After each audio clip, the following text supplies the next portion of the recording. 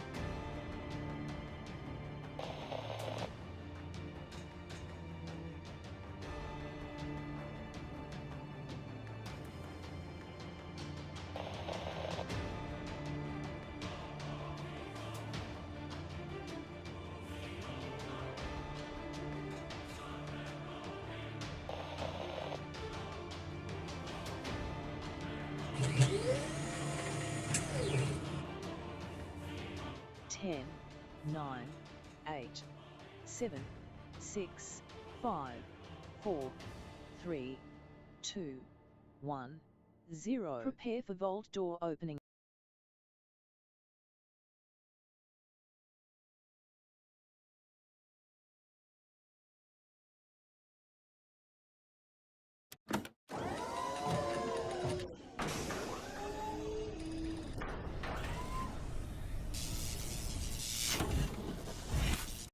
Hello and welcome, everybody. I shall be your host for this evening. That's right, Kismet, here to have a little fun, bring a little joy and positivity into your day. We're going to play this wonderful game, 7 Days to Die, which is wandering by right over there. Now, if you can see and hear me, everybody, put a 1 in the chat so I know everything is working. Now, remember, you get the free emotes, everybody. As a viewer, if you just hit the follow button, you get those free 1 emotes that you can use, just like those people right over there, to let me know that everything is working and we can get this show on the road. Now, of course, we're going to play some 7 Days to Die Solo Wanderer. Now, again, I have not played a solo version of 7 Days to Die in at least 5 years, everybody. A very, very long time. And I am just having a phenomenal time. Not as fun as I'm having with my team, but it is very, very fun. I highly recommend definitely playing some 7 Days to Die. And I'm going to give you some of my best tips today. We're going to power up all of our stuff now that we've gotten where we can go ahead and do power doors. Really unleashes, especially in a solo play, a lot of different play styles and a lot of different things that you can do. Now, of course, we are doing one of the easiest bases. Of course, mastering the Kismet kill box is always a good idea. So you can have a very simple base that'll get you started, defend you against zombies, and get your production going. Then you can even make it more OP by actually making an underground base. And I showed you in this playthrough, by the way. This all got a playlist as well, everybody. If you want to see this playlist from the very beginning over on YouTube, you can just go exclamation 7D for 7 Days to Die, and then solo or 7D team, and then it'll show up in my Twitch chat. And I'll just throw them in there for you now, just to make it nice and easy for you. Right there, there's the solo thing, or you just find it on my YouTube as well. You can just go over there and search Kismet and Solo Wanderer, probably get you get you started. And so from the very beginning, I've been talking about ways of if you're first getting started, or you're coming back to the game, or even if you've been playing for a long time, just want to try something different, definitely can use that underground base, because it is massively OP, everybody, because the mobs don't bother you all that much. And depending on what you're doing, of course, you're going to generate a lot of aggro, or they call it heat, in 7 Days to Die. And that's going to attract a lot of mobs to your base. Now, one of the things that I've done is put a lot of spikes out to use that like ammo, because I didn't have enough ammo because I wasn't to the stage at which I could make ammo, and then the drops of ammo wasn't that much in the very beginning. But now I'm to the point where I can make the ammo. I no longer need those rows of spikes. So it's better if I reduce them and just upgrade them more than have rows and rows of spikes, and then I can start to use the power to get some turrets going and blade traps and all that other fun stuff, and basically just automate the base where it will turn on and off based on what's coming up there. Now, of course, you always have the bad problem of bombers. We might do a bomb wall on this building as well. Might pull the spikes back and build an outer wall. And that outer wall is there to keep the bombers from being too close to the actual part of the base. So if they blow up, they're blowing out that bomb wall on the outside and not the internal part of the base where they can breach in the base. And I'll show you all of that cool stuff. Now, I did post my my stuff over here, and I'll bring it over here on the screen. And I actually went in and spent about 2 hours revamping it and making it smaller and more condensed. I even have this little diamond over there on the side. That's how light works in 7 Days to Die. And so I went in and made a bunch of notes and a whole bunch of stuff. Really spent a lot of time on it, and then posted it over there for my patrons. That is an extra bonus that my patrons get for being awesome over there, going above and beyond and supporting the stream. I appreciate them big time over there. Of course, I appreciate all of you as well, coming in, hanging out in the chat. So that's why I show it to you on stream as well, so you guys can have it there. But they get an actual copy of it, as well as I keep forgetting to put the other one up there. Again, I tried to get it done today, but I'm doing 100,000 things every day. Every day, I just try to get as many things as I can done. But I'm only one person and I do it all, so that's how it goes. But that's how it goes. So I'm figuring out why my videos are not rolling out over there on Patreon as well. I was screwing around with that today. I was like, why are these not running out? I got them all queued up, but they're not running out. I have a feeling that it just wants to be technically broken, and then I have to cancel them all and then re-queue them all up again, just so it takes me all of those hours again to do it a second time. That's technology for you, everybody. You gotta never give up, never surrender. You gotta always it's always some technical glitch that I have to overcome. But that's life, isn't it? That's how it goes. Paul, first person I see in the chat today. Thank you very much, Paul, for coming in and showing that love. There's 1,000 kids cats from the chat for being the first person I see in there. And second person I see is PETA. What's up, PETA?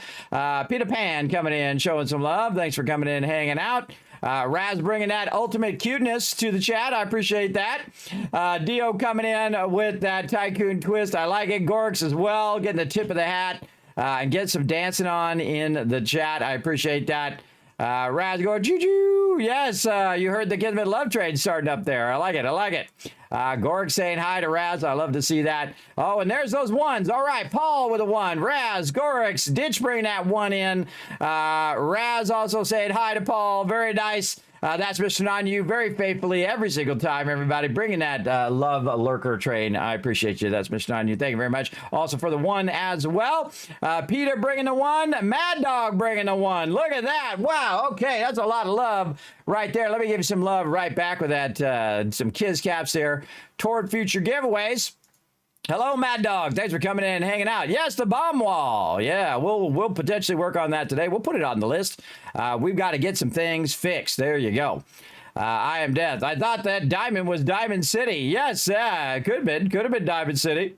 What difficulty do you play, Dr. Kim? I play on the defaults right now, and the reason why I'm playing completely defaults, no mods, no nothing, anything else, is because it's gone 1.0. So I said when it goes 1.0, I'm going to play it because I have played for 3,000 hours, everybody. So I played a lot of hours in the game. But here's the thing I do in early access. I try not to play a game out. You know what I mean? Kind of grind the game and try to learn every single thing about it when it's in early access. That stuff changes over time. And I can tell you what a lot of the changes are for the last 8 years. But I wait until it's kind of like in its final form, right? Well, it's kind of in its more polished and finished form when it goes release. And then I will play it in its default mode. Now, will I play it with mods? Oh, absolutely, much later.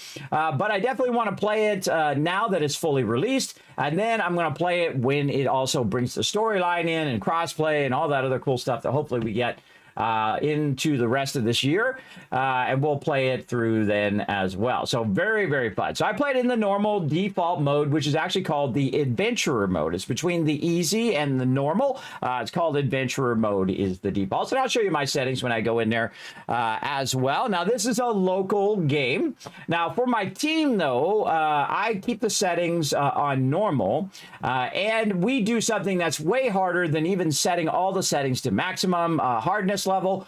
We do it with 20-minute days. 20-minute days is insane. Only and crazy people would do that.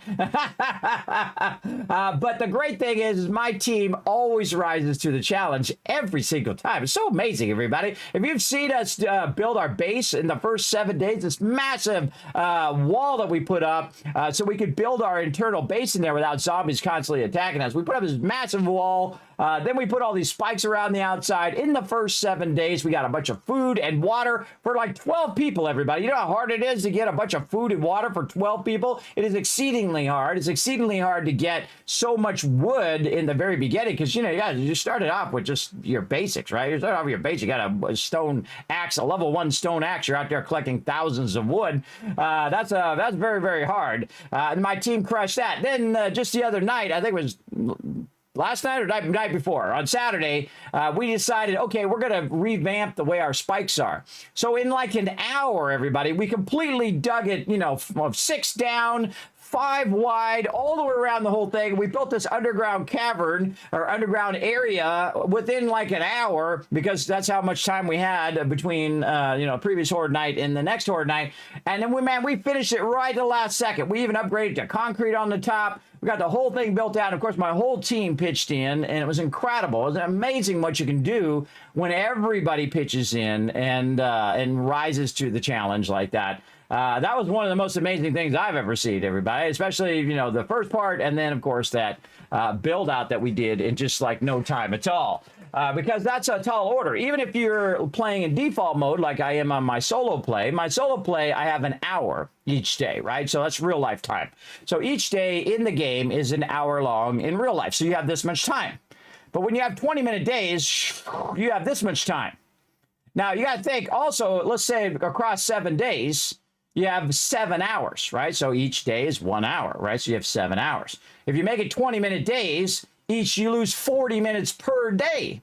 So that means 40 times 7, everybody. That means that you have this much time to do the work of this much time. So that is the ultimate making your game harder is actually giving yourself less time each day. And my team always rises to the challenge. They always come in and say, all right, Kismet, what are we doing? I love it when people say that because what are we doing? What do we got to get done? And that's it. They go in and they go to it. Now, after a certain point, everybody, after the first 7 days, they're off and running. I don't need to say, hey, you got to go click this or do this or do this. I might say, hey, we're out of lead or we're out of iron or whatever, just to kind of communicate with the team. But the team already knows their role. They're already doing what they want to do. I never tell them, say, hey, you're going to be the cook or you're going to be the whatever. I let them choose. It's fun. And then next time they can be something else. They say, oh, well, last time I did the garden. This time I want to be the person who collects all the meat and be the hunter, right? Or this time I want to be the trader. Last time I was the whatever. So I let them choose what they want to do. And then my job is to fill in where nobody wants to do the thing. Now, my favorite thing is building the base. That's you're going to see when I go in and build my solo base here and work on it. And I love to get all involved in it, everybody. I like to go and think creatively off stream. Remember, I built this base that you're about to see, if you haven't seen it yet, right here in a program called Illustrator. This is actually called Infinity Designer, which is like a cheaper version of Illustrator. You don't have to pay monthly on it. It's awesome. You buy it once and that's it. You got it forever. And so you don't have to do like they have now where you pay a subscription. I went back and looked at my subscription for Adobe, everybody. I paid $70 a month for the past 10 years. That's $7,000. Have I gotten $7,000 out of my Illustrator use? Probably not. That's a lot of cash. This costs about $70 for both this and another one that's like Photoshop Affinity Photo. And that's it. You pay $70 once. And you don't pay it again. You got it forever, which I think is way better. That's the old school way of doing it. Like you buy Photoshop or Illustrator, you pay $200, $300, $400, but you could have it for years. And so you got higher value out of it because you'd have it for 3 or 4 years, and you'd have better return on your investment as opposed to paying $700 a year, which is basically what I was doing, or 750 or 770. But I've used those programs forever, since the 80s, everybody, since they came out way back in the day. And so I rely on them. So now I love to just go and design stuff. And it's very easy to design it. You just make a square block like you would in Minecraft. And then you go and you say, okay, what's the size of my base I want? Okay, I want this base to have these features. I want it to have the dew collectors, and I want the dew collectors to be underground, and I want to have a garden, and I want the garden to be underground, and I want to have it where I could build the center part and then add on to the sides of it. Yeah, make it modular. So I can make the top part first, put some spikes around it to defend it against screamers or whatever in the beginning, and then build an underground base. Now, what's the quickest way to build an underground base? Well, you go down, you cut out the outside, and then you cut off the top of it. Then you go to the bottom and you cut the bottom off, and the whole thing falls down, so you don't have to knock out every single block. So that's what I did. And see, those are all features that I think about in the base. Now, where we're at now is we're going to transition to start using power. And when you start using power, it's awesome because you don't have to keep opening and closing the doors all the time. It's also especially good when you have a team who pathologically forget to close the door. And the reason why I always have my team close the door, everybody, is because zombies wander in and start to hit my peeps while they're in there making their mods, or, you know, they're sorting the boxes or whatever. That's why I like to automate the doors at some point so they don't have to think about it anymore. It's pretty cool. And we'll get into all of that cool power stuff. I'm going to show you how to do blade traps, dart traps, all sorts of cool stuff today. We're going to get into power real deep into it. Insper coming in with that massive Kismet love train. Look at that, everybody. Now, that's how you do a love train right there. Show Insper some love in the chat, everybody. Love it, love it. How you doing, Insper? Thanks for coming in and hanging out. Appreciate it. Mr. Phoenix coming in saying hi. What's up, Mr. Phoenix? Thank you for having that Twitch Turbo. I appreciate all my Turbo peeps in the chat. The greatest way to support all the streamers on Twitch, by the way. I'm one of those weird people who tell you not to subscribe. You're like, Kismet, what the heck? Nobody says that. Everybody's always like, subscribe. I would rather you get Twitch Turbo because it helps all the streamers on Twitch versus just subscribing to me. If you can't afford it, go with Twitch Turbo. Go with Twitch Turbo. 9 million streamers. Every person you watch is getting the benefit of your Twitch Turbo. So very, very useful, I think. You have the old Twitch. Well, there you go. Yes, old school Twitch right there. Man, I've been streaming on Twitch for 9 years, everybody. Going on 10 years now. Going on 10 years, and I've watched Twitch since it was Justin TV. I have actually one of the longest subscriptions, I think, on Twitch. I think it's 111 months. Swifty, who I'm very inspired by. But, you know, one of those things, I've almost met Swifty a couple times at TwitchCon. I keep missing him. I almost went to Swifty's gaming house as well, but I got ill. I was like, I had to go through this whole process and finally said, sure, Kismet, come on down. And then I got sick. And I was like, come on. It's like a fate thing. But then again, you know, watch out when you meet your heroes, everybody, that you never know. They might be a terrible person. I don't think Swifty is. I think Swifty is a pretty awesome guy, personally. But you know how it goes in life. You got to watch out when you meet your heroes, everybody. If you build somebody up in your head and you find out they're just a human being, because I've known a lot of people who were from celebrities, who were wealthy and whatnot, and they're just normal people. They got all the same problems, everybody. It doesn't matter how much money you have or how much fame you have. They got all the same problems, especially when you're under that much pressure and you start getting like alcohol problems and drug problems and get in with the wrong crowds and all of that stuff. So many celebrities gone too soon because of all that pressure and all of that drugs and alcohol and stuff. That sucks, bro. That sucks big time, but that's how it goes. There you go. That's how it goes. Wiz coming in, showing some love. What up, Wiz? Thanks for coming in, show some love. It's an awesome base. Yes, we're going to get into it here just a morning. Is there casting to be part of your team? If you want to be part of my team, here's what you need to be. Awesome. Are you awesome? Do you like to work together as a team? Now, the way we play is that everybody's a valuable part of the team. You don't need to come in and say, hey, let me tell you how to do this. You don't want to do that. You don't want to do that in real life either, everybody. Don't do that in real life, and don't do that in game, because that's really super awkward. Do not do it. Do not do it. Hold on. I got to wait for this ad break to be over because they might not be. Oh, the Twitch Turbo people can hear me. There we go. All right. Wait for that thing to be over. Sorry, Twitch trying to stay in business, and so am I. So sometimes they run them ads all the time. So yes, to be part of my team, everybody, here's what you need to do. You need to jump over onto the Discord. I'm going to give you all the links right there in the chat. You jump over to the Discord. There's a section there called Rules. And the way my team works is everybody is a vital part of the team. They all work together toward a central goal, which is the survival of everybody, right? Don't try to be the everything person. Don't try to come in and try to prove yourself. We already assume that you're awesome, all right? You don't have to prove yourself. Come in. Be awesome member of the team. So you come in and say, Kismet, how could I help? What could I do? Right? What could I do to help the team? Right? Or I just want to come in and I want to shoot some zombies. All right, awesome. And so we all work together via a central base. You don't go off and do your own thing. I've had problem with people coming in and they grab all the resources and they run off. And I'm like, do you know that represents like hours and hours and hours of time of the rest of the team, right? And you just took all the resources and you went off and did your own thing. That's not how we roll. Everybody works together. You just come in, relax, take it easy. We go in there, we're doing questing, we're building the base, we're trying to fight off massive zombie hordes, all that kind of fun stuff. And it's really scaled up too. You should have seen those horde nights last night, everybody. Those were nuts. That was a lot of zombies. Those are all radiated zombies now. We got cops coming in. We got demolitions coming in now. I love the changes to the way that the horde night horde works, where all the zombies just keep coming and keep coming and keep coming, because it used to be kind of boring, everybody. What would happen is you get multiple waves, and you get 1, 2, and 3 waves, especially on day 7, 14, or whatever, because I have a lot of people on my team. So basically they would eliminate all of them, those first 3 waves, and then we'd sit there and go duh the whole entire time. Now I wish there was an option where I could just make it where they would just keep running until horde night's over, and now they basically added that option as the default, which is what they should have done years ago.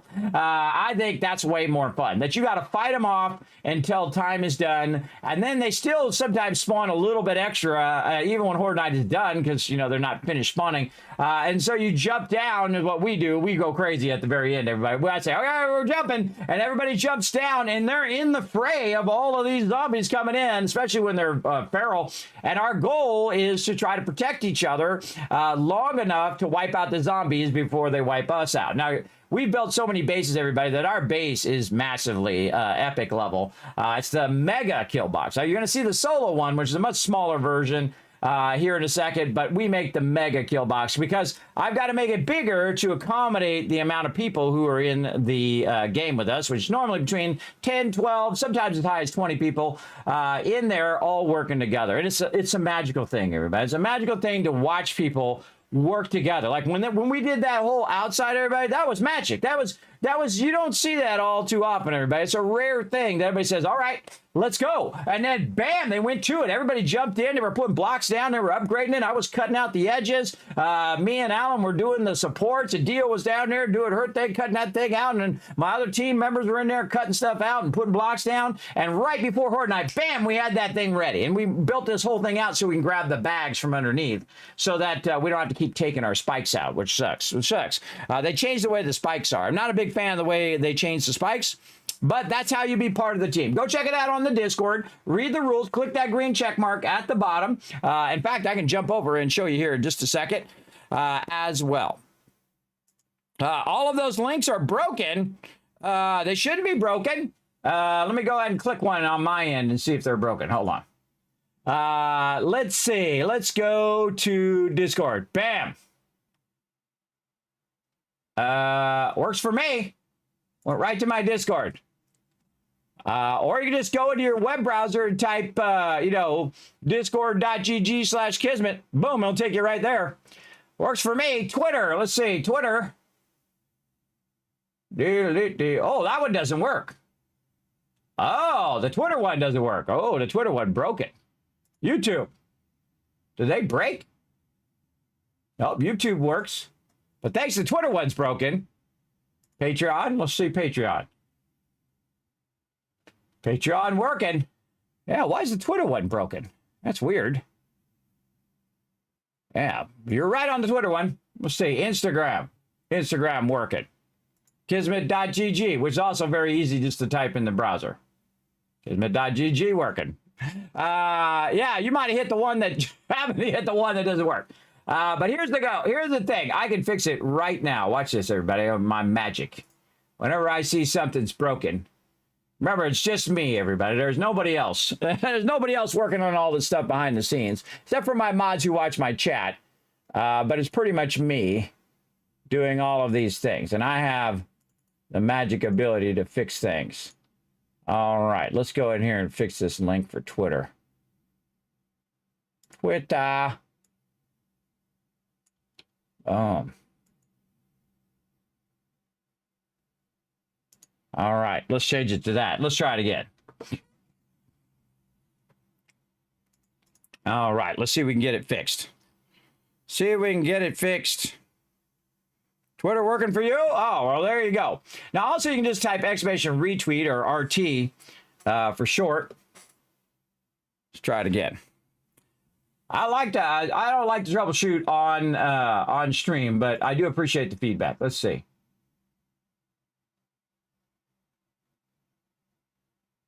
Yeah, working now. Working now. All right. Well, thanks for at least letting me know about that Twitter that died for some reason. That link used to work. Because I always test everything that I do, everybody. So if it's not working for you, simply just go and, I mean, everything is pretty easy. Just twitter.com/KismetBP. B like Bravo, P like Papa. Because they took my name Kismet, so I can't use just the Kismet. So BP stands for Blood Pledge, which stands for my longtime guild. Blood Pledge means guild, everybody. Back in the lineage days, if that's an old game that we used to play together. And I've had that for 20 plus years. And actually even longer, I think, on some of those, like on YouTube. But I use that whenever Kismet's not available, because everybody knows me under that as well. So feel free to check those out. And thank you, Lex, for letting me know that was busted. Whenever you guys have my back, you know what I do? I have your back, too. I'm going to give you a bunch of kids cats in the chat for being awesome and helping out as well. I think FunPimp should give you a percentage of sales. Here's the wild thing, Mr. Phoenix. I paid $10 for this game. I've played it for 3,000 hours, and I love it so much. Over the last 8 years, I have personally purchased, not from the FunPimps. They have given me some codes. I'd say like 15 codes maybe they might have given me, but I've given over 100 copies of 7 Days to Die away out of my pocket. That's how much I love the game. Over 100 copies. And I just gave, by the way, just earlier, Jay, check your whisper. I just gave an Xbox copy away of the latest version, of version 1.0. So Jay, make sure to check your giveaway from the other day. I got it finally sent out to you. So yes, I've given easily over 100, probably over 150 copies of 7 Days to Die. Now, if you think 150 copies, even at $10, that'd be $1,500. But at full retail value, everybody, that's like $4,000 worth of games I've given away just 7 Days to Die. Now, of course, I've also given away hundreds and hundreds and hundreds of other games and other stuff, like from my awesome sponsors, Bethesda Gear. I've given away $150, statues and bags and all sorts of cool stuff that they have over there at Bethesda Gear, including codes from Bethesda themselves, who also sponsor thousands of candy bars and other things as well, because I love to do that, everybody. I have the worst random number generator in real life. I am the worst RNG. I never win anything. I know what it feels like. It sucks, but I know what it's like to have your luck turn around when you win something cool, even if it's just a game, even if it's like a $5 game. But I've given away, $200 game packs and whatnot, and these are all things that are donated to the stream, or I take every penny in the stream and I put it right back in the form of those giveaways and other events that we do. We might go to TwitchCon, so I'll raise funds for my mods to go, and then I'll take every penny and a bunch of my pennies and get them to TwitchCon and do things like that. Or we might do a charity stream like we do every December through December 1st to the 25th. I stream every single day, and all of that goes directly to St. Jude Children's Research Hospital, which we'll do again this year. And then while we're doing that, I do hit up all of my sponsors and say, hey, would you like to sponsor the stream for charity? And then as we hit certain milestones, I give away a ton of stuff to you guys, because that's fun too, right? So raising funds for charity, and also hooking you guys up with tons of loot, which I love as well. This is why I exist, everybody. This is why I'm here. This is why I stream on Twitch, is to bring a little joy and positivity to your day and a little bit of entertainment as well, because that's what I love to do every day. It gets me out of the bed every day, because I have some really bad medical conditions, everybody. I have a sleep apnea, a really bad insomnia, and constant dizziness all the time, every day. And I shall have it for the rest of my life. There is no way around it. I've seen 11 different doctors. I've spent hundreds of thousands of dollars on these doctors, every last penny of my retirement and my wife's retirement on these doctors. And they came to the conclusion, lay down and die, Kismet. And I'm like, nah. That's not how that's going to go. No, I don't think so. So I gave them the non-virtual finger and said, nah, I don't think so. And so at age 45, I had to step down from my job at this tiny little company you might have heard of. That's right. I was a senior tech at Apple. I've also been a graphic designer for 30 years. And so I had to step down. I had to give up my dream job, everybody. I was working from home for the top company in the world. With some amazing people. Everybody. Now, I don't care about the corporate BS. I don't want to be involved in all that corporate BS anymore. The thing I really liked to do when I worked there was work with other people. I think the people there are exceptionally good, some of the best in the world. And if you want to be great at what you do, you want to be around people who are great and who love what they do and who live for it every day, despite all that corporate BS stuff. Again, I don't want to be involved in all that stuff anymore. I've been in dealt with way too many corporations, everybody. The people at the top, they don't care. They're just trying to make money. But the people who are doing their life's work, that's a different thing. Those are the people who are truly excellent. And if you're around them, you have to rise to the challenge of being as good as they are. And that makes you better at what you do. And that's the kind of people I like to be around. I like to be around excellent people, whether I'm at work and doing stuff that way, or whether I'm playing a game. I like to be around people who like to work together, who rise to the challenge when we're playing games together, who say, hey, do you need help with this thing? Right? Another member gets killed and they're like, oh, I'm stranded way out here. We'll be right out to help you. And I don't have to say nothing. If you'll see it, it'll just magically happen, everybody. Oh, you need some help? Hold on. I'm on my way out. And people run out there and help them get their bag back, and they'll get back to the base and they're like, okay, you got all your stuff? Yeah, I'm good. All right, cool. And then they'll start running together to protect each other, because the game's only going to get harder, everybody. And it responds to how well you're doing. And that's another amazing thing in 7 Days to Die. So I don't have any affiliate links or anything like that, everybody. That stuff, I guess if you do it as a huge scale, if you're like, Shroud or, Tim the Tatman or something like that, you're at a level where that would make it a difference. But me, I've got, 50 to 100, sometimes as much as 200 peeps in the channel. And that stuff doesn't scale at that small scale, everybody. So if you guys go buy something, I'll make like 0.01 of a penny, which I think is not even worth the time of me going through the effort of doing that thing. But I do it anyway, because you guys usually get a discount. And if you get a discount on something, I'm all about that. I'm all about, because saving money is making money, everybody. That's always how I've always thought. And it is so true. If you get the same thing for 50% off or 10% off, why not? Why not get that? That's less money you have to spend, less money you have to earn, and boom, you get the same result in the end. Like my buddies at G Portal, I said, hey, can I get a 10% off for my community? Oh, sure, Kismet. Well, here, we'll hook you up. Bam. I'm like, all right, cool. 10% off, everybody. That's awesome. I think that's amazing. And you got to think that I got a small stream here, but I'm not, again, I'm not like a Shroud or someone like that who I have 10,000 or 100,000 people on the channel. So the reason why my sponsor my channel is because they like me. And I like that. I like to work with people who are about me and not just about the numbers all the time, right? They're not just Bob from accounting who's like, oh, well, you got to be a certain number and all of that crap. I'm not into that. It's like, if they believe in you before you're successful, those are the ones you want to work with, right? Not the people who are Johnny-come-latelys at the end after you're already successful and say, oh, well, now we want to work with you, right? Those are the people like, it's like fair weather friends, everybody. It's the people who are your friends before you become successful that are your true friends, not the people who show up after and then when you're no longer successful, then vanish out of your life. That's why I appreciate every single one of my sponsors, everybody. They took a chance on some 45-year-old guy who's now 54, by the way. I'm 54 now, which is astounding to me, everybody. It's absolutely astounding that I'm still alive. It wasn't easy staying alive, everybody. And this is why I do what I do. This is why I'm here almost every single day to bring a little love and positivity into your day. And I appreciate each and every one of you. Now let's get into some 7 days to die. Here we go.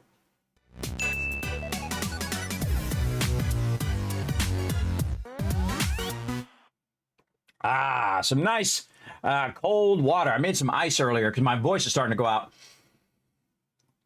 I don't know what it is about ice. It's like ice in my throat, everybody. That gives me a nice, strong, baritone voice. You should hear me when I'm first. People think I'm making it up when I first get up in the morning, everybody. I have a real deep voice when I first get up. And people think I'm putting it on. You know how it is? They think, oh, well, he's doing that on purpose. No, that's just how it is when I first get up. But eventually it warms up a bit like it is now. And there you go. Thanks for the uplifting speech. You're welcome, Josh. I know a lot of you out there who have problems, and you know you're having a rough time, and you don't want that in your entertainment. You don't want to hang around people who are going to be negative all the time and just dragging you down. You need somebody who's going to come in and show you some love in your life and help you rise up and fight that challenge of every single day. And I do it every day as well, everybody. When I first started streaming, I could only sit here for 30 minutes. I was so dizzy. You can see it on some of my old streams, everybody, where I'm just in the stream and I'm like, okay, everybody, I got to go. Bye. Boom. And I'll peace out. You can't do that when you're working for Apple, but that's why I had to step down from Apple, because you have to be at the highest level and you have to get 100% on every test. And I did because I've used computers for 40 years. So it makes it easy for me, but I earned that knowledge. It wasn't given to me, that's for sure. Thank you very much for coming in, showing that love. Right over there, we got the Kismet Love Train coming in. Jaeger Llama. I love the name. Thank you very much for coming in. There's a brand new sub right there, everybody. Let's show some love in the chat. And thank you, Josh, for watching over there on YouTube. Remember, everybody, never give up, never surrender. Get out there and do what you love to do every single day. I've spent my entire life doing that, everybody. And I have some big real-life achievements, not just in-game. I've also been a graphic designer. I've done everything that you can do, 100%. 100% achievement in real life. That's right. I've done from everything from cereal labels to bottles to everything, like little things like this on the side, text, graphics. I've done stuff on t-shirts, billboards, all of these things that I was absolutely obsessed with when I was young. That I wanted to do everything that could be done. And so I did. So there we go. Oh, look out. We're getting some more love. CJ Smith coming in also. Bringing in that sub love. Thank you very much. And we got a hype train started up, everybody. That's right. We're 62% in that level 1 hype train. So now's a great time to get on the Kismet Love Train. If you want to sub or resub or give some subs or drop some biddies to get on that love train, what it's going to do is reward the chat with some more emotes. Show them some love right there, everybody. I appreciate it big time. This is my favorite thing, everybody. I appreciate people subbing to my channel, but I appreciate it even more when they show other people love in my channel. I feel like that's what it's all about in the end. All right, let's go ahead and jump in. I'm going to show you a bit of how my settings are. Now, right now, you can see I'm playing an offline game. I'm doing Solo Wasteland is the name of mine. I've got Adventurer as the default. Now, you can see the different skill levels. I have cranked it all the way to maximum before with my crew. The funny thing is whenever I crank it up to maximum, is that my team doesn't even notice. You try to do it real sneakily. I'll go on the server, because we also have a mega server through G Portal. Big love to them, who's my official server sponsor. And we'll go over there and I'll crank. Oh, geez. Oh, my God. Okay, it takes my breath away every single time. All right, Raz, thank you very much for bringing the lightning. You guys can't hear it as loud as I am. Again, I have a separate sound that's for me, and it scares the hell out of me every single time. But I'm awake now. You've woken me up. I'm ready to go. Thanks for coming in and showing that love. Again, you're welcome, Josh. Thank you. Thank you for the kind words. I appreciate it big time. I'm Turbo, so I'm giving back some love. Well, thank you. Thank you for doing that, Twitch Turbo. Hey, Luna, what's up? Thanks for bringing that love in. Raz, thanks for those biddies. Look at all that love for you in the chat. All my peeps who just subscribed. Thank you very much. I appreciate that. CJ Smith coming in, showing that love. I appreciate it big time. And also Jaeger Llama, which I absolutely love your name. I think that's awesome. I don't know, is that like Jaeger, like the drink Jaeger, or like or Charles Jaeger, who's the test pilot? Anybody remember that game, Charles Jaeger something? I can't remember. It's like a flight game.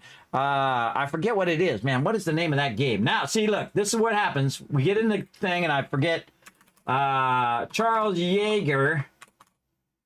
He's a flying ace game. What was the name of his game? Chuck Yeager's Air Combat. That's what it was. Yes. Oh, I remember that. 1991, I played that. I played it when it came out. Yeah, it was like a flight simulator, and you fly it around and did all sorts of stuff. Yes, I've been gaming for 50 years, half a century. Now you know somebody's been gaming longer than some people have been alive. That's right. My first gaming console was the first gaming console, the Magnavox Odyssey, the one that started it all. Used to have these little prongs, and you would set it in the back of your TV. Back in those days, everybody, your TV was square, and you had 3 channels. Not kidding. And so you plug it in the back, and there was like a little slider on there. So you slide it down, you change it to channel 3, and then you'd be on there moving your little white square around. You had to put these plastic things, this plastic covering over the top of your TV, and you moved your little white thing through the, your little white square through the haunted house, and you'd read these cards, and you had like paddles. If you want to be tripped out, everybody go Google that. Go Google the Magnavox Odyssey and check that out from way back in the day. Chuck Yeager, yes! Yes, Chuck Yeager back in the day. Oh, and we got to the next level of hype train, everybody. We are now level 2. We got 2 minutes and 17 seconds to keep that hype train going for the chat. So again, if you want to show the stream some love, now is a good time. And hi to your dad, by the way, Raz, who I've met in real life, everybody. I've met both Raz and her dad, who I am a big fan of. Dads don't got it easy, everybody. They don't. They don't get any of the credit, and they're out there working hard to, keep the family going. Because you know what happens, you as the dad, you got to be the disciplinarian. So, the kids are always mad at you all the time. You're trying to, have them not be disrespectful to the wife, and you're like, no, hey, don't treat your mama like that. I got to be that guy all the time because I don't like people disrespect my wife, and that's the only. I don't care if they say crap about me, everybody. I'm old. I've heard everything under the sun. I don't care. But if people disrespect my wife, that's when you cross the line. And whether it's my kids or other people, you've crossed the line. I don't think so, because I'm old school that way. You don't treat people like that. And so you go through all of that, and then of course, more love coming in. Thank you very much, Dio. Yes, now we're up to 27% on that hype train. We got 1 minute left, everybody. 1 minute left to show some love. And so you do all of that. You work for 10, 20 years of your life. You're trying to pay those bills. You're stressing about your bills all the time. Like I'm always stressed about our bills and whether we're going to survive this month or that kind of stuff, or go bankrupt, which it always is a very close thing when you have 3 kids and you're just trying to survive, especially today where it's like everything's like 10 times the cost of what it was just a few years ago. Just 4 years ago, it's 10 times the cost now. They think that people are going to survive with that, right? It just sinks everybody down because all these boneheads who should be in charge of that stuff should be bringing the price of food, water, and shelter down. That's what they should be doing, and gas. They should be bringing those prices down. Find a way to bring the prices down for the regular human being to survive. That's what they should be working on right now, not all this other BS that they're complaining about. They got a job and we're paying them to do it, and they're doing a crappy job of that job. So that's what I think, everybody. Wed's coming in. Oh, thank you much for the biddies. And now they're 33%. 2 seconds left. Oh, got it right in at the end. That's going to give everybody some love right here. Here comes those hype train emotes. Let's share them in the chat, everybody. Now, if you didn't get a hype train emote, that means you probably already have it. But look, a little bear with a baseball bat. Look at him. That's a cool one. I like that. I like it. Look at it right here, everybody. Choo-choo. Look at that cool one. Oh, I like it. I like it. Thank you very much again, everybody, for showing that love here in the stream. So the dad goes through all of that, all the ups and downs, works every single day, gets all the monies, try to keep the family going, and then the kids go off, they become valedictorian, they go to college, the last commencement speech, they get up there and they say, "Thanks, Mom."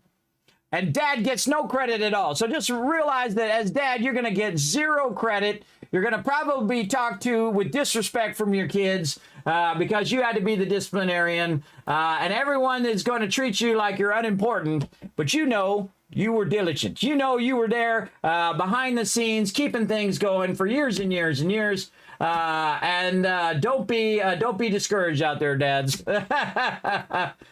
Because one day you'll remember when you used to be the hero. That's what I always remember, everybody. When I used to come home from work, I used to work not at home. I used to go to work. When I come home, it's man, make you cry as an adult. That my kids would go, "Daddy's home, Daddy's home," and they run to you like you're the biggest hero ever. And those are the moments that get you through all the tough times, everybody, is when your kids looked at you as a hero until they figure out you're just a human being and you're inherently flawed anyway. Oh, more love. Thank you, Wings. Whoa, look at all them biddies coming in. Thank you very much, Wings. I appreciate that. That they realize you're just a human being. You're just as flawed as everybody else, but you're trying your best and you're doing your best on their behalf.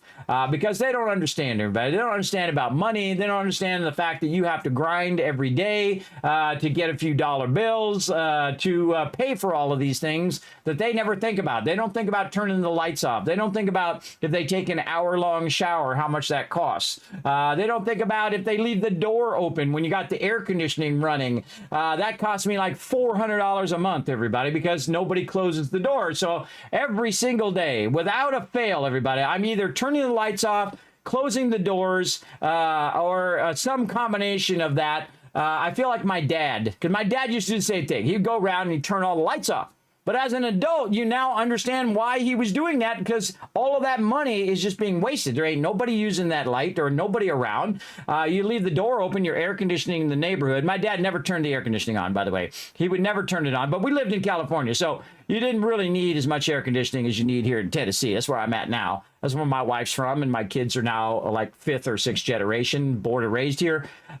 So that's what I feel like my dad every time. It's like, you know, I feel like the turtle from Finding Nemo, everybody, as when they come over and they say, "Oh, Mr. Turtle," he's like, "Whoa, Mr. Turtle's my dad." He's like, "Wait a minute, no, I'm not like a full-fledged adult. That's my dad, right?" No, which I think is hilarious. It's like I totally relate to that moment in Finding Nemo. I totally relate to that. But I go around and do it every single day without fail. They'll leave the outside light on. I got to go in and I have to turn that off, or they forget to lock the door and I got to lock the door, or I got to close the door, or I got to turn the lights off, or I got to turn the air conditioning on because it's like 9,000 degrees, or it'll be some technical thing that'll be broken. Right, so you get 0 credit for all of that, fathers. You get 0 credit for all the technical stuff you fixed. You get like 1 point if you clean out the entire garage or you revamp everything. You don't get 100 points. You get the 1 point. So hardly fair on the guy's side, but this is the cross you must bear as the dad, and it's definitely rewarding when your kids come to you. Like I was hanging out with my kids the other day, just having the greatest time, everybody. I took them over because one of my cars, it had the tail light out, and one of my daughters driving the tail light. So I thought, well, hey, I'm going to go teach her about how to go get an oil change and how to, get the light replaced and all of that stuff. And I haven't been feeling well, so I finally started feeling better. And so I took her over there, and she didn't want to drive up there and talk to the guy, which is very cute, everybody. So I was like, okay, I'll drive the car and I'll drive up there and talk to the guy. And so I must have told the guy like a bunch of times, everybody. I told the first guy, hey, the tail light's out. There's the whole reason we went there. But we also got an oil change while we were there. Because you might as well take care of 2 things at the same time.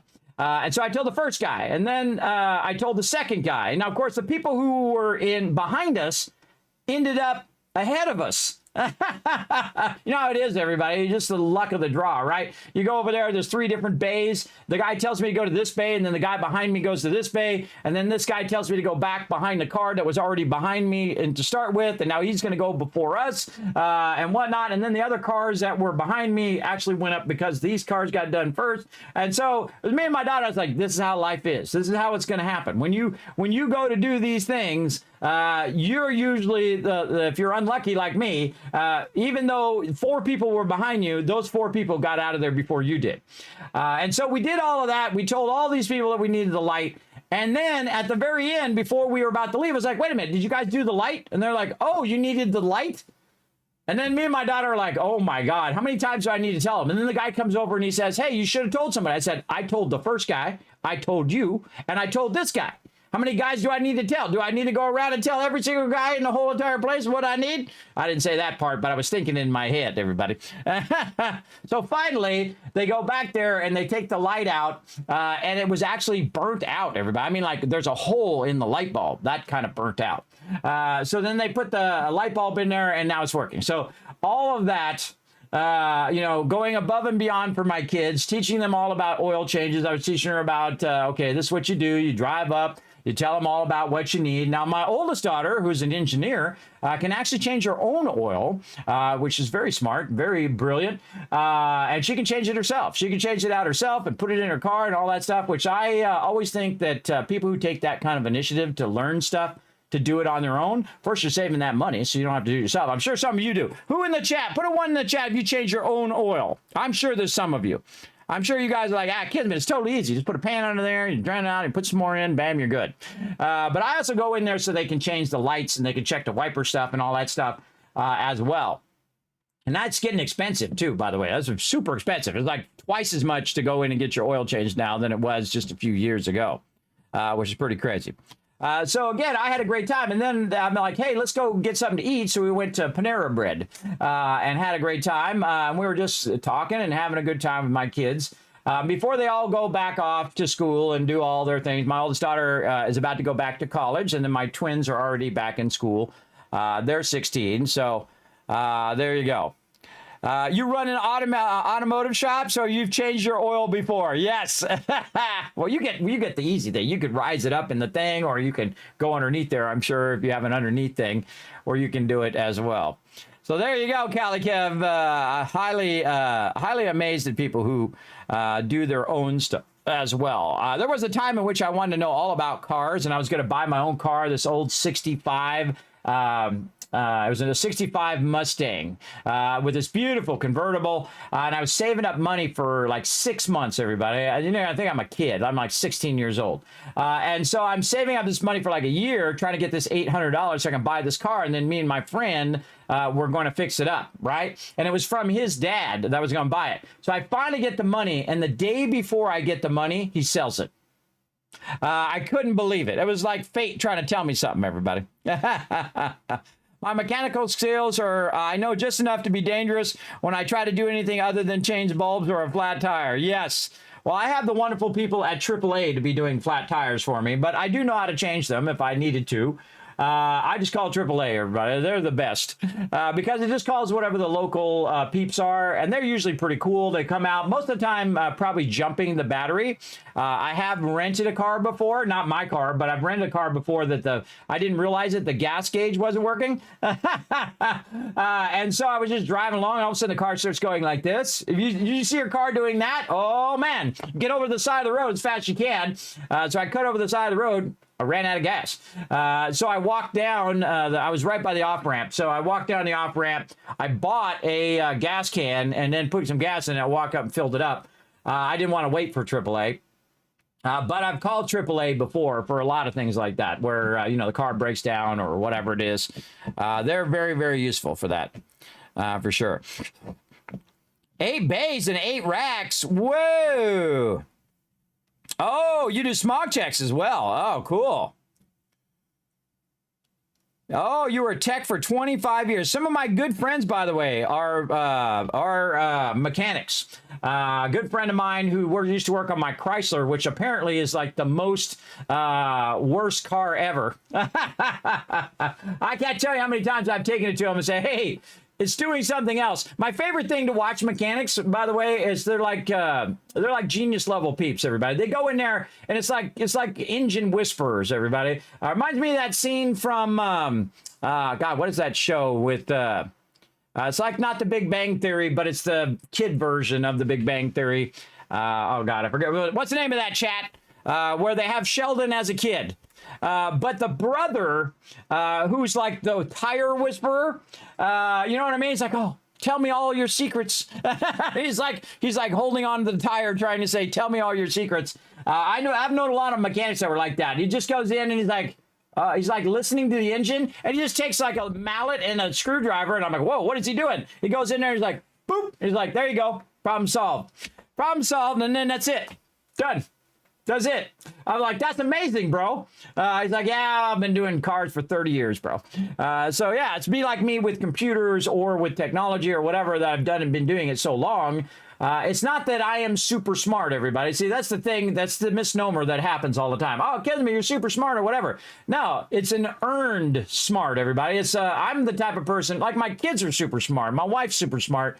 But I'm like a work hard smart. I like to have to really work at it. It's kind of like when you're in school and, you know, everybody else is just reading the thing, right? And they're like, you know, they're like this. They're getting it. But you're there reading it over and over and over and over until you finally go, oh, okay, now I get it. And meanwhile, everybody else is 15 chapters ahead of you. And then you're like, okay, next page. Yeah, I'm that kind of young Sheldon. That's what it's called. Man, I couldn't remember the first part of it. Thanks for being my memory, everybody. There's 1,000 kids, Cat, for being my memory. So, yeah, so that's what I did. And I like hanging out with my kids. I think that's pretty fun. And they were telling me all about their day and all the crazy things they were doing. And my daughter, my oldest daughter, who is a bit of a prankster and likes to troll my other daughters, was eating this apple, right? And so she touched it to the side. And even that would make me jump too, everybody. She was eating this apple and she touched it to my other daughter's arm. And she was about to crawl over the top of the thing. She's like, that is so weird. Don't do that. Little moments, and we laughed and we had a fun time, and it was just a good time all around with that. So we had all the adventures of going and doing oil changes and learning about light bulbs and getting them replaced. And she was like, whoa, the light bulb's burnt through. Yeah, I'm like, that happens. Sometimes that happens. Better it burns through the light bulb than burns through the car and catches the car on fire, I think. And again, those kind of moments of stuff that you already know because you've been around like me for 50 years, you've seen that stuff before. You've seen burnout light bulbs. You know what certain problems are. When you're listening to issues, when your car is going chung, chung, chung, chung, chung, you know that's gasoline, that you're running out of gas, or maybe it could be your engine. But most of the time, it's you running out of gas whenever the car is pulling like that. That means you're getting low on gas, and you got to get over to the side of the road as fast as you can because guess what? If you're stuck in the middle of the freeway, you have a high chance some car is going to not be paying attention and crash right into you. Even when you're on the side of the road, someone might crash into you because they're drunk. They're not paying attention. Even scarier. But again, you know those things because you've had those experiences. But my daughters have not. They don't know how to change their oil, or at least my other two don't. They've never gone and got an oil change. They haven't had to pay for their insurance. They haven't had a car payment. They don't know what it's like to pay the electric bill. They don't know all that stuff. See, that's what you got to think about as a parent. They don't have any reference for those things, especially little kids. Everybody, little kids have no reference of money. When you're older, obviously you have reference of money because if you don't have money, you don't survive, right? You got to have food, water, and shelter. You got to have those three things. If you have those three things, you're doing really well in life, everybody, just so you know. You're doing really well if you have those three things in whatever way you got to get it, right? Everybody else in the world walking to the well right now. They're walking to the well at this very moment in the world. Millions of people are barely surviving right now, potentially billions as well. Are barely surviving in the world. So always keep that in mind when you're saying, oh, my cell phone ain't working today. Your cell phone is a luxury, everybody, just so you knew. It's a luxury. Everything else in life is a luxury. This water bottle is a luxury. I mean, I could just drink right out of the tap. You know what I mean? And the fact that I have water in the first place is, you know, you got to have a reference. You got to have a milestone to set your expectations by. You know, some people are like, oh, I don't have the latest Mercedes. Well, you know, some people don't have food, right? Some people don't have water. You know, keep your life in perspective a little bit there. You know, when you're worrying, when you're telling us all your problems on Instagram about how you don't have your third Mercedes or whatever ridiculousness they're talking about, how bad they have it. You know, you guys know what I'm talking about. You've heard all those people complaining about, you know, how they don't have their, you know, $1 million this or $1 million that. There you go. 20, my dad taught me everything. I was raised right, born in the 1950. Well, there you go, little dabber. That's how you do. That's what you should do as the dad. Again, you're going to get zero credit for it. Just so you know, you're going to get zero credit, but you do it anyway because you want to see your kids succeed. That's why. You do it to watch them succeed and become strong, independent women that my daughters are. They don't take no crap from nobody, which they get from me. And I teach them right. I say, hey, a lot of crazy people out there, and they look just like all the rest of the people. So watch out. Watch out for those crazy people. All right, now here I go doing a bunch of kids talk. Sometimes I get all chatty, everybody. Sometimes I get chatty at the top of the stream. I love talking to the chat. My favorite thing is chat, everybody. Is talking to you guys and doing all that. Don't worry, we're going to get into a lot of 7 Days to Die tonight. We're going to probably run long like we always do when I get into it, because it's just so fun. You can just get so much fun to get all involved. All right, so again, back to 7 Days to Die. We are doing a solo playthrough. You can see I got Adventure default, which again is between the easy mode, which is called Scavenger, and the default or normal mode is Nomad, which the default that I play is typically Nomad mode. But this is actually the default in the game, which is called Adventurer. So it's between easy and normal. You can see the XP is the same. All this stuff is default. 60-minute days. In real life, 18-hour day cycle in the game. You can actually make the nights longer, so you have longer horde nights, which is pretty fun. On my team, I set that down to 14 hours, so you have 4 less hours of the day, and you have 4 more hours of nighttime. So instead of it going to 4 a.m., it goes to 8 a.m., which is very, very fun when you want to have your horde nights go longer. It's pretty crazy.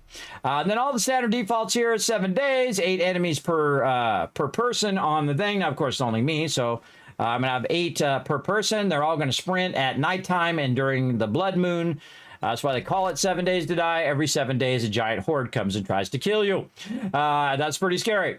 Then a whole bunch of block damage and all the standard XP penalties, which is default, and so on and so forth. And I have multiplayer set to this, but it doesn't matter because I have the multiplayer turned off because I'm playing offline. So there we go. And this is the solo game that I play with just me. And then on the weekends, on Saturday, Sunday, if you missed it yesterday and the day before, on Saturday, Sunday, I play with my team. And then that's when we play with 20-minute days. And we have 14 hours in the day versus 18. So it's longer night times and so on, which is very, very difficult. Everybody, very, very hard. But very, very fun if you can make it happen. If you can make it happen and everybody's working together, it's magical, everybody. Every single time it's magical, for sure. For sure. And again, the more things you can learn to do for yourself, everybody, the more money you can save, and the more overall you can take that money and invest it in other things. Like if you can, like I've done it many times, I've gone in and fixed the toilet, right? You got the back of the toilet with all those things in the back. You can buy a whole kit. You can buy a whole kit at Home Depot. Go in, replace all that stuff out of there. If it's been running, you keep hearing the water running in there, that's usually that little thing and that is in the back of the toilet, right? That's all clean water back there, everybody. So you're fine.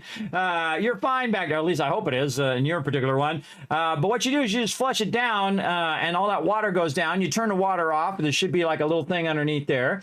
Then you can replace all those parts manually. It's pretty easy. Just unscrew them and unscrew the thing and unlatch the little thing. Put your whole little kit in there and then not running anymore. There you go. It costs you what, 20 bucks from Home Depot? Easy. And the greatest thing they've done in my lifetime, everybody, and in your lifetime, I'm sure as well, is to take the entire human knowledge and put it online. Everything and anything that you want to learn is there for your ability to learn it. You can just look it on YouTube or on Google and say, hey, I want to know how to fix my toilet. It keeps running. Or how to fix a drip in my sink. You know what it is? It's a little plastic washer right in your sink. You want to know why your hose keeps spraying water out the side? It's a little plastic washer inside your hose. You take that washer out, you buy this washer. It costs you get like 50 of them for like $1. You put that washer in there, you put your thing at the end of it, and then it doesn't leak anymore. Yeah, that's it. Takes 2 seconds. 2 seconds to do. Now, I've learned those things because I looked them up. I didn't magically know them. And so in my day, you didn't have that, everybody. You had friends, you had family, you had people who were experts at what to do, and you would go ask them. Or you had encyclopedias. That's right. We had books that told us the world's knowledge, which was, you know how many books that would have to be, everybody? It would be 950 million books you would have to read to get anywhere close to the amount of knowledge that you could get, or even billions, that you could get now via the internet. So again, you've got to think that the entire world's knowledge is on the internet for everyone, billions of people to use. And have we gotten any smarter? That's the real question you got to ask yourself. Has the human race in general gotten any smarter, even though everybody has access to the entire, well, almost everybody, a giant portion of the human population has access to every bit of knowledge in the world, which I think should rise human beings up, right? It should allow us to come together and do amazing things. Imagine we came together and we built a space station in outer space. Oh, wait, we did that. We did that. It's the International Space Station. What if we, built some rockets and went to another planet?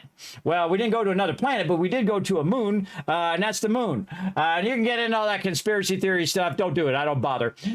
Ridiculous. And then one of these days, my kids will go to Mars like you go to the store today. Then they'll say, hey, well, you want to go have lunch? Yeah, where do you want to have lunch? Oh, let's run to Mars and go to that restaurant. All right, let's go. See, right now, it seems like science fiction. But this thing was science fiction only a few years ago, everybody. And this thing does a lot of things. This is like a timer. This is like an alarm clock. This is a camera. This is a phone. I actually use it more for a timer than anything else. This thing, for those who are old, put a 1 in the chat if you remember this.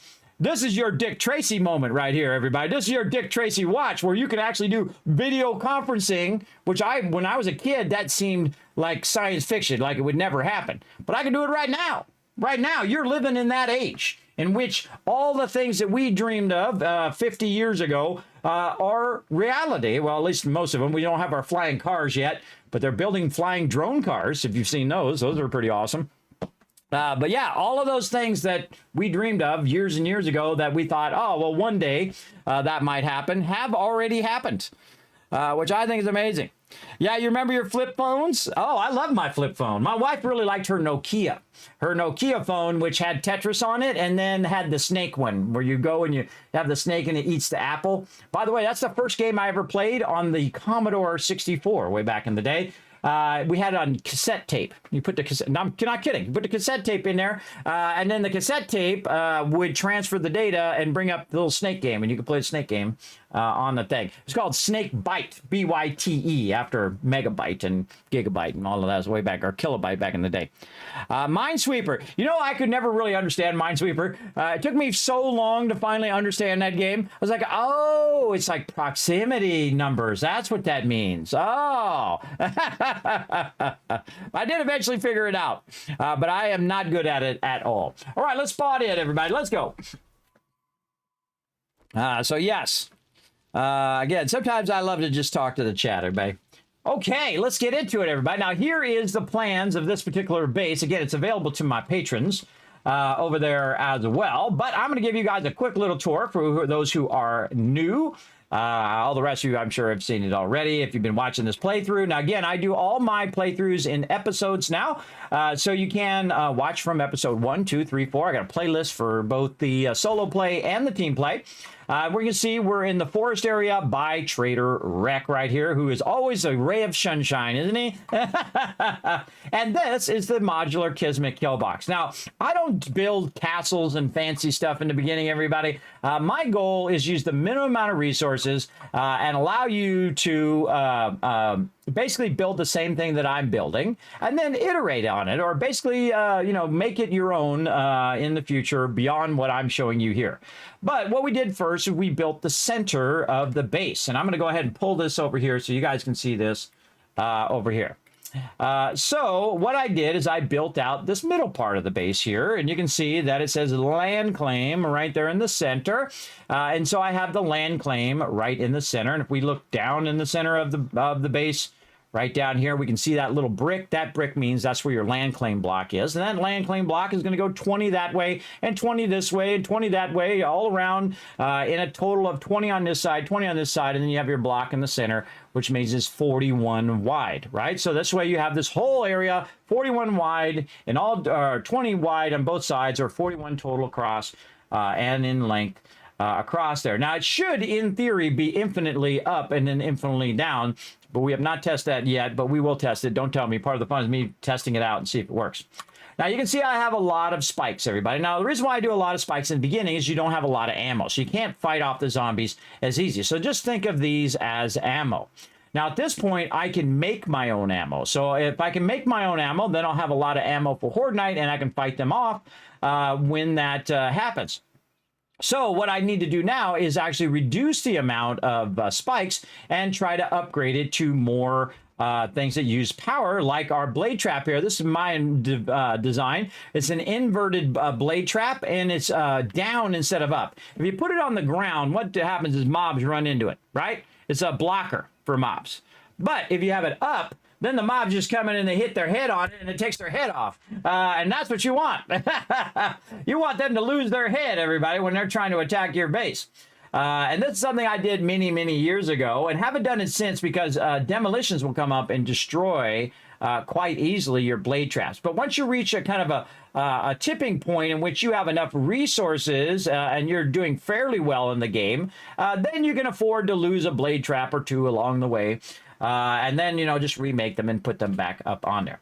My biggest problem is my entryway. That's right. This actually enters and goes underneath the base down to the lower part of the base, which I'll show you here in just a sec. Is that those drawbridges are busted, everybody. You can see that it shows a state of it's up right now, where it is actually not up. It's actually down, but you can still go in there because it's not blocking. And so I highly recommend not using drawbridges. We're going to have to take that drawbridge out today. We're going to work on a bunch of power, make all that entrance totally automated so I don't have to roll up the doors or roll down the doors.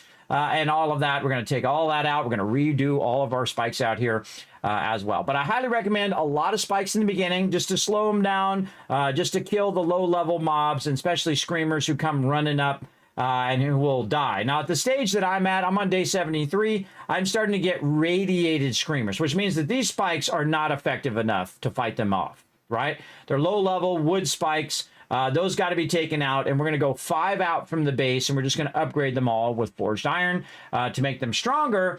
But what we really need to do is we really need to actually start making some defenses, because me as a solo player is going to get out-leveled by the zombies. There are going to be more zombies than I can fight off at some point, right? And so what's going to happen is I'm trying to build up my quality of gear and build up my base, but I'm eventually going to top out where I have all the best stuff, and I got my base set up, and I can make ammo and all of that, but I have to make enough ammo. And then what happens is the zombies, they never stop, everybody. They keep going. They keep going like this. And so eventually they will out-level you no matter what you do, unless you take a decisive action, because, again, that's your game stage. And the game responds to how well you're doing. And I think that's an absolute stroke of genius in the game, that if you are a more advanced player, it will basically come in and make it a little tougher on you, which I think is awesome, because then you can rise to the challenge as well. So very, very cool. You would pretend your flip phone was a Star Trek communicator? See, that's what it is, don't you think? That's why they made that flip phone, to be like the Star Trek communicator. Imagine, look, that was a thing of science fiction in the 60s, but then all of a sudden, bam, here we are in the 90s, and we're using our communicator, right? I think it's pretty cool for all you Star Trek friends out there. There you go. Season 3. Oh, I stopped playing Skull and Bones because they make me do those defenses. I don't want to feel like I'm getting penalized for playing their game. I really like Skull and Bones, which is a bummer. A lot of people don't. They're like, Kismet, it's not Sea of Thieves. Well, you don't want it to be Sea of Thieves. Sea of Thieves is Sea of Thieves. Go play that. It's Sea of Thieves is an amazing game. If you want to play the way that Skull and Bones is, then you play Skull and Bones. Skull and Bones plays a whole different way. It's like you got this cool pirate empire that you build up, and I got every single location, because I got totally obsessed with it, everybody. I went and got every single location. I built every single location to max level, and I was making millions of pieces of 8 and just having the greatest time in that game. And then they brought in those defenses. And what happens is, I don't know, I'm just unlucky here, but I have the worst RNG. So I go in there, and I'm just in there for like 15, 20 minutes, because that's as much time I have offline, because I got to go on to something else, right? I got to go on to doing giveaways, or, working with sponsors, or just resting for stream. And so I try to jump in the game for just a little bit to do some trading real quick, so I can then go ahead and build up some cash to keep my manufacturing funded, and these stupid defenses come up. And even if they nerfed them, the point is I don't want to do them. I don't want to do them, and I don't want to feel bad about logging on for just a few minutes and trying to dodge these defenses that they have all the time. So at first, I got screwed out of like 70 hours of production because they were like 14-hour penalty. But they reduced the penalty down to about 4 hours. And then also they made it where if you have a lot of factories, it happens quite often where you get your defenses. I've had multiple defenses within an hour and a half. So I have I'm playing for like an hour and a half. I'm trying to get stuff going. I get a defense up. Now, here's the sucky thing on stream, everybody. If those defenses come up, you can just AFK, and it will kick you from the game. And then you don't have to do the defenses, and you don't get penalized. But if you guys had to sit here and watch me AFK for 25 minutes, that sucks. I shouldn't have to do it. There's nothing else in the game that is required. You can go in there and you can do the battles. You can go in there and try to take on the ships. You can go in there and try to do the plundering. Everything else is optional. You don't even have to do pieces of eight. You don't even have to do the storyline. You just drive your ship around and blast stuff if you want to, or do PvP or PvE or whatever. You can do a whole bunch of stuff. It's really up to you as the player. But the only thing that they force you to do is these defenses. Now, if you don't want to do them, you can just let it screw you over. All your hard work of, spending all the time building up your ships, and then, of course, getting your resources that you need to build all of your weapons and all of those things. And then, of course, doing the main storyline, and then unlocking all the stuff that you need. Then you go and you take over one of these factories, and then you spend all that time building up the factory, getting your pieces of 8, upgrading your factories, getting your factory to level 10, and then the defense comes up and then gives you the middle finger. Gives you the middle finger because you don't want to do those defenses, and if you don't do the defenses, you basically lose that production for 4 hours. So literally like 20, 30 hours of your time for that's just one manufacturer, by the way, everybody, is wasted for 4 hours. Now, it used to be 14 hours, but now they made it 4 hours. But times that times 76. That's right. I have 76 factories in that game. And I just was like, come on, people. I could have told them from the very beginning it was a bad idea. You always make it optional, everybody. You make it optional and let the player decide what kind of content they want to play. Do not force players to play content they don't want to do. Don't do it because it leaves them with an animosity feeling. And they start to feel like they're being penalized for playing the game. And I really like the game, and I played a lot here on stream, probably more than even other games that I typically would probably enjoy way more or like way more. Like, let me see how many hours I have. Let me look over here on Steam. How many hours do I have in Skull and Bone? Oh, wait, no, it's on the Ubisoft. And see, the thing is, I'm a Ubisoft partner, too, so that's what's really funny. But it's like 300-400 hours. It's like an insane amount of hours in that game that I spent building up my thing and where I was playing with my team and we're having a great time. And then every time those defenses come up, it sucks up 20 minutes of my time. You got 5 minutes of prep time, then you got 5 minutes of traveling over there, and then you have 10 minutes, really it's like 25 minutes, and then you have 10 minutes of doing these defenses that you don't really want to do, and then you got 5 minutes of running back to wherever your travel point is. And it's just annoying. It's annoying, and I don't want to do it. And I keep telling them, just make it optional, then you got me. You got me back. I'm ready to play. I'm good. But they refuse to do it, and so I refuse to play it. And I refuse to play it here on stream. I refuse to promote it in any way. I don't believe that you should penalize players for playing your game. I won't believe it ever. It's never going to change. You're never going to convince me that it's okay to add gameplay to a game that you force people to do or you penalize them. Say, oh, well, Kismet, it's only 4 hours. Well, it's 4 hours times every single time I log in. So it compounds very quickly, everybody. Compounding is something I talk about all the time. Like when you get one, like in 7 Days to Die, if you get a thing of corn and you take that corn, or in Fallout, another great example, Fallout 4, you take corn and you plant it. And you take that corn, you make 2 corn. And then you make 4. And then you make 8. Then you make 16, 32, 64. You get the idea. So it's a compound very quickly. But if every time I log into Skull and Bones, I'm losing 4 hours of my production time, it's 4 hours and then 8 hours and then 16 and 32 and 64 and 128 and 256. See? Yeah, it's just a wasting massive tons of my time. And to the point where I'm like, why am I even playing this game? Screw this game. I'm out of here. And that's what I did. I never play any games that I don't like. And I will not BS you guys in any way ever and not tell you the straight truth.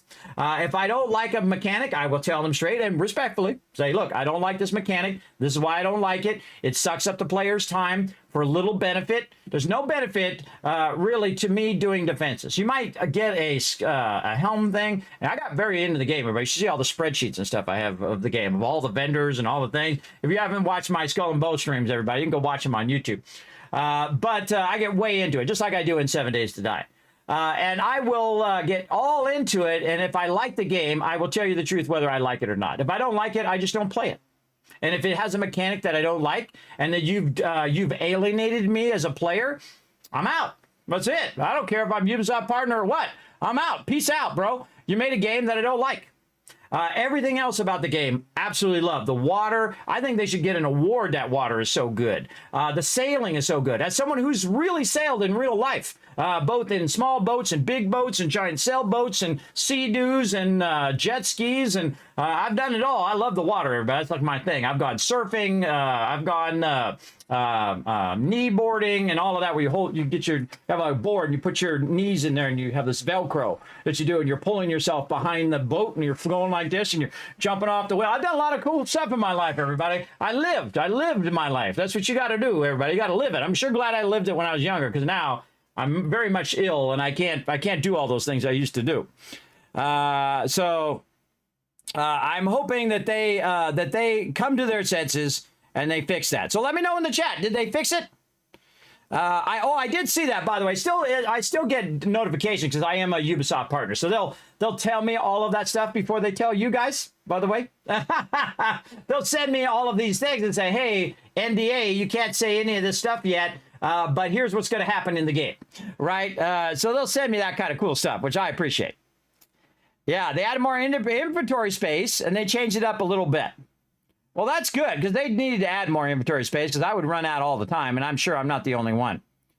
They changed everything in Season 3. Have you played No Man's Sky before? It's a good survival guide. I absolutely have, Justin. In fact, I have all the news from No Man's Sky. I had the news from Skull and Bones going to my Discord, but since they refused to fix that defenses thing, I removed it.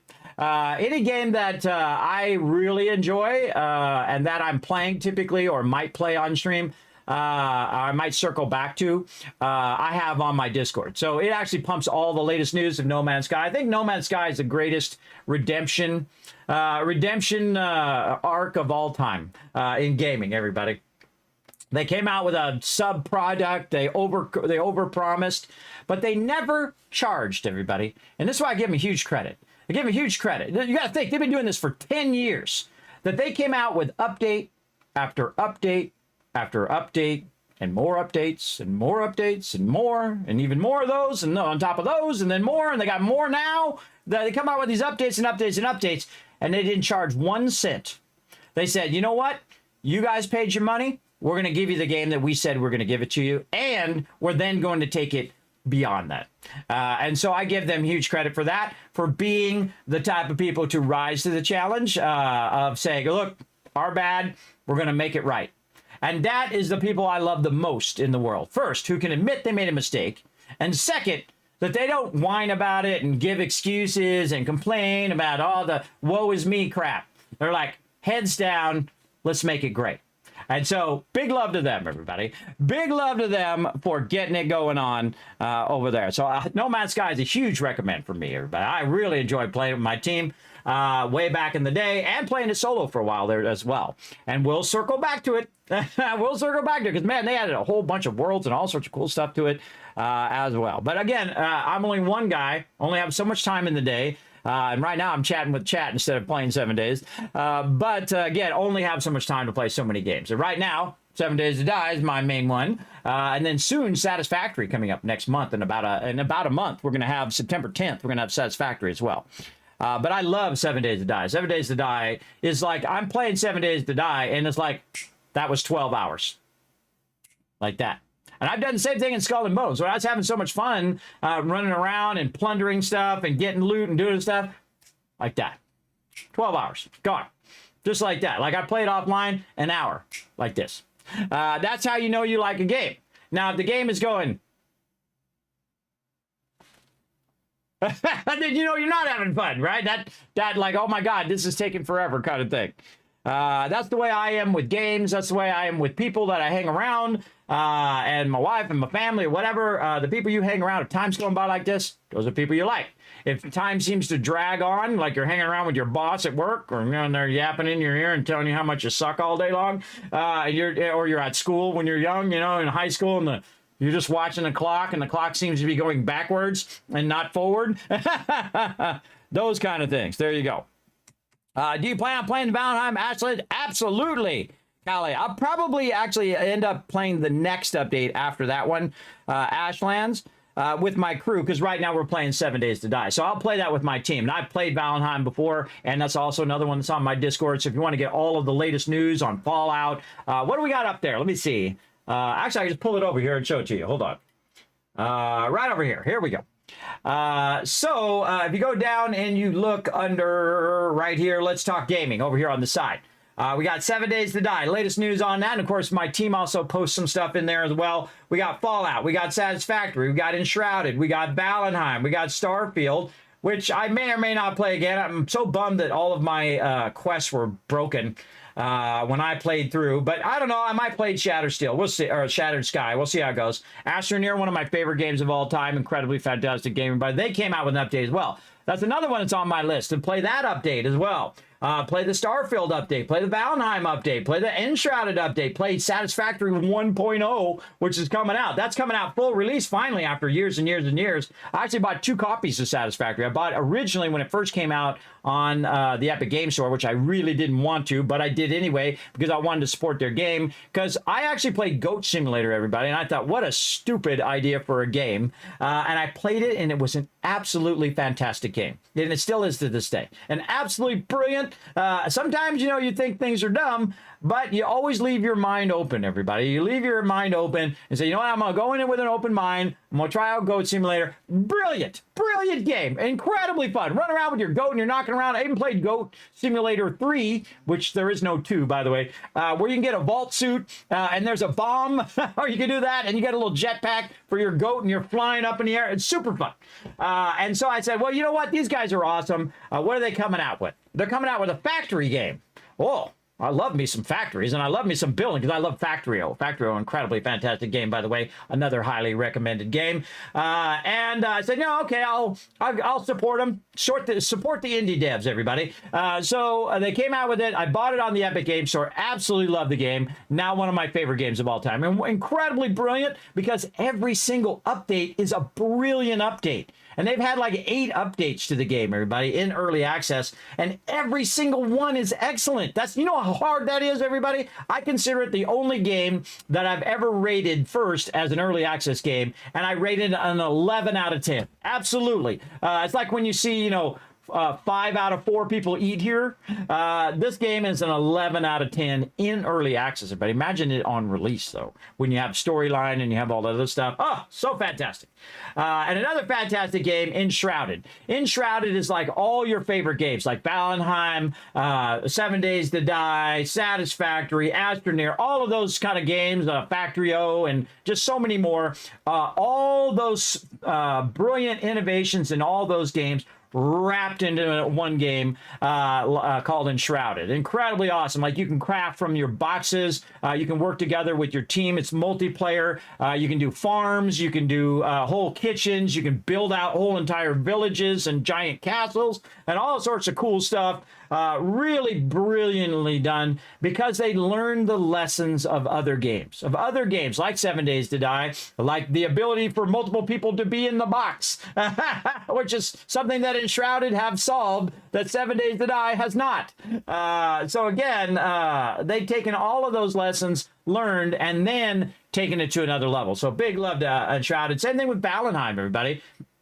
I got the code from them because Valheim is published by the same people who make Satisfactory, Copper Stain Studios. And so it's originally done by Iron Gate Studios, by the way. Over there. Uh-oh. Valheim has been hacked. Oh, look at the cool plushies. I love me some cool plushies, everybody. So what happened was is I said, hey, I'd love to show the game on stream for about an hour. And so I call it a learn to play. So they'll send me a code. I'll play for about an hour, show it to you guys, maybe to be your next favorite game, right? So they sent me a code. And this is one of my favorite dev responses of all time. So I sent them a thing. I said, hey, I'm Kismet, you know, can you send me a code for the game? I'll play it on stream for about an hour and show it off. So they sent me the code number back, and all they said was make Odin proud. And that was it. That's all they said. That was their complete response. Here's the code, make Odin proud. So every time I play Valheim, the name of my playthrough is make Odin proud. Now, of course, I'm of Norwegian descent, everybody. If you don't know who Odin is, Odin, Thor, all of that stuff, that's of Norwegian Norse gods. And I grew up with that from my dad, who would tell me all about the Norse gods and tell me all about Norse mythology and all of that fun stuff.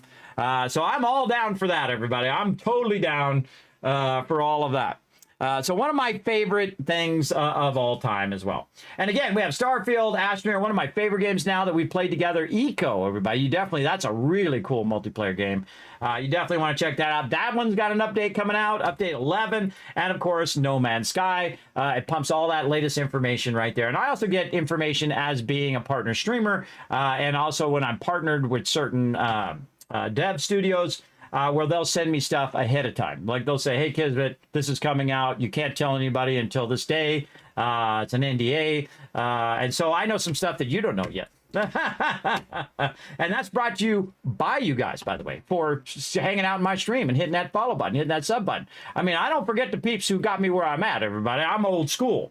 I appreciate you coming in and lurking in my channel big time. And so I try to take that love and give it right back to you in the form of giveaways and other fun things like that as well. So I do appreciate you all coming in and hanging out in the stream as well.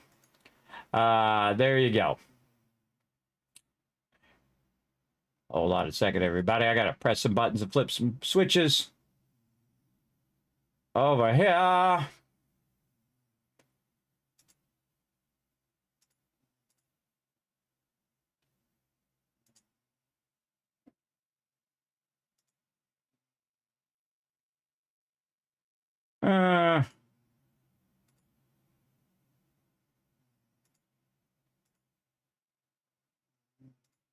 Gotta press some buttons there. I know, what a weirdo, right, Kenzu? I know. Oh, I banned him and then reported him to YouTube. Not that it matters. It's like dropping a drop of water in an ocean of weirdos. You guys know what I'm talking about right over there on YouTube. Some guy's spamming my chat, everybody. So I banned him and I deleted all his messages and then reported him. But it's like a drop of water in an ocean, everybody. It's like one weirdo among so many. I don't know. See, just if they have the talent to come in and type in my chat, you'd think they could use that talent for something better, right? You'd think they could use it for something in the world. You have this talent. You have this ability. Like people who spam me with bots. If you could get to the point where you can spam people with bots, couldn't you use that like towards some positive in the world? Use your God-given ability or your natural ability that the universe gave you for something good in the world instead of being a weirdo. Yeah, I banned him out. You like that, Josh? Yeah. They have no respect. Well, see, in my day, everybody, you didn't talk to people over the computer. Well, I did in the late 70s when the computers came out. But very rare. In life, you would have to say stuff to people's face. And in my day, if you say something to my friend's face, who were delinquents, by the way, not me, I was just on their side because I didn't want to be against them. I didn't want to die because that's how I grew up. I grew up in the generation of go outside and play. And if you survive, awesome. Now, you got to think that my generation is still alive. So the people who survived are the really hardcore people who went through some stuff, everybody. So those are the people you don't want to mess with. We invented F around and find out. Don't do it. Because the people that I grew up with, if you start talking like you talking smack like you're talking in the chat, they will kill you. Not an exaggeration. They will punch you in the throat. Boom, right there, or knock you out, or stab you, or shoot you. So watch out, because in real life, you can't do what you do on the internet. I would say watch out there, everybody. Don't be going around talking smack to people's face, because they don't put up with that. They don't put up with that in my day. That's for sure. Me, I just spam them. I just ban them and report them and whatnot. Yes. Yeah, people just try to bot you and all of that stuff as well. But man, if you have that talent, why scam people? Why not use your talent for something better, right? Something better in life, you know? Well, the resources respawn when mining. Not usually, unless you are mining by a POI that's going to reset by a quest. Most things will not respawn. Fantastic question, by the way, in 7 Days to Die. Things will not respawn. Great example is like the trees will not regrow because I went and cut them down.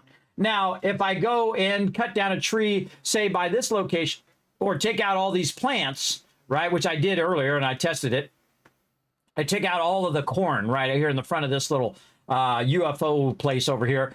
And then I get a quest for it, right? And I go over there and I start the quest. It'll reset the whole POI and all of that corn will reappear, right? So if it's a quest area, it'll reappear. If it's not a quest area, you take it out, it's out, right? Like say, great example along the road here, there was a bunch of cars. I've taken those cars out. It's now 73 days in. They have not respawned. They don't respawn. Now, one thing that does respawn is the loot. So great example, let me get my motorcycle out and we'll tool down the road here.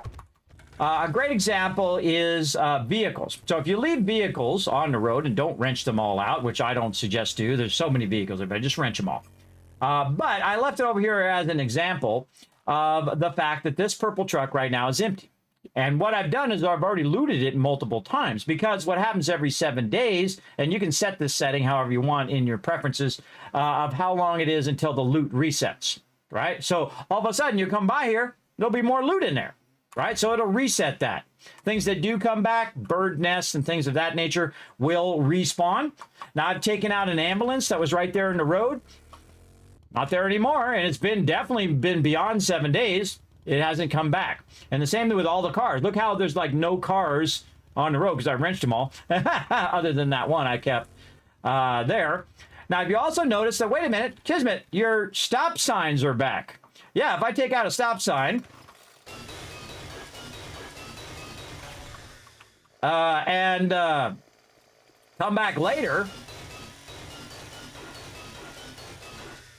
or something like that, and I reset this POI because I have a quest, if that actually reaches to that edge, it'll reset that stop sign. But if it doesn't, if this is not part of this particular location, POI stands for Point of Interest, by the way, which is basically this UFO museum here. So if that resets and it goes all the way out there, it'll reset back to its default state, which means all of the loot, the zombies, all that stuff will reappear in there, which I'm not a big fan of. I actually think that the way the game should work, or at least you should have an option. Again, I'm a big fan of options, everybody, to play however you want to play, right? For me, the way I think it should work is that your resources get diminished over time. So if I go and wrench those cars are gone forever. If I go and get the loot out of there, that loot is gone forever, whether I have a quest or not. That should not respawn. And the reason why is because it's going to get more and more difficult for you as the single player or as a multiplayer to get the same resources. So you're going to have to loot this entire town. And then once all of that is gone, just like it would be like in real life you would have only a finite amount of resources if it's a zombie apocalypse. And then eventually you would have to leave. You know why? Because there would be no more resources for you to use. You would have eaten all of the food. You would have collected all of the batteries and all of the resources and all of the stuff that you need eventually. And you would have to move and go to a different location and get those resources. And when you've exhausted those resources, you would have to move and so on and so forth, which I think is much more realistic and would be a much funner way to play the game.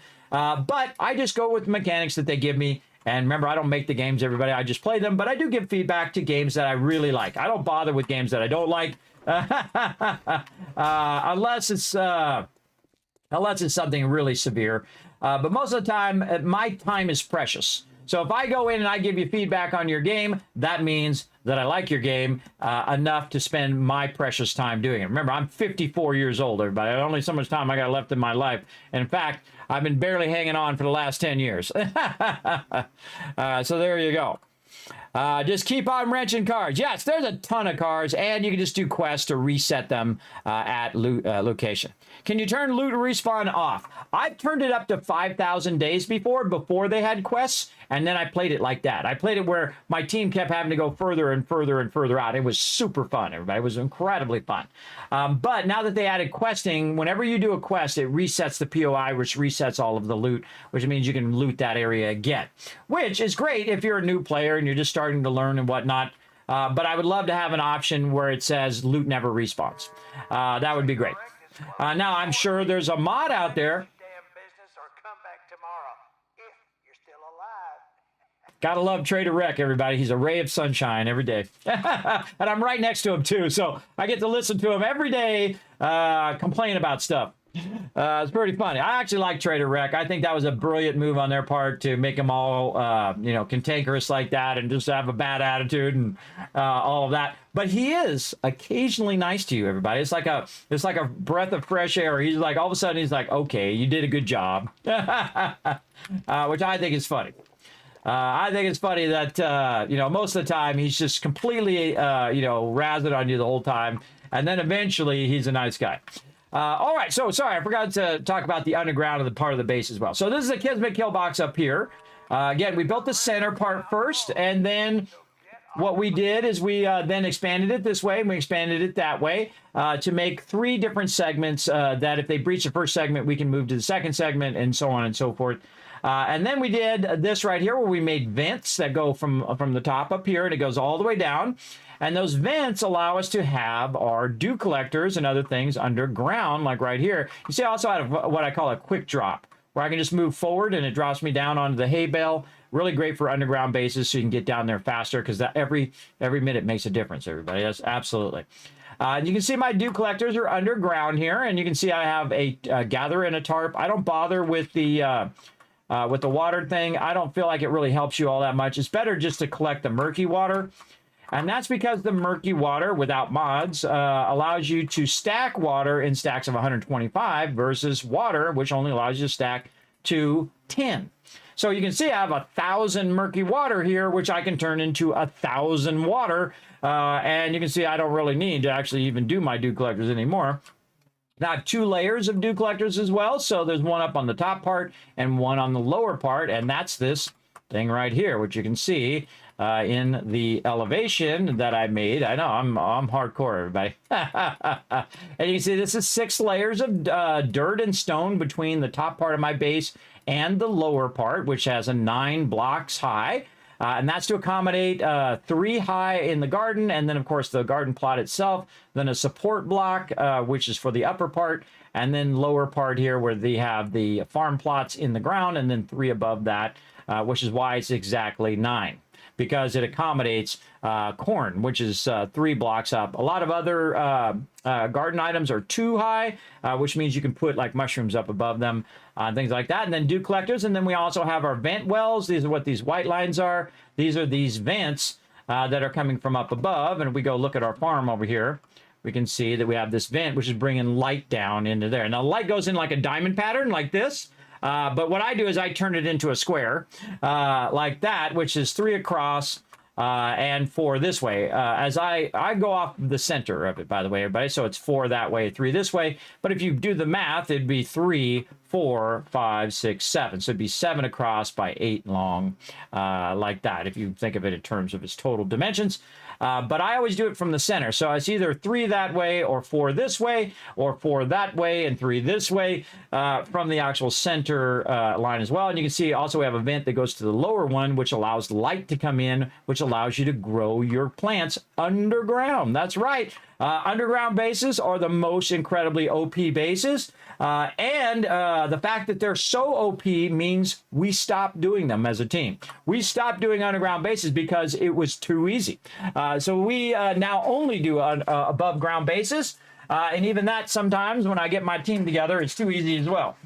So I'll, at some point, everybody, I'll turn the I'll turn the settings to maximum. I'll crank them all the way to maximum, and that is going to be an epic time. Coming up soon, by the way, on Saturday, Sundays. Now, you can see I've got my mushrooms up on top, which I can put above my potatoes and my pumpkin plants here. But my corn, you can see it goes all the way to the roof edge where you can't put the mushrooms. So, again, this whole base should have the ability to do production, which is your forges, workbenches, and your chemistry station. I should also have the ability to have a lot of storage. So I need less storage as a single player than I would need as a multiplayer. And then I need, of course, to collect water, food, and have shelter. So I'm not getting attacked by zombies all the time. And so that's what this base is all about. You see I have my cooking in the back here. I have 5 cooking things. So say I want to run a bunch of water or food or whatever. I have more than enough. And then, of course, my cement mixers, which, of course, make me concrete, which I love to use my concrete, everybody. I'm a big fan of concrete.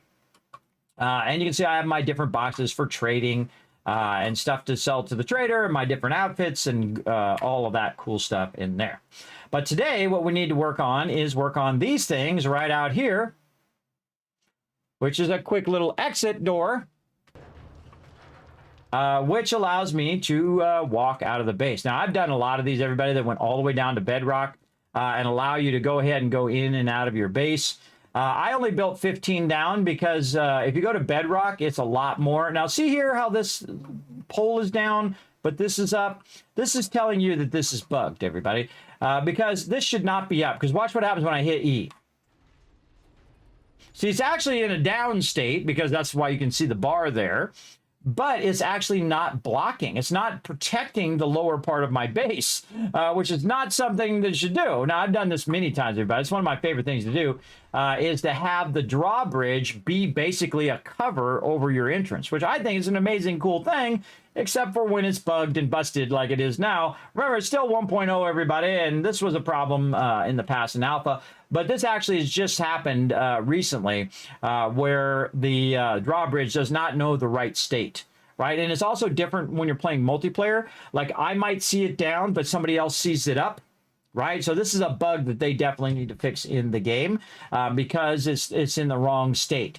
So we have to take this out because if it's bugged and it's not working properly, it's not doing what it should be doing, then we in trouble, right? Then we in trouble because zombies are going to wander into our base and wipe out our base in there and kill us and do whatever they're going to do in there. Now, there's also another thing we need to do, everybody. We need to go over here. And let's take our plans back over here on my other screen. And we need to go ahead and jump into my spreadsheet. Now, if you've never been to my stream before, I am way beyond any other streamer you're going to be watching, everybody. Because I go in and I am hardcore, everybody. I'm a hardcore gamer. I don't mess around. That's right. I go in and build my own spreadsheets for stuff. Speaking of stuff right there, that right there is the Skull and Bones right there. Right here, of course, is all of my various ones that I've chosen so far, all my perks I've chosen in exact order. And you're like, well, Kismet, how do I see this spreadsheet? Well, I'm going to put it into my Twitch chat for you, twitch.tv/Kismet. You'll see that settlement overseer in there. Anytime you want to get to that, by the way, if you forget, you just go !overseer in my Twitch chat and you can grab it. Also grab it and put it over here for my awesome peeps over on YouTube to check out as well. And also on Twitter and all of those places as well. I got to manually send it over there because I haven't got around to figuring out how to make that work across platform. There we go. Because I am streaming to 5 different platforms at the same time. I'm a Twitch partner, YouTube partner, also streaming to x.com, aka Twitter, and those other two, Facebook and Kick, all at the same time in 1080 HD, everybody. So again, always next leveling it here in the stream. Also, you can see I have all of the armor. I typed it all out myself, everybody, like I was really there. If I was really there, this would be one of the things that I would do. I'd be typing all this out. Oh, lost my cursor. I'd type all this out or write it all down. And say, okay, what does this do? What's this do? What's this do, right? And what are the benefits of having these different types of armor? So I wrote that out. Here's all the weapons and the ammo. We wrote down a little bit of that, right? What their different damages are, what's their damage at tier 1, what's their damage at tier 4, what's their damage at tier 6, right? All of that kind of fun stuff. The food, right? Or in this case, water, drinks, and food, and meds, and all of that stuff's in there. and on and on and on, everybody. Again, here's all the different books and what all the different books do, and which ones I think are the best perks of those particular books. Like Lucky Looter, finding more dukes in loot, I think would be among the best out of all of these. And then, of course, this one has a bunch of blue in there. That means kind of a secondary one that is good, but not as great as the ones that are red. And, of course, that allows me to go through each one and say, which one gives you the biggest benefit? Which one both gives you a great first level benefit and a second level benefit? Like Lucky Looter is great all the way down. Some of these I don't really think are really all that great. Like the Fireman's Almanac, well, this one is the best one out of that. And these other ones, they're okay, right? They're okay depending on what you're doing in game.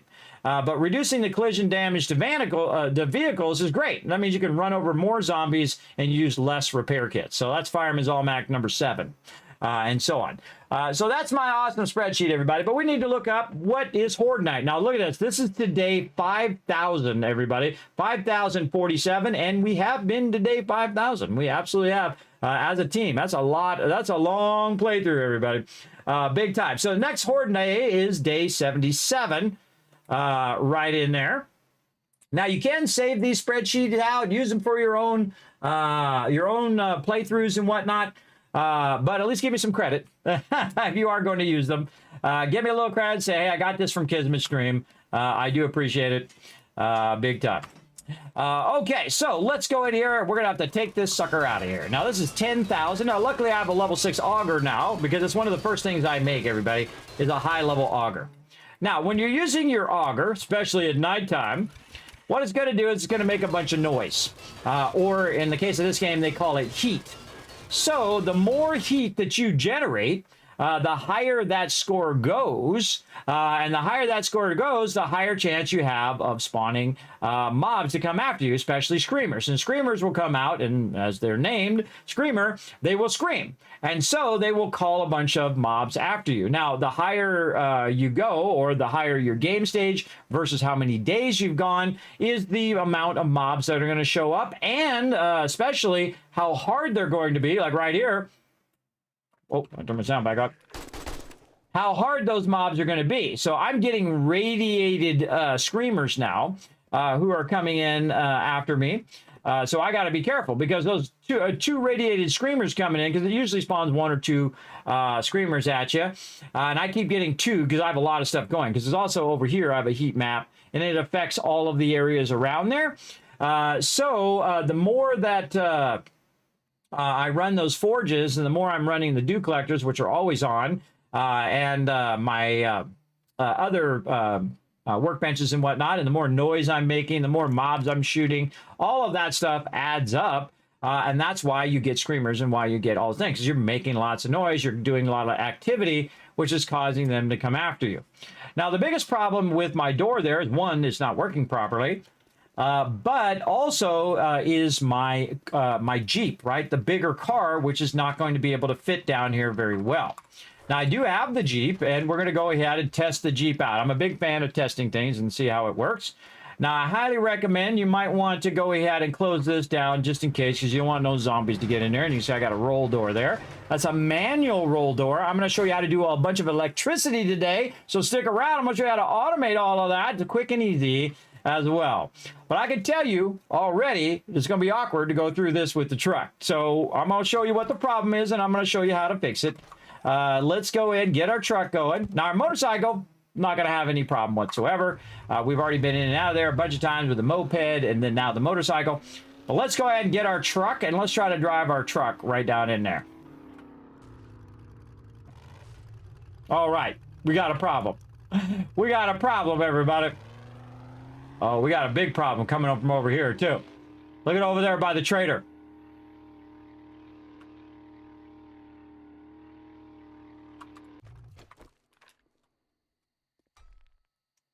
Oh, where'd she go? There she is.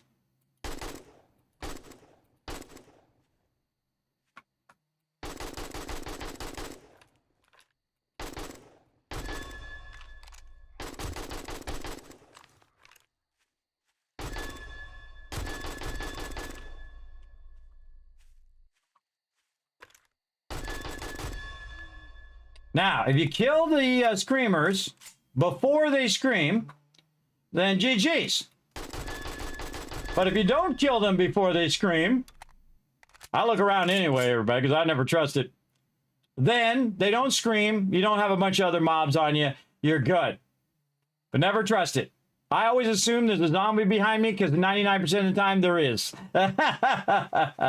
All right, back to our truck, which you can see is jammed in here because our entrance is not big enough to get our truck out of there. Come on, truck. All right, come on, you got this. Now, by the way, you can turn the lights on and off. You can actually add those lights to the top and actually physically shows it on the truck. You can see I've got a plow on the front there, which is really cool for running over zombies. Then if you have that Fireman's Almanac number 7, your truck takes less damage. So we've got an entry problem right here. So we got to go ahead and knock this back. Now, remember, it's nighttime, everybody, on day 74. So we got to be careful of our zombies coming after us. So what I need to do is make this entrance bigger than I can cover up with a drawbridge. Now, what I could do is just make a, like a big garage here with a front door and go through that front door. But I'm going to see if I can make it where it's flat, right? So I can just come in, it automatically does it. It opens up, I can go down in there without using a drawbridge. Now, drawbridge is the easiest way, as you can see. But the problem with the drawbridge is it doesn't work. So we have to, doesn't matter how it should work. It only matters if it does work, everybody. That's always my rule. All right, let's try it again with our truck here. Now that we move that back. Oh, okay. Oh, nope. Still no good. Still no good. Let's back her out of there ever so slowly. Now, I'm using wedges and not ramps, so it's a little easier for me to get out of there. Look, my truck's on fire. My truck is on fire. That's not good. That's really bad. You don't want that to happen. Now, I got to repair it. There we go. Repair it a few times. All right, all better. All right, still got a problem. All right, let's back this up again.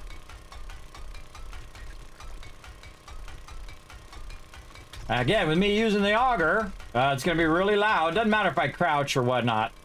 The auger is still very loud. Now, of course, depending on if you're crouched or not, is how far away that the zombies can hear you.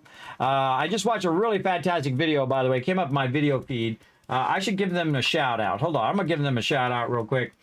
I typically don't go and look up wikis or whatnot, but if I see an interesting video from time to time that I think you guys would like, I definitely want to show you that. Let's see, heat map. 7 days to die. Let me find this video for you. Really fantastic video by Pseudo Posse.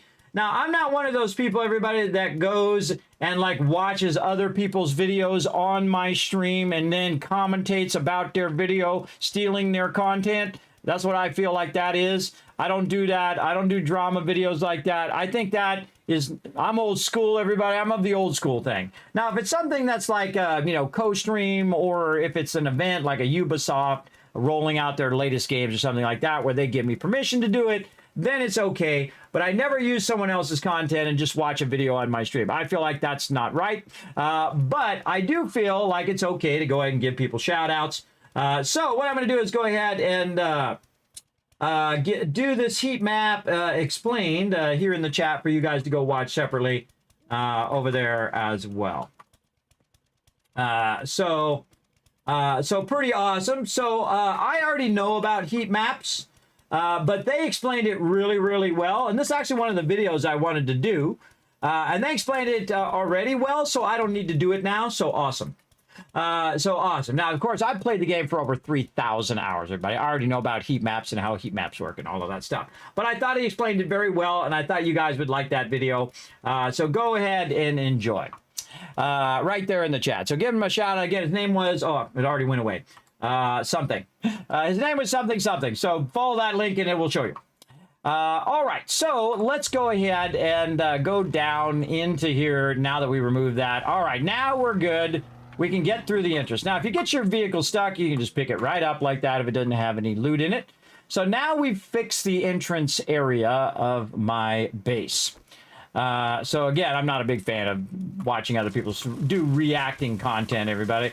I feel like that's kind of some of the weakest content. Now, of course, if you want to do it on your channel, I mean, your papa, go do what you want to do.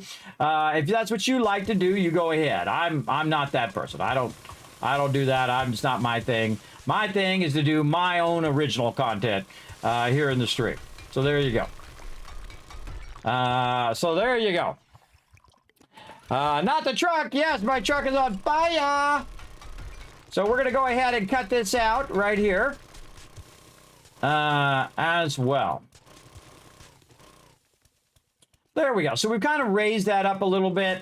We want to raise this up and kind of fix this ramp. Now, if we're going to do this, everybody, let's do it right. You ready? Let's do it right. Here's what we're going to do. We're going to take out the sides right here. Now, this is how I like to do a ramp. You don't have to. You could leave it just in the sides here. It's no big deal if you want to just leave it as is. But I'm going to go in and I'm just going to take out some of this side area here like this. Just a bit of this. Just to kind of bring it down just a little bit. Then we're going to take some blocks and we're just going to fill this kind of edge in with these blocks, right? Now, again, I don't have to fill in every single block there or whatnot. But I am going to go in and just line the edge. And it's going to give it a nice clean look. And again, you don't have to do any of this side stuff. I just think it makes the interior of your base look better. More for cosmetic reasons. Because now you have this nice flat edge like that. And then we'll go ahead and upgrade it to some cobblestone. If I had cobblestone on me. Hold on. Let's go get some. Let's go get some cobblestone. Now, I could go to concrete or whatnot. Don't really feel like you need it when you're going... Wow. Wow, look at all that concrete in there. Man, I could go totally to concrete. But I don't really feel you need it for just a driveway. Maybe later if you want to aesthetically make it nice, or if you're having problems with zombies getting in that side and whatnot. So we're just... Not only are we going to fix the entrance, we're also going to fix the sides of the base by just kind of making it nice. Beyond just working on the ramp. We're just going to go ahead and upgrade that as well. Hey, Seafish, what's up, man? Thanks for coming in, hanging out, and showing you some of my techniques here. Some of my tricks that I've used for years and years and years. Again, everybody, if you want to know about heat maps, I don't mind shouting out other creators. I feel like we're all working together to create awesome content. I don't typically consider myself in competition with other creators. I think it's a much better way to approach it is you're in collaboration with those content creators. Now, some people, they're hardwired to compete, and I am actually one of those people because I've been a graphic designer for a very long time, but I always prefer to collaborate than compete. And I don't like to take other people's content and then just use it on my stream. I think that's not right. They work really hard on those videos, everybody. They work really hard. They spend 5, 10, 20 hours on those videos. And if we just watch it on my stream, then they're just getting the one view of me watching it. I see people like Asman doing it all the time and all of that. And that's like the meta, how they can just sit and, you know, look at other people's content and whatnot. I feel like eventually that should be illegal, but that's not my job, everybody, to police everybody else. My job is to make choices about me. I'm not in charge of everybody else. They make their choices. That's on them. For me, I make my choices of not stealing other artists and creators' content. I don't do it. Oh, hello! Uh-oh. She screamed. Let's go. Now we're going to get some screamers up in here while we're working on this. Kill the screamers first. Any ferals that are running at you, look for the ones that are running. Pop. Just run right at them and keep shooting them, and then shoot them a few extra times just in case. Any other ferals? No other ferals. All right, shoot this guy in the head. If I had some bullets in my gun. Oh, I got 18 bullets left. Awesome. Use less bullets. Couple Freds there. This guy back up again. Shoot him in the head. And it makes a noise when they die, by the way. That ree. All right. Use my bullets wisely. Do I have any other bullets? Okay, I got my 9mm bullets, which I don't have loaded in my gun right now. There we go.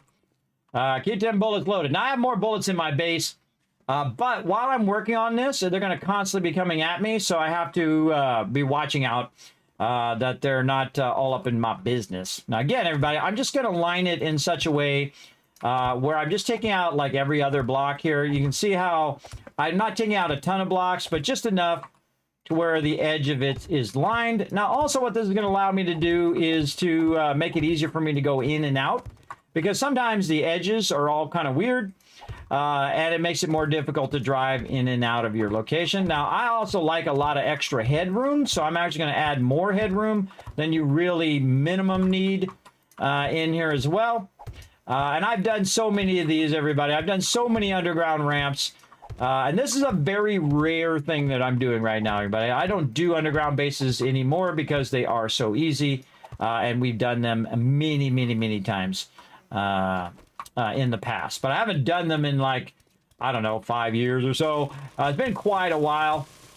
And I'm also going to cut this whole top part back here a bit as well. I feel like we should probably go about 3 blocks back.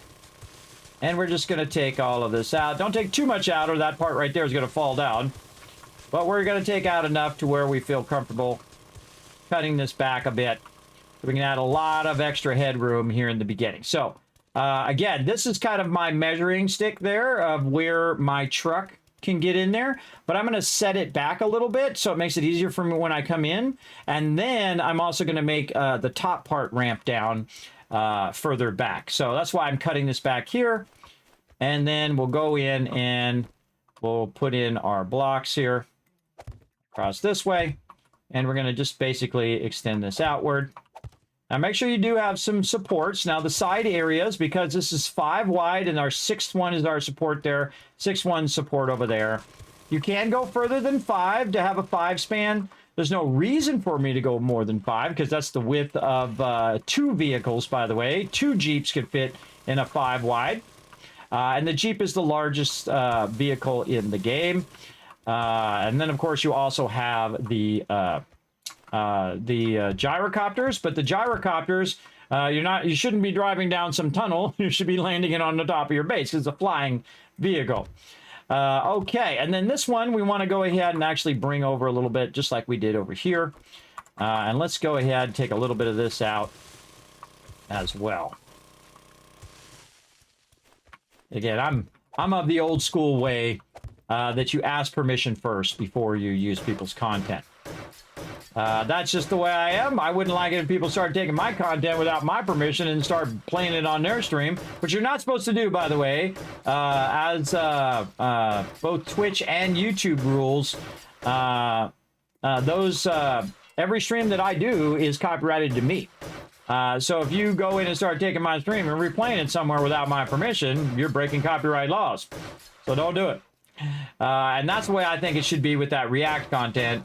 Is that you should have permission. Number 2, obviously credit the original people. There's a lot of people out there, everybody, who are huge creators who never credit the people that they go in and they watch their whole video on stream, which means they get less views, meaning that that person got less income for that video that they spent 100 hours doing on their thing. And then, of course, those people are making money off of the hard work of these other people. But life is not fair, everybody. I'm not in charge of the rules, and I'm not in charge of those people. Those people make their own life choices. I'm not in charge of what they're doing. And if they want to do it, again, I'm not their papa. They go do what they want to do. Whatever they feel is right. Now, I kind of feel like it's also funny when people steal the content of the people who are stealing the content. and then they complain about how they use their content, and then they copyright strike them because they use someone else's content, and then that person is like a meta thing, everybody. It's like the first person makes this video and they spend 100 hours on that video, and then this person steals that video and shows it on their stream and doesn't credit the original creator. It'd be like stealing somebody's artwork, everybody, like an artist. And I am an artist. I've been a graphic designer for 30 years. Someone steals my artwork, I'm going to sue the hell out of them. Absolutely. Because that is my artwork. That's my concept, my idea, and I produced that, and it's copyrighted to me. And if somebody steals it, then they should be sued. I feel like that's perfectly okay. Now, of course, if you abuse that system and you sue people for no reason, then that's a whole different thing. But it's kind of funny where you have the original creator, this person steals that, and then this other creator steals their thing, which is stealing the other thing down there. So you have like this kind of meta thing of them stealing each other's stuff in this like circle. So that's why I don't get involved in any of that, everybody. I don't want to be involved in it. I'm of the age where you don't do that kind of stuff.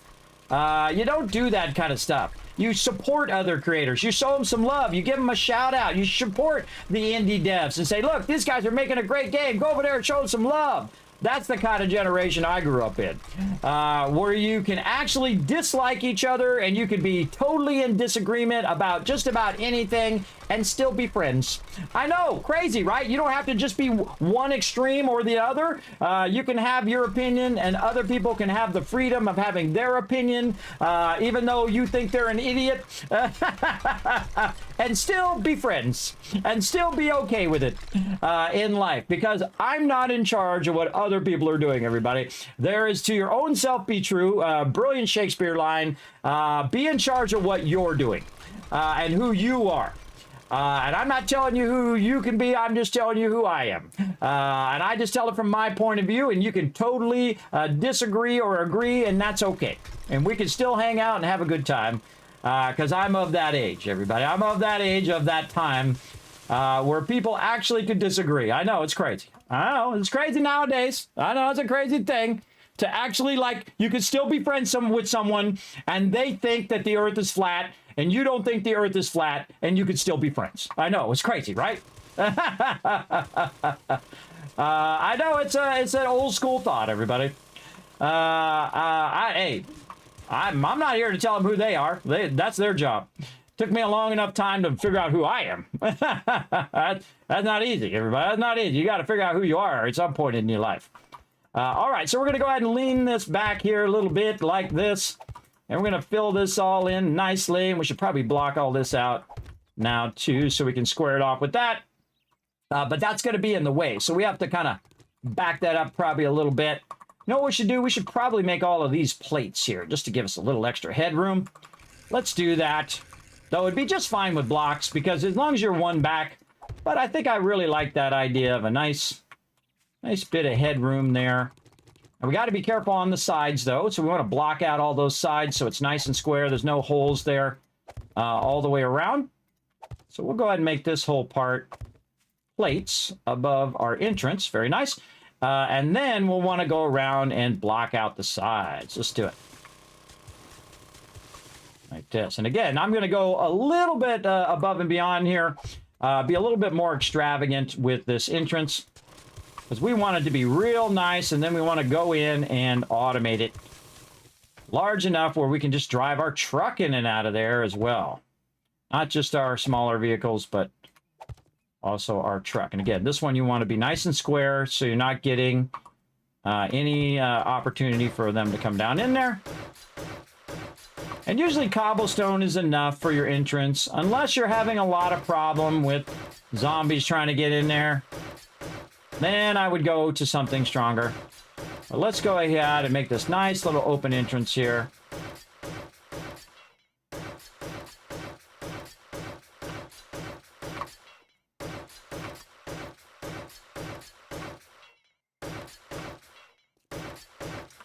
Okay, now how high up is the truck, right? So we need to go and look at the truck. Wherever the truck, oh, I got it in my inventory.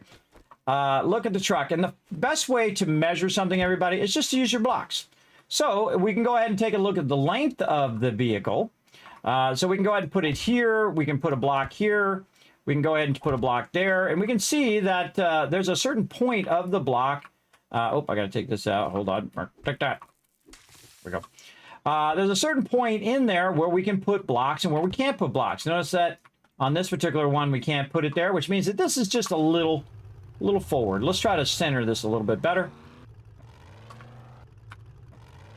Let's get this kind of centered along the blocks to make this a little easier. We'll bump it up against that edge a little bit. I like how my car is smoking again. All right, that's probably good enough. All right, and then we'll go across there until we can go ahead and go straight across. And we'll give that we'll call that good enough. Now, down the side, we'll put some blocks, and then we'll put some blocks on this side. We gotta show me this stuff. And that'll give you a general idea of the width of the vehicle. So right here, it's 1, 2, 3, 4. So the width of this vehicle is about 4. It's really about 3.5. So if you have one that's 3.5 and another one that's 3.5, you can just barely fit them by each other. They'll probably bump into each other when they're going past each other. In a 5 wide, right? Because it's 3 on each side, or it'd be 2.5 each side. So they kind of bump each other. Let's call it 2.5 wide at best, right? But this right here with the plow in it is because you can see we've got extra room over here. So if we really cut this down by 1 block or we move it over a little bit, we could say, okay, it's more like 4 blocks wide or 3 blocks wide. And we could probably call it 2.5 blocks wide, which in 2.5 and 2.5 would be 5, roughly. But if you want to be safe, make it 6 wide and you'll be just fine, or 7 wide, whatever you feel you want to do. But you can see that this is roughly 1, 2, 3, 4, or we just call it 3. And then this way, 1, 2, 3, 4, 5, and then 6. And you can see we can't put a block there, but we can put blocks right behind it here, and we move it forward just a smidge. We could put that block around behind it. So that is probably its best right there. And again, with this, if we went in and make it even closer or move it even closer to the edge of the block, it would be about 2.5 wide. Or we can just call it 3 wide. So again, long ways, it'd be 1, 2, 3, 4, 5, 6. So 6 long, 3 wide, let's call it 3 or 2.5 if it was perfectly centered. But once you add the plow in the front, everybody, it does get wider. So keep that in mind. So that's about 3 to 4 blocks wide. So I've got one that's 5 wide. How many trucks am I going to are going to be coming in and out of my base? 1. Because it's just me. It's just me, right? Nobody in this game except for me. So I don't have to worry about multiple things and all of that stuff. There you go. You missed the hammering of upgraded blocks. You can do it. You can still do the hammering. You just get a hammer instead of the nail gun. You can do the hammering all day long. So basically that's what we want to figure out is that. Now we also want to figure out the height of the truck. So we're going to go here and we're going to see if we can put a block on the side here. Oh, okay. Okay, we can go across there. Right? Oh, but wait a minute. So this is too high, but then at some point it gets blocked, right? Because the top part and the lights are blocking it. So again, if we were really trying to squeeze it through there, we can see that we need 4 blocks high, 1, 2, 3, 4, before we could go over the top. So really, if we take this out, this is how tall this truck is. The truck is 3 high. So 3 wide or 4 if you have the plow, 3 high, and 1, 2, 3, 4, 5, 6 long. All right, so this is something I suggest you write down. I'm going to write it down in my spreadsheet over here. In my, I don't know, where we're going to write it down. Let's write it down in my solo op over here. We'll write it down with all this other stuff. So the truck equals, let's see, 3 to 4 wide, 2 to 4 wide, and 3 to 4 wide. How long did I say it was? 6, I think it was. Double check it. 1, 2, 3, 4, 5, 6. Yes, with the plow. Remember, this is with the mods on it. So 6 long, and 3 high. Now, if you're wondering where I'm typing that, everybody, I'm typing that in my settlement overseer, right down here under my, move myself over here, under my 7 days to die perk order stuff. I have a bunch of notes here on the side, like where you can find iron and nitrate and shell, what the coloring is, like when you're looking on the map. If you're looking on the map and you say, oh, I'm looking for an iron mine. Well, guess what? You can just look for a little brown square. If you see a little brown square on the map, that's an iron. run over there and get yourself some iron, everybody. You can see I've made big holes in the ground. Talking about different types of mining, where you actually make a mine versus what's called open air mining or pit mining, where you just make a big pit. I mean, if you're just playing by yourself, you can make a big pit and you'd be fine. But when I'm playing with other people, I typically don't like to take out the top surface so people don't fall in there accidentally. So I do have a tendency not to do that. By the way, you can also see that my entrance, you can see it on the map. You can see my base that I built. It actually shows up on the map, any changes that you make to the game, which is pretty cool. Okay, so now we measured that out. We got the general idea of how big our vehicle is. So we know that it needs to be at least 3 high to make it through this thing. Now, remember, when you're also going at an angle, everybody, that sometimes that angle will cause it to be higher than the current block. So we might say, hey, we only need 3 blocks high, which we did have, right? So we had 1. Ew. Where you at? I heard you. Behind me. I turned around 2 times and didn't see her. All right, Feral. Whoop, gun's not loaded. Bunch of Ferals back. See, I'm backpedaling. And this guy, shoot this guy to slow him up a little bit. Reload. Shoot him in the face. Shoot this guy in the face. Shoot this guy in the face. Shoot this guy again while that other guy is going to get back up again. Reload. Shoot this guy in the face. Shoot him while he's down, because he'd do the same to you. And then look around. Boom! Always have a backup weapon. I also have multiple backup weapons. Now, if that one ran out of bullets, I would go to this. Or sorry, this. Use my hammer. I also have a backup shotgun, which has 4 bullets in it right now. Definitely need to get me some more bullets. So as you can see, as I work along, everybody, the zombies will keep coming in because I'm making noise and a lot of stuff going on. Oh, hold on. I gotta take care of this one first. Take care of her first. Shoot her till she's dead and then shoot her a couple extra times.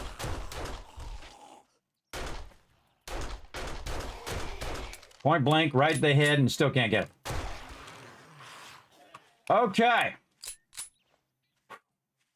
Getting scary, Dave. 74 solo is scary, everybody. Gotta also think that I'm very high game stage, 158 game stage. So I'm gonna get radiated screamers who are gonna call feral mobs that run during the day.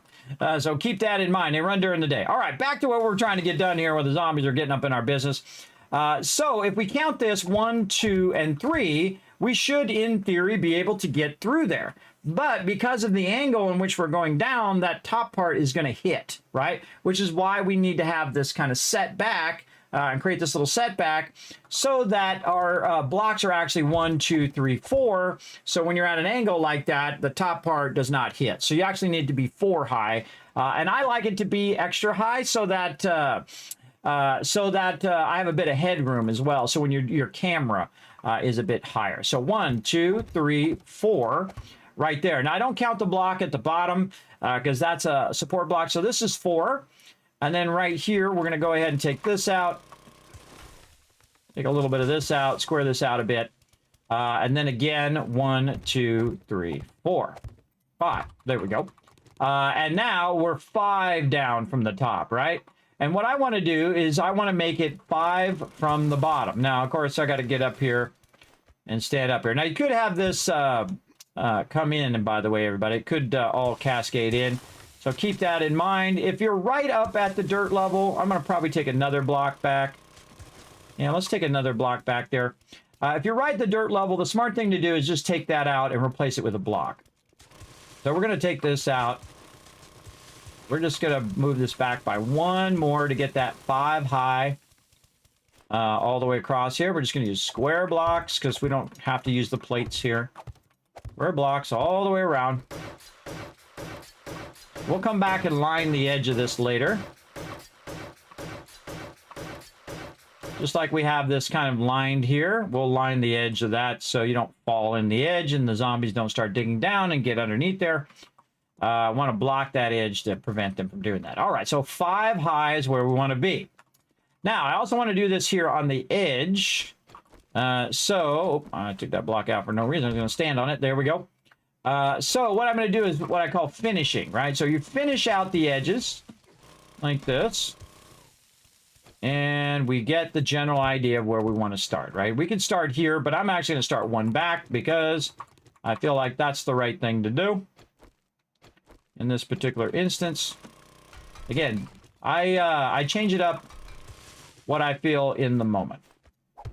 So there we go. So we really set this way back. Again, you don't have to do it this high. You could just do it, I'd say at least 4 high. But I'm going to do it pretty high here just to give me lots of headroom for my camera. So how high is this? 1, 2, 3, 4, 5. 5 up. Okay. Oh, here we go. We got a brand new Teamwork Tycoon call sign coming in. Hitting that sub button. Let's show some love in the chat, everybody. Yes, sorry about those Twitch ads. Twitch trying to save business, and so am I. Don't need those ads no more now. You ain't gonna see none of those ads. And thank you very much for that love. Now, Jay, by the way, I see you in the chat. Jay, don't forget to, or maybe it's another Jay. One of those Jays, make sure to check your Whisper, because I did send out that code for 7 days to die for you. So make sure to check that out. From the previous giveaway that we did.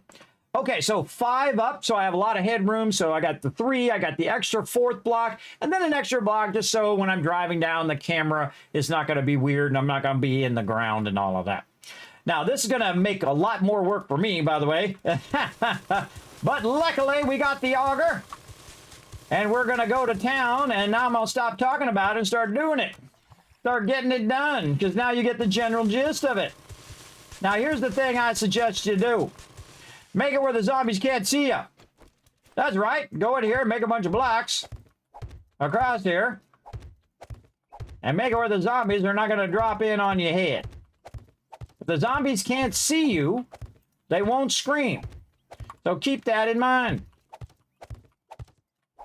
And they'll just wander around out there until they find their way through or knock their way through. They will dig down to you. But that's why we're putting this little sidewall in here. We're going to put this nice little sidewall in here. Oh, I need one way back there in the back because that's just me, everybody. That's just me. I gotta really finish that out nicely. Look at that nice edge there. There we go. And then we're going to just have this cascade down with the edge of the ramp we had already built previously. And you see, I'm just going to take it out in sections, everybody. Oh, there's some iron in there, too.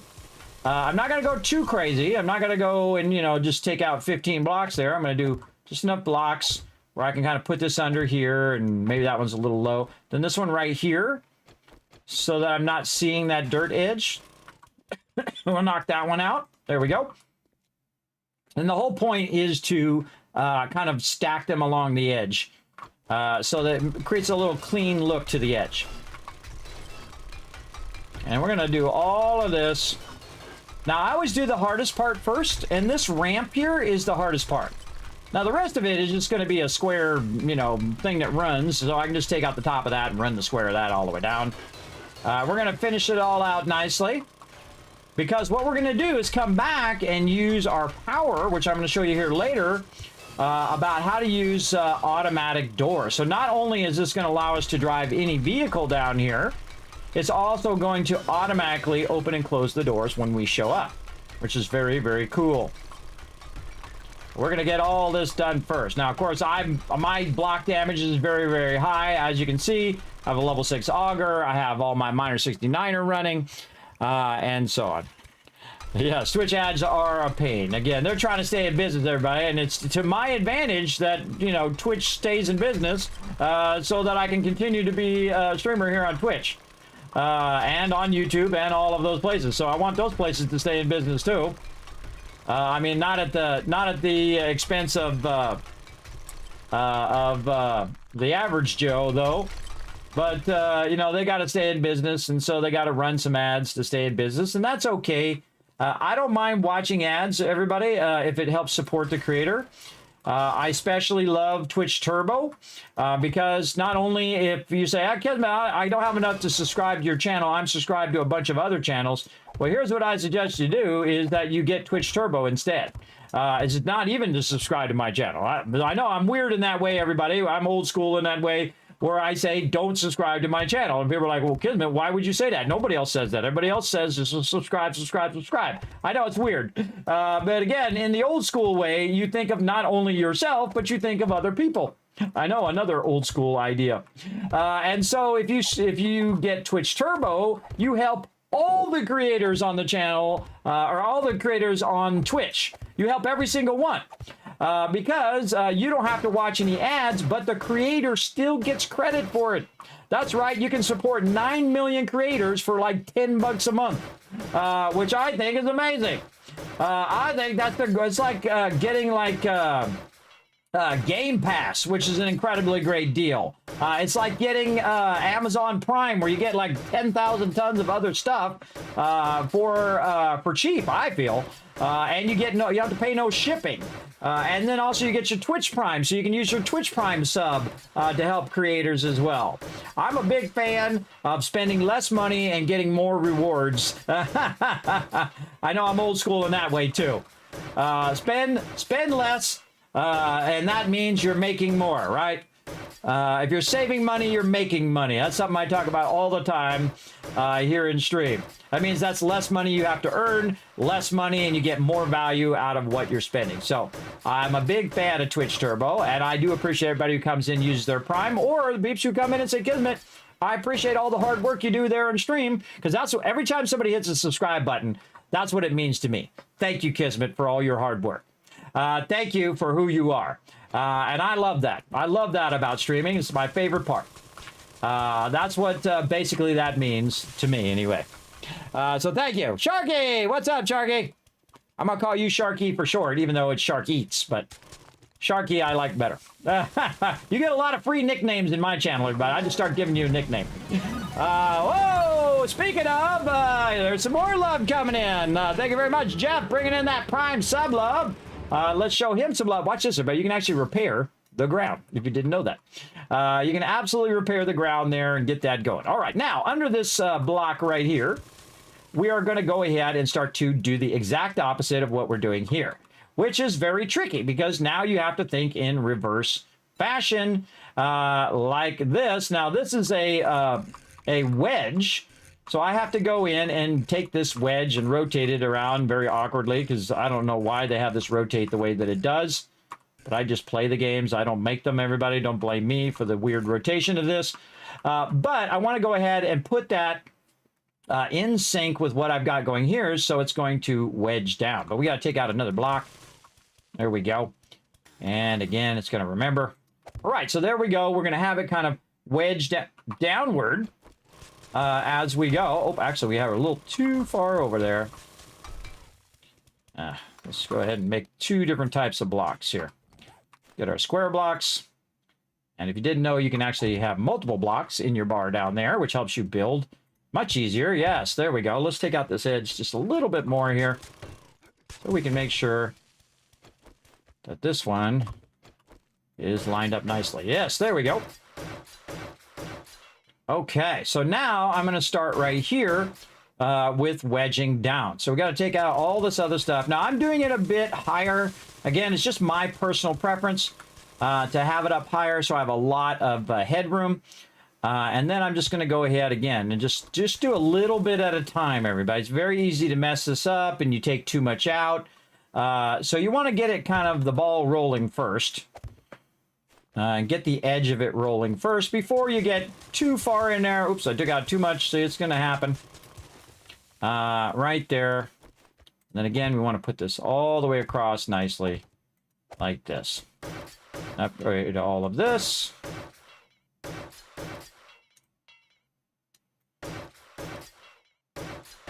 Actually, I think I went one too far there, because those should all be square blocks. My bad.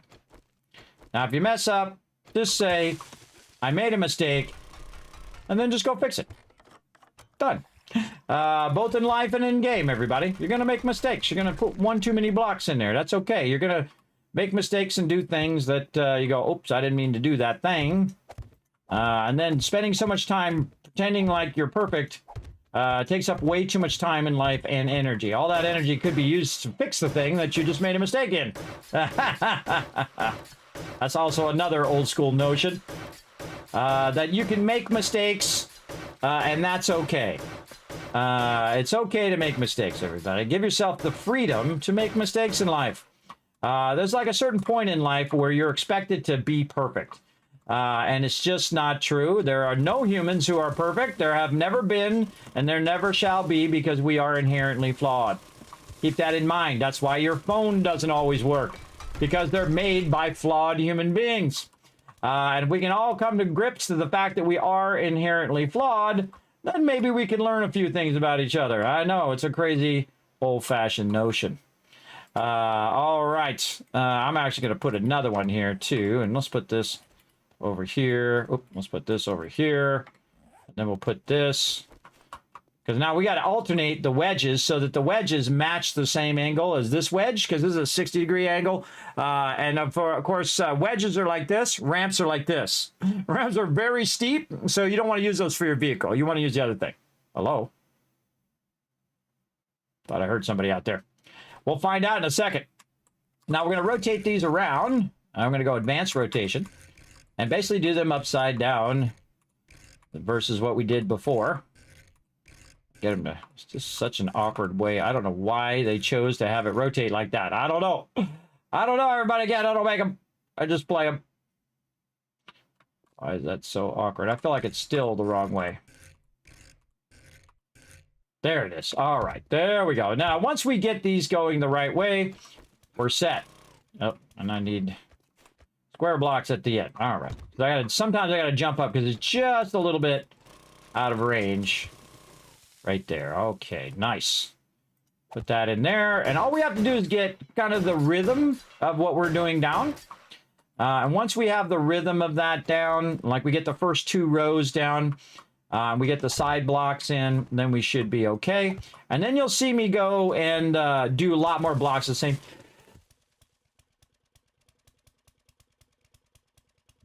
Wow, that sneeze come out of nowhere, everybody. Wow. I try to mute it fast so I don't sneeze in your guys' ears. I think I got it in time. All right, and then over here in the corner, I want to go ahead and get a nice square block in there to really kind of finish that off nicely. There we go. Again, you don't have to do it this extravagant, everybody. You could just leave the sides in there just fine. But now you can see it's starting to go down, right? And it's going down at the same angle as our lower part here, because I'm using the same blocks from down here to up there. And it's going to go have that slow descent down there. Now, one of the things we can do, just to kind of speed this up a little bit, is we know what the angle is now, and we can just start taking out a bunch of this. Let's just take all this out, whatever we can take out all the way down here. Now, the cool thing is it's only going to allow me to take out blocks to a certain distance. So it actually kind of helps you because you can only take out blocks that are 3, and this is going to be actually 5. I'm just going to take out a bunch of blocks, any blocks that I can, and just walk downward. It's really nice when we find those ones. All right, there's our thing there. And now we've kind of got that edge taken out. Now we're going to go in here and take this. Now you'll see I cut it out just enough so I can stand in there, and then I can cut off this edge. And we'll cut a little bit down, and again, just try to take all this out. We're not really working on the angle of it right now. We're just trying to clear some of this stone out of the way, so it's not in our face for right now. And if we make a mistake and we have to put a block in or use an extra block, no big deal. Just use an extra block, fill it in, you're fine. I like how I'm getting a bunch of coal out of this too. This is the same thing I do with ladders, everybody. Not everybody will go in and put a backing to the ladder. They'll just put it in there at an angle and do it the cheapest, quickest way.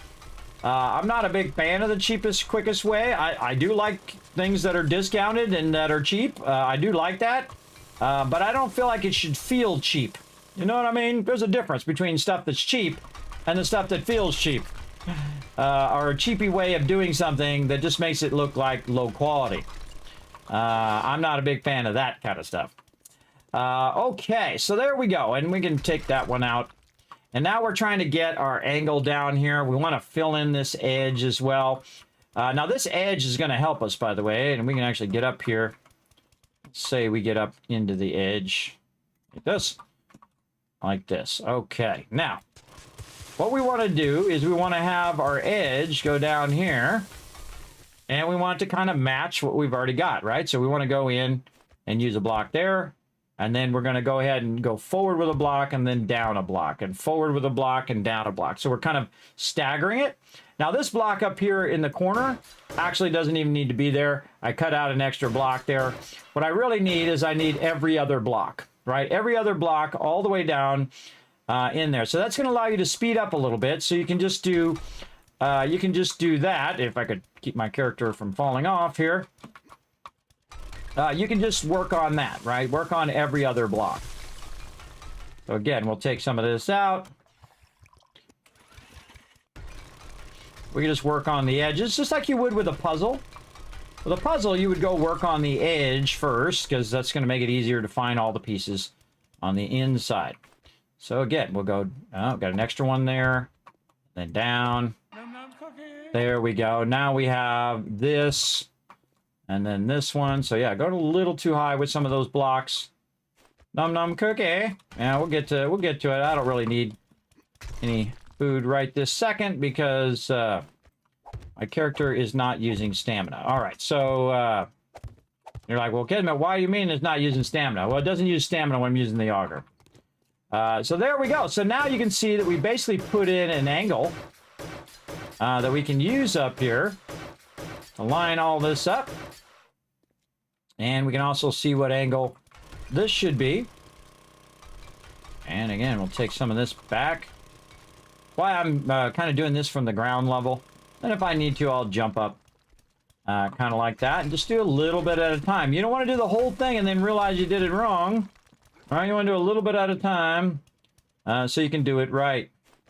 And again, you can see it remembered the angle. Now I can see, based on the first one I put in, that the rest of these are still in my way. And again, because I've made it higher than you can hit with the auger, it's a little awkward. You have to kind of jump up there and take out the blocks. You get the idea. Now, some of these blocks are still dirt, which is nice, but eventually we'll get to the point where it's just stone. Now, the goal is not to remove the blocks behind and just have these blocks. You don't want to have any gaps where zombies can spawn in between there. You definitely don't want that to happen for sure. And again, I'll do it just a little bit at a time. All right, come on, stand on the block. There you go. And then remove all this front side stuff. And then here, and then block in the corner. And the same thing with this side. We'll just take a bunch of this out. Take all this back.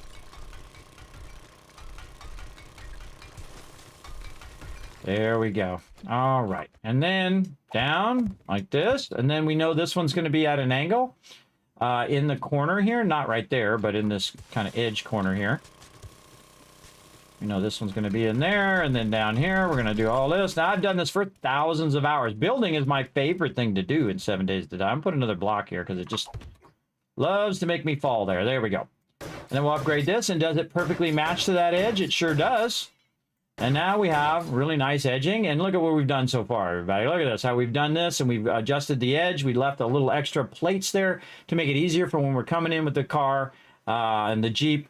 And then we can come down. And we're going to rework that entrance a bit too. But again, at this point, we should be able just to alternate our blocks. Now, notice that this block kind of insets a little bit further than the other block done. Like this one's going to be a little small inset, and this one's going to be a deeper inset. And smaller inset, deeper inset. And you have to alternate the blocks. They have a really cool thing in another game called Eco, where you can do all the blocks together. So you can do a ramp like that. You can do like 4 blocks to do the ramp all at the same time, which I think is super cool. Very, very cool. Makes it way easier to do this kind of ramp style. And again, you don't have to do this. You hear them out there? They're trying to find me. They'll find me eventually. All right. They'll find me down here.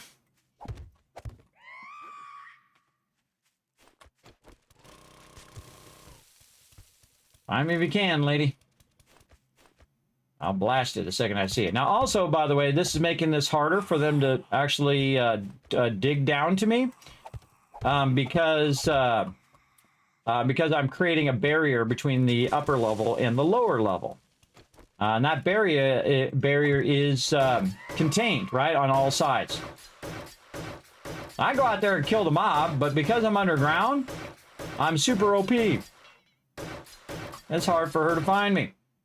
There we go. Very nice. And again, you can make this much smaller, everybody. You don't have to make it as tall as I am.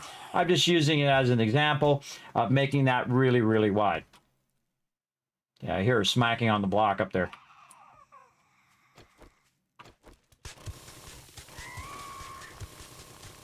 Again, I'm making lots of noise with my auger. Lots of noise with my auger. Now, definitely check out that heat map video, everybody. I do love to support other creators and show some love. And it's actually one of the videos I was going to make as a guide a long time ago. But he did a great job, and if somebody else does a great job, you go watch his video and he gets credit, and that's great. It doesn't have to be me, everybody. And again, I don't watch other people's content on the street. That's not my thing. It's not my thing. I don't think it's a thing you should do, especially without permission. Again, that's old school. Old school thing. Again, you do what you think is right. I shall do what I think is right because I answer to no one. I've already served my dues, paid my dues, and served my time, if you know what I mean. I've already put in the work. A lot of you know what I'm talking about. If you don't know what I'm talking about, you will. Over time, you'll be like, man, I did my thing. I've been paying my dues every day. I have to go to work and deal with my stupid boss. And I gotta grind every day to get some food on the table for my kids. And I gotta put up with idiots who don't know what they're doing. And I gotta do everybody else's job because no one's doing their job at work, right? And you guys know what I'm talking about. I know you do. I know you do. You had to do all of that crap. You've been around, you know. You've seen some crazy stuff like me. You've seen some crazy, crazy stuff. I'm feeling pretty good, Crimson. Thanks for asking. I appreciate you. Getting focused on building, sometimes you forget your character is hungry. Yeah, oh man. You know, I've died more to hunger and thirst in this game than any other thing. Totally true story. Because I don't really worry about it most of the time, especially when I'm playing my team. The reason why I don't worry about it with my team is, oh, this one. Is because, I got to put an extra block in there. Look at me, I got too many blocks. My bad. Let's just put that in there. Because I would rather my team use the food and the water, because they're fighting zombies, everybody. I'm in here, you know, underground, building base right now. Now I'm actually playing my team right now. This is a solo play. But I would much prefer that they had it because they need that stamina. They need that stamina to survive because you definitely want to have your food and water. Plus, it's also going to give them bonus stamina depending on which food you're using. Now, it's not like I'm hurting on food. I actually have food in my inventory. I can just use it. It's not like it's a big deal. But when I'm using the auger, I'm not really using stamina. So in the later games, stamina is not as vital as it is in the beginning. But you should definitely get your food and water, especially if you're playing solo. Food and water squared away as quick as possible, just like in life, everybody. And just make sure you got your food, water, shelter squared away. Get that stuff squared away, looking good, and you're all good. All right. Ooh, we need a block there in the corner. Now, see, I can see that there needs a block right here.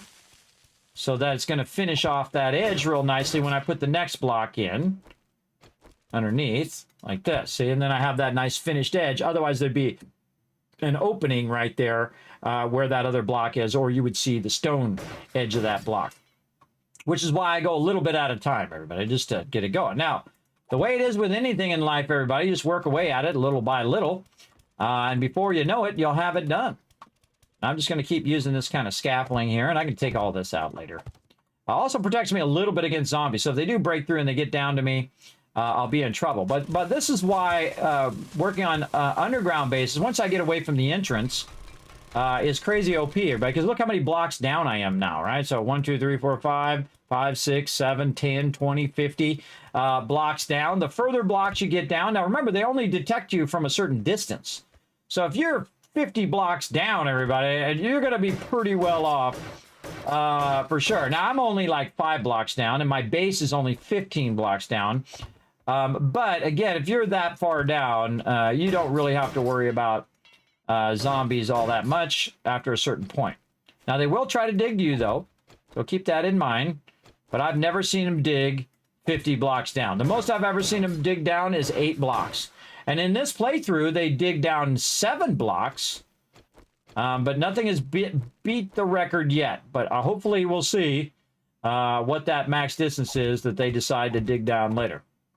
Again, we'll get up here. We'll use our auger. Keep working on this edge. Like this. I hear the trader saying something. And, you know, Horde Night will come up. Now, again, I'm playing at default settings so that I can get a sense of how the game plays in 1.0. Again, I like to play games without mods and all of that when they first come out. And then mods to me is like DLC. You go, oh, man, we should play this cool mod or play this cool thing. Make sure to show those modders lots of love, everybody. They're out there making all sorts of cool stuff for us right now. Show them lots of love. Ooh, a little bit of lead there, too. Now, I can make a lead mine right there, but I'm not going to bother. I'm just going to, again, line this out real nicely. Take that block out. There we go. So it's like every other one. So one is up, one is down, one is up, one is down. That's how you can do wedges. And also ramps as well. Work kind of the same way. Almost there. But again, just stay diligent, right? Just keep at it. I find the more you just keep at it, just like in life, the little baby step, you get closer and closer to being finished. Just like this. Then we're going to finish out the whole interior of the base as well. So there we go. So we got the bottom edge of that looking nice. Let's keep going on our top edges here. I'll just get over here and just chop a bunch of this out. Kind of clean that up just a little bit. And again, if we overdo it, we can always just put a block in there like I've been doing. I do a little too much. Trick is to just kind of remove most of it and then fine tune it as you go. And I could just, you know, cut the sides and cut the thing and just cut the top off and it would fall. But I do like to do it as I go. It just makes it turn out nicer, I think, in the long run. Crouching. Okay, and this actually needs to go down a little bit now because we need to go down with the kind of arch. I'm going to put this down just a little bit. Maybe put a block in between where I can jump to. And this is what I call scaffolding, right? This is like scaffolding that you use for angling your way down. Now, which block did we leave off on? I think we left off on this block. Yes, and then now we're on the wedge tip here. And you can see, look, if I put that in there, we're going to have this block in here where it's just empty block. So we want to finish that out, get that going. Very nice. Then we're just going to go across here and see if it goes in there, you know that you got an extra block you've taken out by mistake. And you just put another block in there and fill it in like I did for this block. And we're going to cut that down, and we can cut this whole bottom part off because we know that's going to go bye-bye. We need some more square blocks. Notice if I take some blocks off of here and put it on the square blocks, it still retains the square block shape, which is very, very useful. Right here, and again, utilizing that wedge tip. Again, this is very fancy, everybody. I'm just building it out pretty fancy, giving you some ideas for your future builds. And since this is going to be my primary tunnel inside my base, I'm going to automate it. And this is going to be the primary way I get in and out of my base now. And I'm just going to eliminate running in the front way of my base. And just use this, and I can use it for any vehicle of any size. And really, that's the primary goal here. Again, get these in. And we can see we need some blocks on the side there to finish it out. Take this block out. There we go. Put that in. Very nice. And we can take out this stone. And now we're getting down into the stone level. Again, all this stone will hold this up just fine. Again, you don't have to do all these blocks. This is just to make it look nice. More of a cosmetic thing than anything else. To really finish in the sides. Not everybody does. Some people just make a thing that's only 4 blocks wide, make exactly the size of the car, and do that. About this stage, especially with something that's like my entrance and exit, that I will embellish more than I would just the floors of my base. Because I want it to be, out of wood. Because I want it to be really nice, and you put in that extra effort in there, it'll pay off in the long run for sure. All right, do I have any extra wood in here? Holy mackerel, I sure do. Yay me. Yay me, I don't have to go and collect some more, though I could collect an absolute ton if I wanted to. All right, we're getting there. Little by little, we can see that that's starting to shape in nicely. Let's see if we can crawl under there. There we go. Okay, where were we? Right here.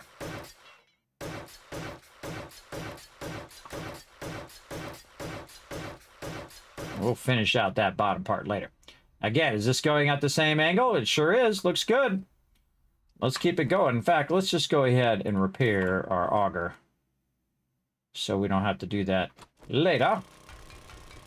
All right, and then we want to go ahead and probably bring our blocks a little bit forward so we can stand a little closer. This makes it more convenient.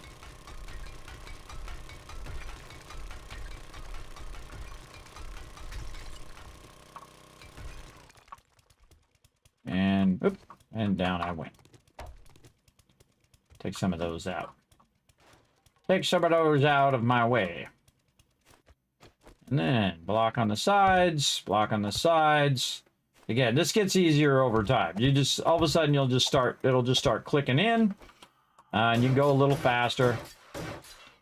And keep doing this top edge. The top edge is the hardest of all of this. But the side edges, when we get down to the bottom, that's going to be super easy.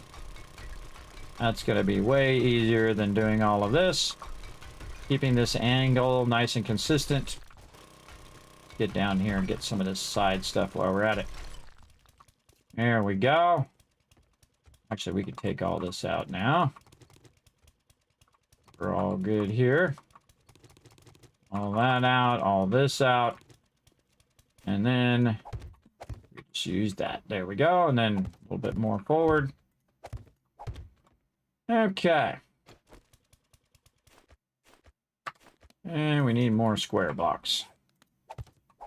Again, we can finish the bottom part out right now, just trying to work on the top edge. Top edge angle here. Now, very quickly, what's going to happen is this top edge is going to flatten out. The reason why it's going to flatten out is because what we're going to do is make sure that we're 5 up when we hit the bottom. Again, you can see this is pretty involved, though. This is definitely taking some time. Make sure you're doing it right. And all of that. I love this part. I love this part where you're really saying, okay, well, you can get the hammer out if you want. I would much prefer if you got the block. There we go. You're kind of alternating back and forth between those pieces. Now, again, you can cut it all out ahead of time if you're getting way better at it. You're like, you know what? I know exactly how to cut that. I'm going to go ahead and just cut it all the way down. I always feel like it's much smarter just to do it in segments, especially when you're new to the game, or if you just want to, you know, be meticulous about your building. Me, I prefer to do it this way. Sometimes I'll alternate, by the way. One time I'll do it this way, where I'm doing this thing, and then I decide, next time I'm just going to cut the whole side out, and then just put all the blocks in at once. Again, as I'm moving forward here, I want to go ahead and my blocks in here, and then lower these blocks a little bit, just to make it easier for me to go down with the arch. And then I get down here and take all these blocks out. And maybe leave some blocks just so I can get back up there when I fall down. Because ultimately you're going to fall down at some point. Take that, box. Doesn't want to pick up, it's damaged. Pick up that block. Fine. Okay, weird. Would not let me pick up the block. All right. Back at it. Blocks. Again, we'll work on that lower part. Later on. Let's just keep... I hear them up there. They might be digging down to me right now. I don't know. Well, that's a them problem and not a me problem. They make it a me problem, then I'm going to wipe them out. But I can hear them up there. You can hear them, and they're not bothering you. Meaning that they're not attacking you, and you're not taking any damage, and they're not wiping out your base. What do you care?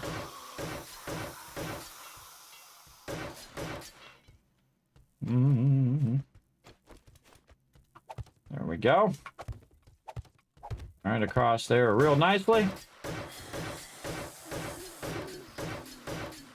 If they are making a hole up there, what I'll do is I'll go in later. And again, see, I have this protection of this wall now, right? So they have to get through this cobblestone to get to me as well. But if they do make a hole there, I'll just make a bunch of dirt. I'll kill them, make a bunch of dirt, and then fill it back in again. So, no big deal. Oh, I always fall off the blocks. I refuse to put a new block there. Let's put a new block there. Should make some more blocks, by the way. Make some more blocks, building blocks. Yeah, let's make about 250. Now, I could use the actual finished blocks here as well, by the way. I could just be using cobblestone blocks or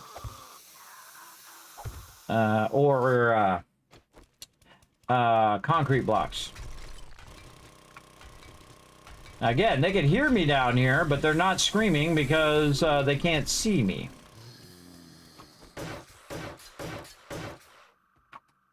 So I can just keep on working. Oops, nope. Square block. Square block. There we go. And we need this corner. This a little forward just to make it easy to get into this corner.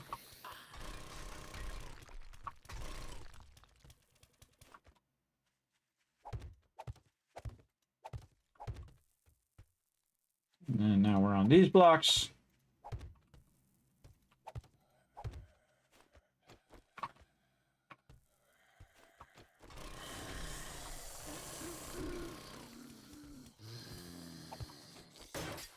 Don't let them freak you out, everybody. Just keep building. Underground. With no distractions.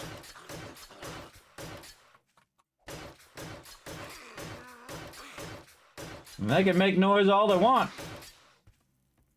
And keep on making that noise. Ain't bothering you. You're down here doing your thing.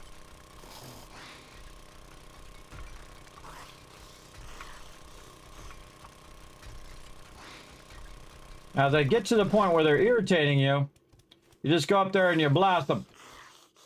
Like, I can just run up there and take those blocks up, run up there and kill them. We'll see what they're doing when we're done. All right, so we're almost to the bottom here. We just got to keep on keeping on. Keep on keeping on with our side blocks as well. All right, let's go down here and work a bit on our side blocks. Like so. Take this one out. Get this block. And take a little bit of this out. And we're getting there. We're getting there. Look, all we got to do is get right to there. And we'll do a bunch of our side blocks here just for funsies. Get this other block down here so we can make it nice and lined up against our ramp as well. Night, Raz. Thanks for hanging out. There was a maze-like base my older son used that you showcased. Oh, yeah. A long time ago. Twitter, I feel that way. A long way to go. Yes, exactly. Exactly. You know, the funny thing is, whether you're, 20, 30, 40, or 50 like me, you still feel like you're that 20-year-old person version of yourself. You never really feel any different because you're still you. But you are wiser, and you've learned a lot of things, hopefully, along the way, like me. You've learned some ups and downs and things you've learned from all the experiences and stuff that you've done. The smartest thing I've ever learned was you answer to no one. You are amazing the way that you are. Try to be better every single day. Learn something new. And do something amazing with your talents, everybody. One of my talents is building. I love to build. I've studied architecture in real life. And I've always loved it. And I have a natural ability to remember maps and locations and things like this of past build items that I've done, and then go in and make them even more cool than I did before. Iterate on them. Make improve upon your designs. Always be trying to improve. Is what I try to do.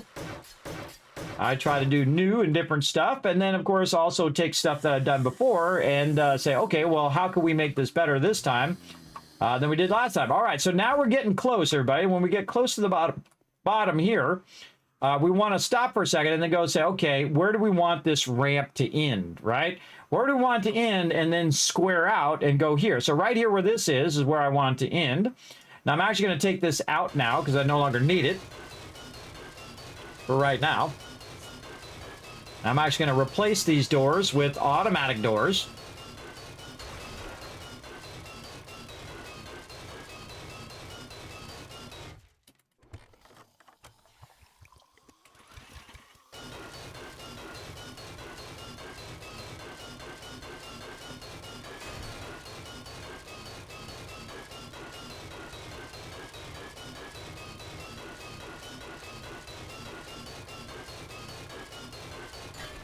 All right. Now, here's another trick also, everybody. Do not put the door at the bottom of your ramp. Don't put it right there. Put your door set back a little bit. Why do you want your door set back a little bit? Because this way, when you're rolling up, first the door can go up, you can move forward, and then go up the ramp. Otherwise, you're going to hit the top of your doorway. Right? So when you're doing a ramp like this, you actually want to set it back. Now, if I'm just walking up and down or I'm using my motorcycle, it's fine because it's high. But with a truck, you need to set it back so the truck can come down, flatten out, and then go through the doorway, or vice versa. The truck can go through here, go through the doorway, and then go up the ramp. So we want to think of that ahead of time as well. Now, you could finagle in, a 3x5 thing and maybe make it through there and put it right there. I highly recommend offsetting it back. So that's what we're going to do. And get a little coal while we're at it too. We're going to offset this back a bit. Like so. All right, and then we'll go in here and we'll make ourselves some nice side blocks. More side blocks over there. Okay, now do I need to sink that down in the ground? Absolutely not. You've already got this down in the ground. All you need to do, if you want to finish out the sides, is just do something like this. And there we go. So this is 1, 2, 3, and then 4, 5. So again, that's going to come down, and it's going to hit an edge where it's 5. Now we have to decide where the door is so that we know when to stop. So let's say this is going to be the door. We're going to take out all this stuff above us here. Be real careful, though. You can't cause a cave-in. Well, you want to just do it in segments. All right, we'll cut that back just a little bit. So this is going to be 1, 2, 3, and 4, 5. There we go. So this is going to be where our side block is going to turn into a square block. Now, I also recommend doing this. Take these square blocks and put it up here.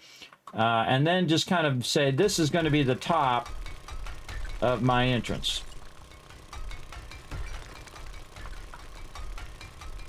You can see I'm cutting out one block and then the other block above it. Like so. And then we got to kind of jump to get these blocks. That's good. I want to make it so you don't accidentally take out too many blocks up there. Then across here. So we're going to make it from one side to the other. And then we'll look at how we're doing here, and we'll line this up. All right, let's say right here. Always got to reload right when I'm in the middle of it. All right, there we go. Reload that gas. And right here in the corner. Now, sometimes it's hard to visualize how it's going to be shape-wise, and that's why you use your blocks. So it helps you visualize your thing. Oh, and I can see that there's one more block I want to take out right above this one. Right there. There we go. Just so it goes up, and then it squares off, and then it comes across. Like that. All right, so that is going to be my entrance. So I know that all of this can go bye-bye now. All of this stuff right here is not going to be used. So let's get rid of a whole bunch of this. Cut all this out of here. Getting a lot of nice coal from that as well. Get rid of just some of this low-level stuff.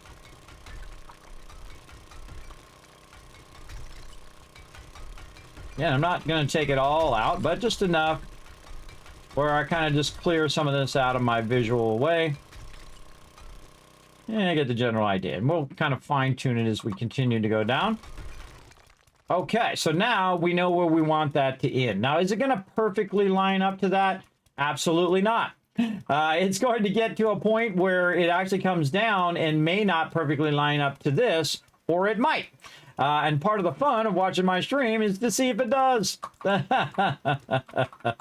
I like to magically surprise you guys. When you do the math right, it should all come out right. And sometimes you do the math wrong and it comes out wrong. And that's part of the fun of watching, to see if it works out. All right, let's go ahead and fill in our walls a little bit here. Again, totally ignoring the zombies. I'm underground. I've got that blocked off. They're not smart enough to go, hey, there's some really weak blocks over there. I'm going to go over there and destroy them weak blocks. What they're doing right now is they're above me, and they're trying to drill down to where I'm at. So, again, if you know that mechanic, you're fine. All right, and then this is all going to square off here. And we just got to keep working on our stuff here. So we're just going to go ahead and make ourselves a little jump block here. And then across here. Put those back up there like that, and then keep working away.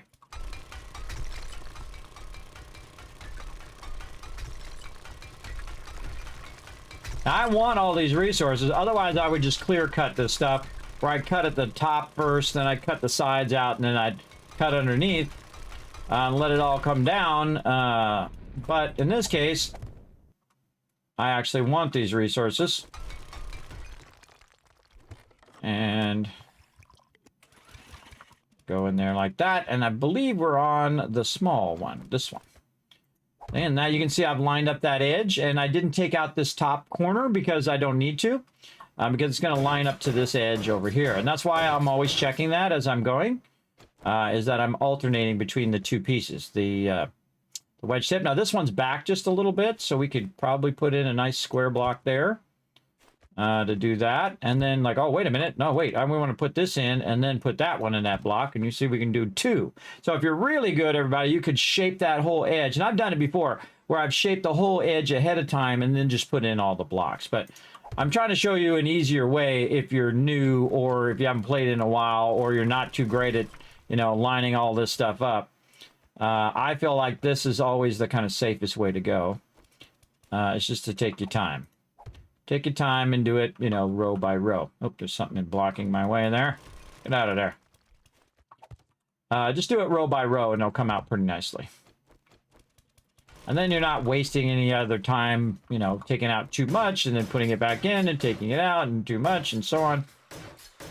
But if you get better at it, that's what you can do. You can make that whole edge in one shot. Again, I've done it before in the past, but I don't think that's a great way to do it in the beginning when you're first learning. That's definitely way harder to know how to do that perfectly down the edge, because it's going to cost you more time. More of your precious time. And your time is your most valuable asset. That's how I came from the side there. Made it a little easier for me to line that all up. Again, we'll put some more scaffolding down here to walk on. And we want to get this corner block there, and then put these in.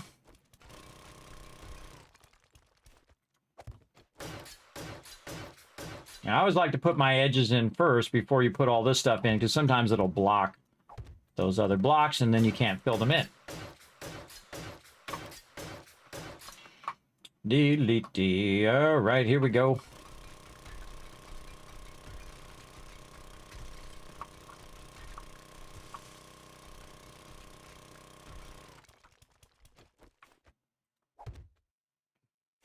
And now we're on our wedge blocks. Oops. These are wedge tips.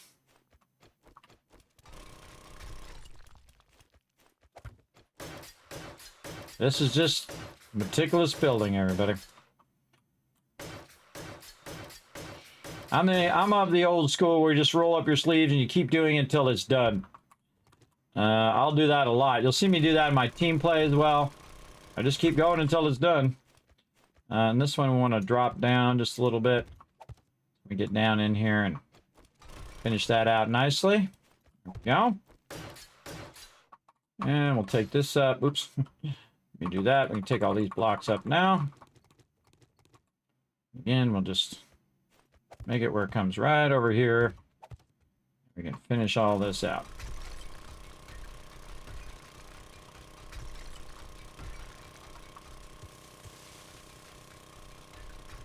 If you end up going too far and all of a sudden you're down too low with your ramp, you can go, oops, I made a mistake, and then just take it out and redo it. Okay. I got 6 skill points to spend. Look at me slacking. Look at me slacking on them skill points. All right, and again, I'm going to speed up just a little bit. I think you guys got the general gist of this. And so now I'm going to go a little faster. I play way faster off stream, but if I was playing the game off stream, I'd be going at like 10 times speed. But I do like to go at a pace that feels comfortable to the chat.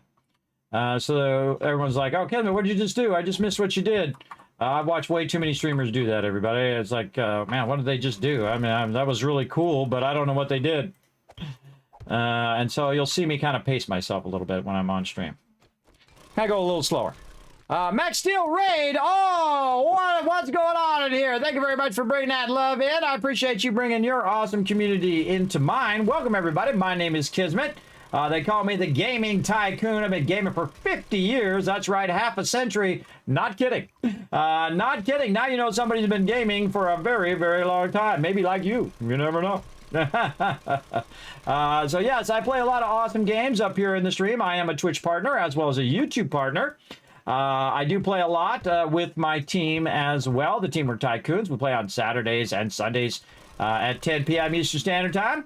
Right now, we are playing a solo game, talking a bit about making ramps here, where we're making the inverse side of the ramp, the upper part of the ramp.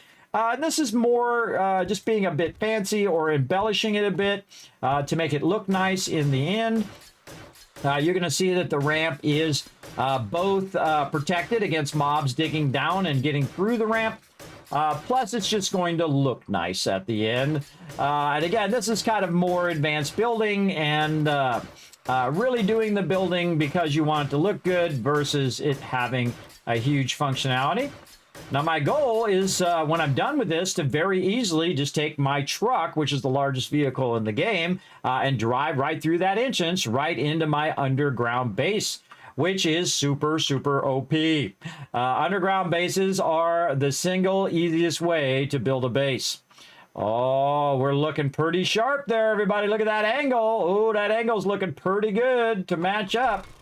Let's take out some more of this. We're getting close. We're getting there. Again, just a little bit at a time, everybody. A little bit at a time is what gets it done. We'll take out our side edge here. Now, we square out our side edge here and we do the whole rest of the side edge. That's going to be the easiest part. That's going to be super easy for us to do because those are just square blocks. Where doing angles is fairly difficult because you got to get them all to line up, and it's very easy to get off track, and then the angle's wrong, and all of that can easily happen. Now, we're going to do this, and we're going to take these out now because they're up a bit high for the next segment we're going to do. There we go. Oop, accidentally took that block out. There we go. Let's fill in all of this. Now, again, I'm just doing it at cobblestone. I come back later and make it into concrete if I want to. I find that most of the time, if it's an underground tunnel with no zombies, it's just going to be you coming in and out of there. Cobblestone's enough. Might also notice that I'm not using cobblestone blocks or wood blocks. I'm going from building blocks to a wood block to a cobblestone block. And the reason why I'm doing that is because you get a lot of XP. For doing that, costs a lot more resources, but I have plenty of resources, so I like getting that XP. It does take longer to do because you have to, you know, upgrade every block. Just like that. All right, and then back to our angle here where we're looking real good. There we go. All right. And again, because we have it so high up, we're making a little bit of scaffolding for us to stand on. And you guys have hung in there. We're almost there. Just hang in there a little bit more. We're going to get this ramp in here, and then we're going to start working with power. And we're going to make this all sweetly automated. I'm going to show you how to do all of that. Fun stuff. Oh, I love it when you get to the power in this game, everybody. It's really, really fun. Especially when you just automate everything to do the work for you. All right, cut that back just a little bit. Looks like we got this cut back. Let's see. Let's check with our blocks here. Yes, we're looking good. Looking good. Let's get these filled in. And now I believe we're on this block. We are. Now this one actually needs another block here. Cut that back just a little bit too much. Right there. All right. Looks good. Looks good. That's all good. This is good. I need to get over here on the side a little bit. And then we need to cut all this out. Like this. Clean. Make that edge nice and clean. Right here. And again, we want this to come down to an edge and then flatten out. So that our vehicle won't hit the edge when it's coming down. So again, normally the vehicle is 3 high, but if you get at an angle, sometimes it hits that 4th block and will cause you to stop. So you want to watch out for that. And that's what we're kind of accommodating right now, is that we flatten out the roof at the right time. So we're going to go ahead and, oh, actually, I don't need to take that out. What I need to do is put some more blocks over here like that. And then we're going to go to our wedge tip. There we go, like this. And that one was too many blocks taken out there. There we go, same thing there. That's my bad. Just fill it in with a little block. You'll be fine. And then wedge tip. Wedge tip. And then wedge tip, wedge tip. And we'll fix that other block behind there in a second. And right here. I'm going to go ahead and take out the side a little bit here.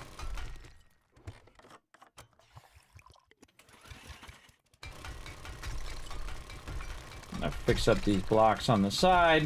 Now, the reason why I take out the side blocks is they're also reference blocks when you take these out.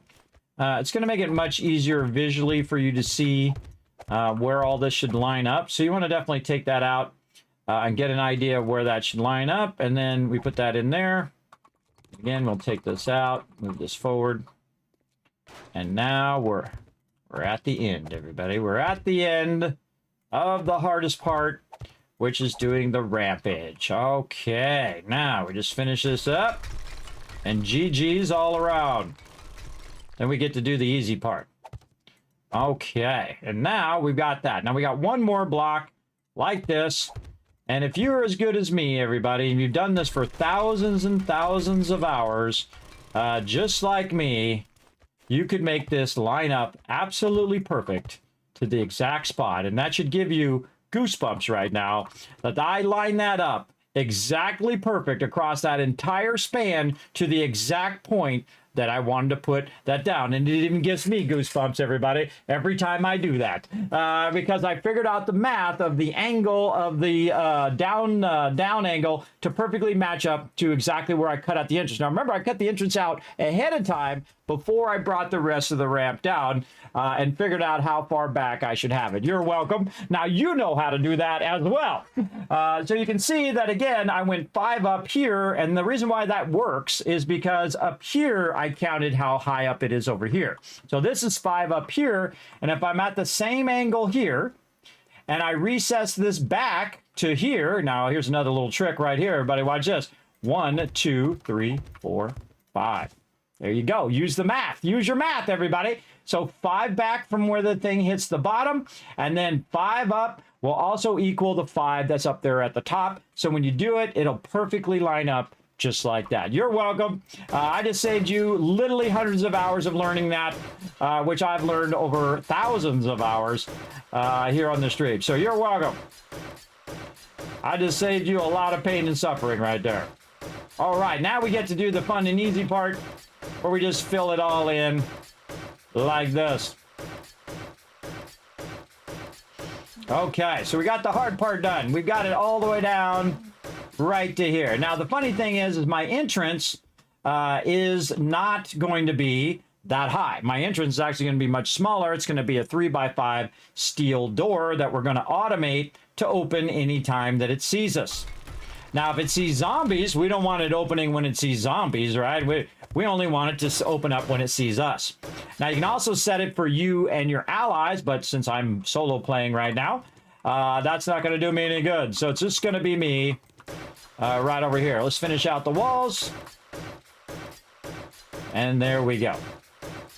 Now, I'm also going to add another bonus thing here in the stream, everybody. If you got your truck in here, your truck going to be huge, and you're going to have trouble turning around. So I'm actually going to widen out the in part.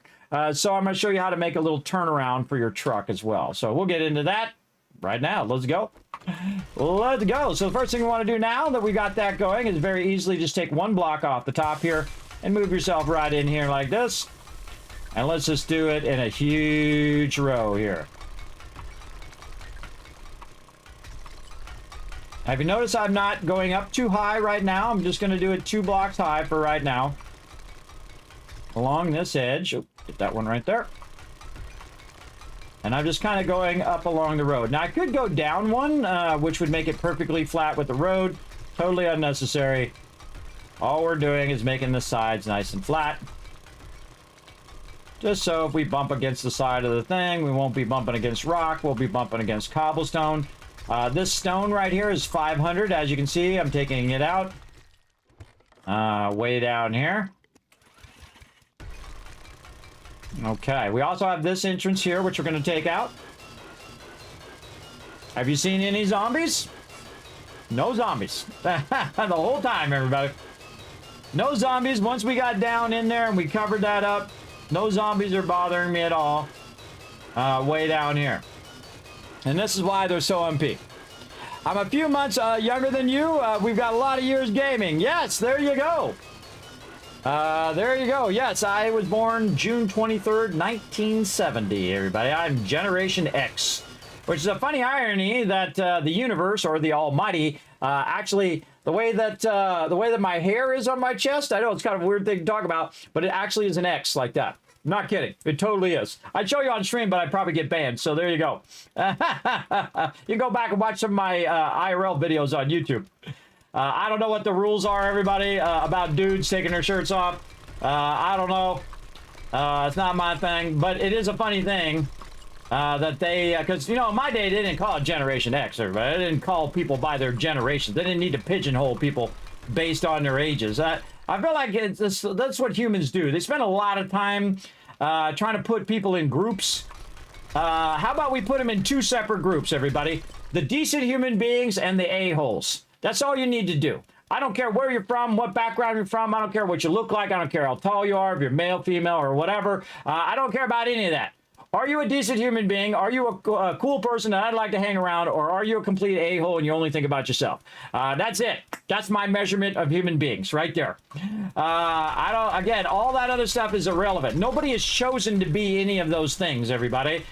People did not choose where they were born, what they look like. They didn't even get to choose their name, everybody. You didn't even get to choose your name. Somebody chose your own name. Now, later in life, you can change some of those things. But in the beginning, you had no choice in any of all of that. So why hold that against people? I think it's the stupidest, most idiotic thing that human beings do.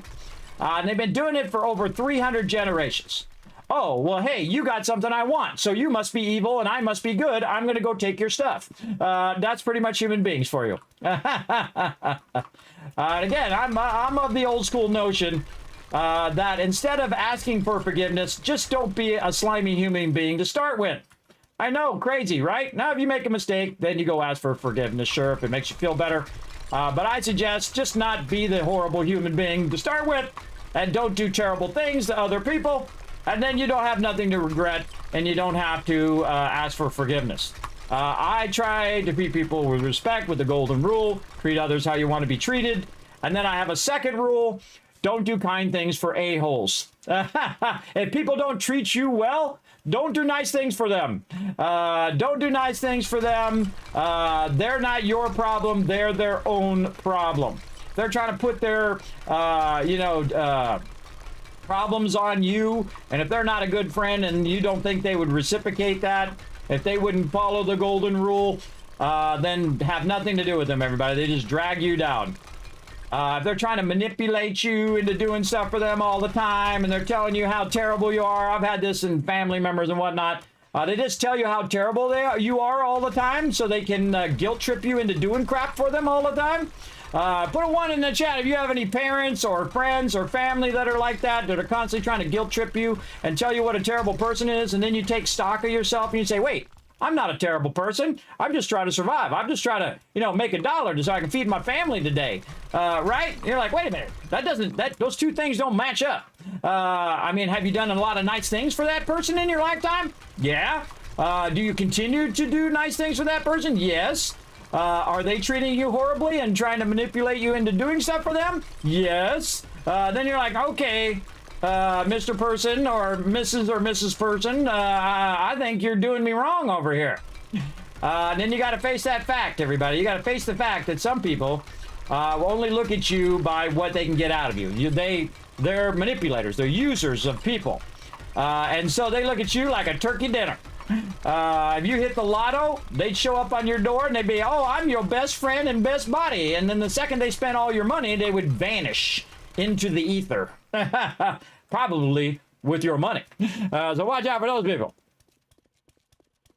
Oh, yeah. Yeah, that's pretty messed up. That's messed up, bro. You're probably of that generation where your parents were like, oh, you broke your leg? Well, rub some dirt on it and you'll be fine. That's my generation. People think we're joking, everybody. That's not a joke. That's true. That's a true life thing. Oh, you hurt yourself? Well, walk it off. You'll be fine. That's not a joke, everybody. That's a real deal. For sure. Yes, 1979. There you go, Thursday. Yes, come on in. Relax. Take it easy. Put your feet up. You've earned it. Yes, and again, thank you, Mixed Deal. I hope you had a great stream as well. If you got a bail, that's okay as well. But I do appreciate you bringing your awesome community into mine.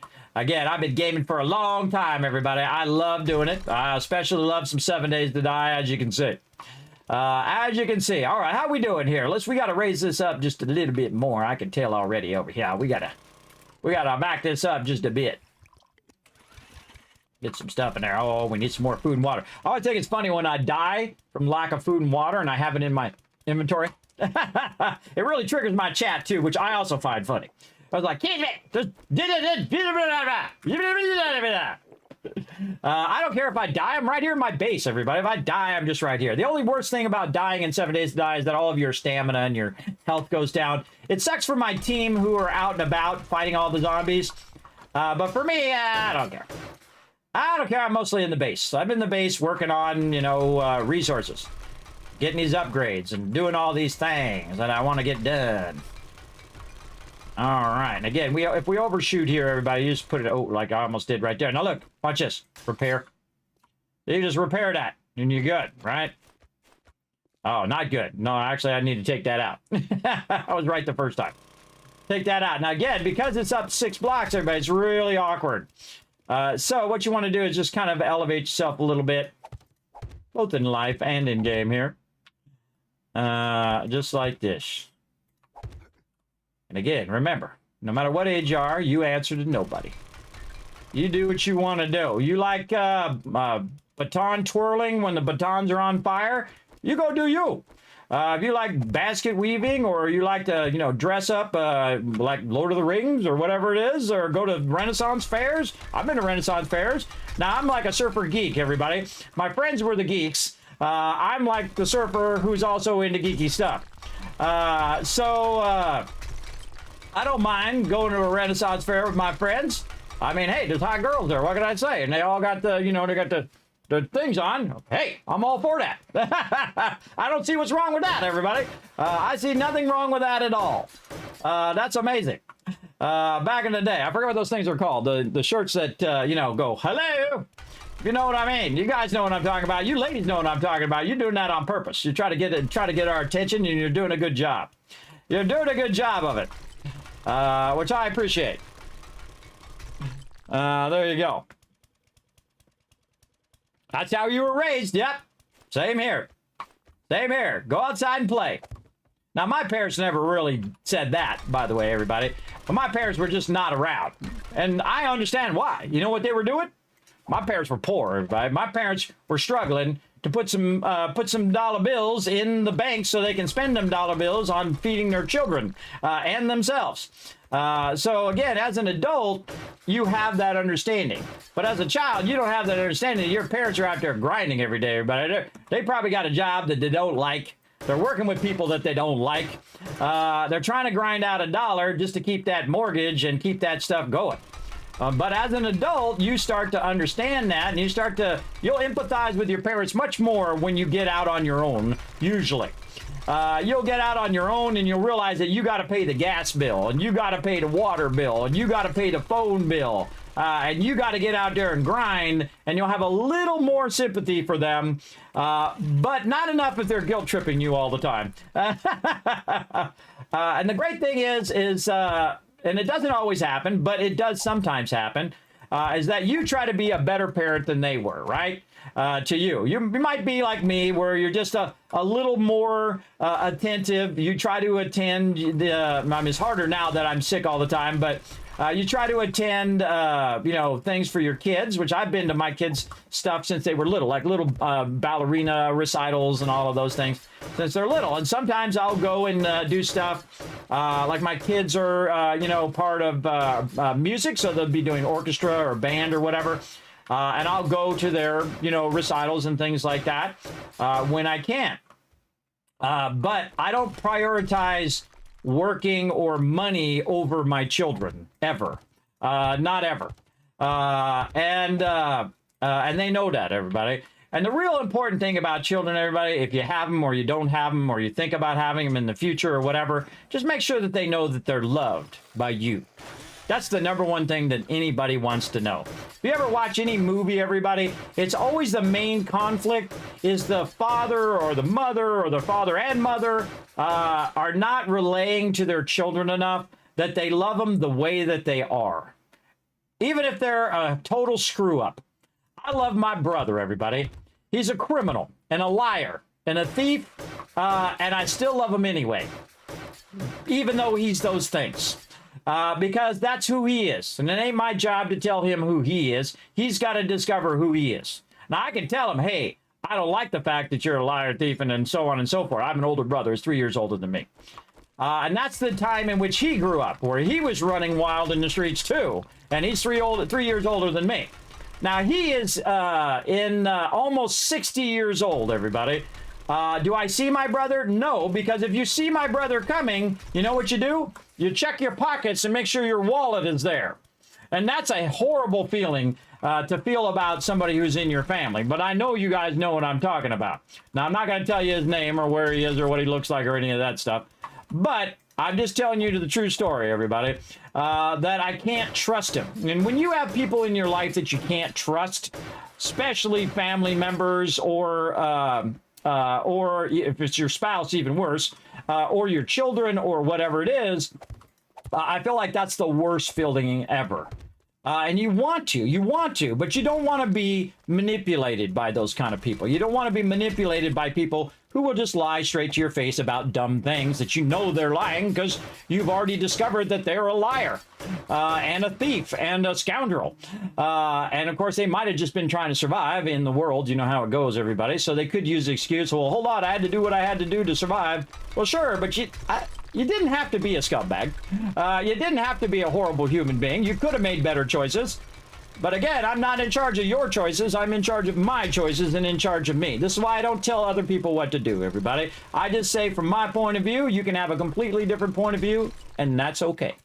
I know it's weird, right? It's weird to feel that way. It's weird to feel that way that, oh my God, somebody else has a different opinion from me, and I don't have to tell them how wrong they are all the time. I don't have to tell you guys how wrong you are. You know what? Those are your choices. And there's the one worst thing in life that you can do to people who will really not like you and really not like Preston from Fallout 4. And that is to take away people's choices. Great example, Skull and Bones, everybody. They took away my choice of what I want to play when I'm playing the game. Right? They got these defenses that I don't want to do, and it's taken away my time from being able to play other things in the game, and so I stopped playing the game. Because you take away my choice, I'm out. Peace out. Kismet out there. Just like that. And so I don't like to take away people's choices, and I don't like my choices taken away. Now, I have a lot of choices that have been taken away, but not by other people, by just the universe decided to say, hey, guess what? For the whole rest of your life, you get to be dizzy every single day. And there's nothing the doctors can do about it. Isn't that awesome? So that's my everyday, everybody. I'm not kidding. That's a real life thing. That's a big, long name, blah, blah, blah, blah, blah, blah, blah. It's a middle channel ear imbalance that I can't fix and they can't fix. So my doctor, who I appreciate, by the way, who just told it to me straight, Kismet, you're going to have to learn to live with this for the rest of your life. I'm like, okay, cool. Now I know what my next steps are. If you're just left in limbo, everybody, that's like the worst thing. Well, we could do this, or we could do that, or we could charge you another $100,000 while we go and do all this crap to make more money, to make get another Jaguar, or another, you know, send their kids to private school or whatever. Or they could tell it to you straight and say, look, you're going to have to learn to live with this particular thing. And then I went to physical therapy and I learned how to live with it. And so every day is constant suffering. But there's two options, everybody. You can lay down and die, or you can get up and say, I'm going to make the most out of this day today. And that's what I do every day. And hopefully that inspires you to do the same. But again, it's your life. You do whatever you need to do. I don't like taking away people's thing. There you go. Yes, there you go. Right there. That's what you do. You get up and you learn to live with it. Just like Sasri there got up, learned to live with it, got that meds, and moved on with it. Now, a lot of people cannot empathize with that because it hasn't happened to them. Now, just because it hasn't happened to you doesn't mean it's not a thing. A great example, everybody, I was playing Fallout 76, and I was like, Kismet, when I was playing Fallout 76, man, I was having so many problems, I had all these issues, and oh my god, my computer wouldn't run the thing when it launched, and all of that, and I'm like, I didn't have anything. I didn't have any issues. None. Zero. No issues, no crashing, no nothing when I first started the game. But that doesn't mean I don't empathize with people who have technical problems, because that sucks. That really blows, everybody. When you're trying to, you know, play a game that you just paid a bunch of money for, you want to play the game and it just keeps crashing all the time. That sucks. So I can empathize with other people who I may not have that same condition, or I may not have that same problem. But if you've been around like I have, and you've had technical problems, and you know how much that sucks when you're playing World of Warcraft, and the boneheads over there don't know how to make their servers work, and then you're waiting in this queue for 4 hours while you're trying to get in, where it's been 15 years since they should have learned how to fix those server problems 15 years ago. Some of you know what I'm talking about. I'm talking about vanilla. I'm talking about, well, it's classic, they call it. So 15 years ago, when they launched World of Warcraft, and I had 300 of my members sitting on TeamSpeak who I had to listen to complain about how much this sucks that they can't log into the game. Fast forward 15 years later when they come out with Classic, and then I got my team rallied again to try out Classic. We go try out Classic, and guess what happens again? Let me know in the chat, everybody. What happens again? What happens again 15 years later? What happens when they try to launch Classic? Ugh. People just don't learn their lessons, everybody. They just don't learn their lessons. Not one guy who got up on stage and said, you don't really want Classic? Yeah, they do. Classic is amazing. It's an incredibly great version of World of Warcraft. Yes, what happens is the morons do the same exact thing again. They make the servers not work. And there I am on Discord now, listening to everybody say, oh, this blows. I can't log in. I can't get into the game. The game's broken. The servers were going down. I'm in a massive queue for 4 hours. It's just like, it's like people who make the same mistakes and don't learn from their mistakes. I don't mind if my kids make mistakes, everybody, and I tell them this all the time. I don't mind if you make a mistake. My daughter ran up against the edge of a fence and scraped the hell out of my wife's car. And did I go in there and yell at her and say, oh my God, I can't believe you broke the car, blah, blah, blah, blah. She already feels bad enough, everybody. Believe me, when people make mistakes, they already feel bad. You don't need to go in there and tell them to feel worse. You don't need to jump on them and say, wow, you suck. I can't believe you made a mistake, when you yourself are flawed too. And you're going to make a mistake one day too, right? In your life. Absolutely. And you know you've made those mistakes. I know you have, because everybody does. So every human being is inherently flawed. All of them. Everyone that's ever exists, the ones that exist now and will forever exist until we're replaced by AI. So there you go. And then even the AI will be flawed. You know why it'll be flawed? Because it was made by these things, the human beings. So when my kids, when my kids scraped up the car, I didn't go yelling at her. I said, that's what happens. Now you know. Now you know, when you panic when you're driving, you're going to do it. Now it's going to cost me like $2,000 to fix the car, everybody. But here's the thing. In the moment, you can yell at somebody, or you can be next level human being. That's right. You can level up as a human being. And you can say, hey, I understand that you feel bad about damaging the car. And if they don't feel bad, then that's a danger sign, by the way, everybody. My daughter felt bad. She just scraped my wife's car, right? And now it has a big gash down the side and in the corner, and it pulled the thing off a bit. And she did that a while ago when she just first learning to drive. And the same thing when my kids spill the milk. They knock over a drink or whatever. Do I yell at them because they knocked over a drink? No. The only thing that upsets me from my kids, and they know every time, if they do it, I'm all over. And that's when they be disrespectful to my wife. When they're disrespectful, that's something you have complete control over. And if you don't have control over it, you need to get control over it. Because when you're rude to your mama, I'm going to be all up in your business. If you crash the car, if you get in trouble, if you do all these things and make all these mistakes, well, then I'm going to say, look, you learned your lesson from that one, didn't you? I'm going to be a completely different person when it comes to that, or a completely different take on that one. Because that's sometimes beyond your control. They are called accidents for a reason, because it wasn't something you intentionally did. You didn't intentionally spill the milk. Now, if you knock somebody's milk down, that's disrespectful. Then we're going to have a talk. But if you did it on accident, you probably already feel bad. You don't need me making you feel even worse. And the same thing when I'm playing games, everybody. I ask people to not do that to peeps when they make mistake. I make mistakes. Sometimes the base comes down. You know, it wasn't my fault. It was I did it correctly, and the base come falling down. We lost a bunch of loot. But in that moment, when that happens, what do you want from people? Do you want them to yell and scream at you and tell you how terrible you are? Or do you want them to say, don't worry about it, kids, but we'll go get all that loot again? Wouldn't that be amazing? Wouldn't that be amazing if your parents said that to you? Oh, that's okay.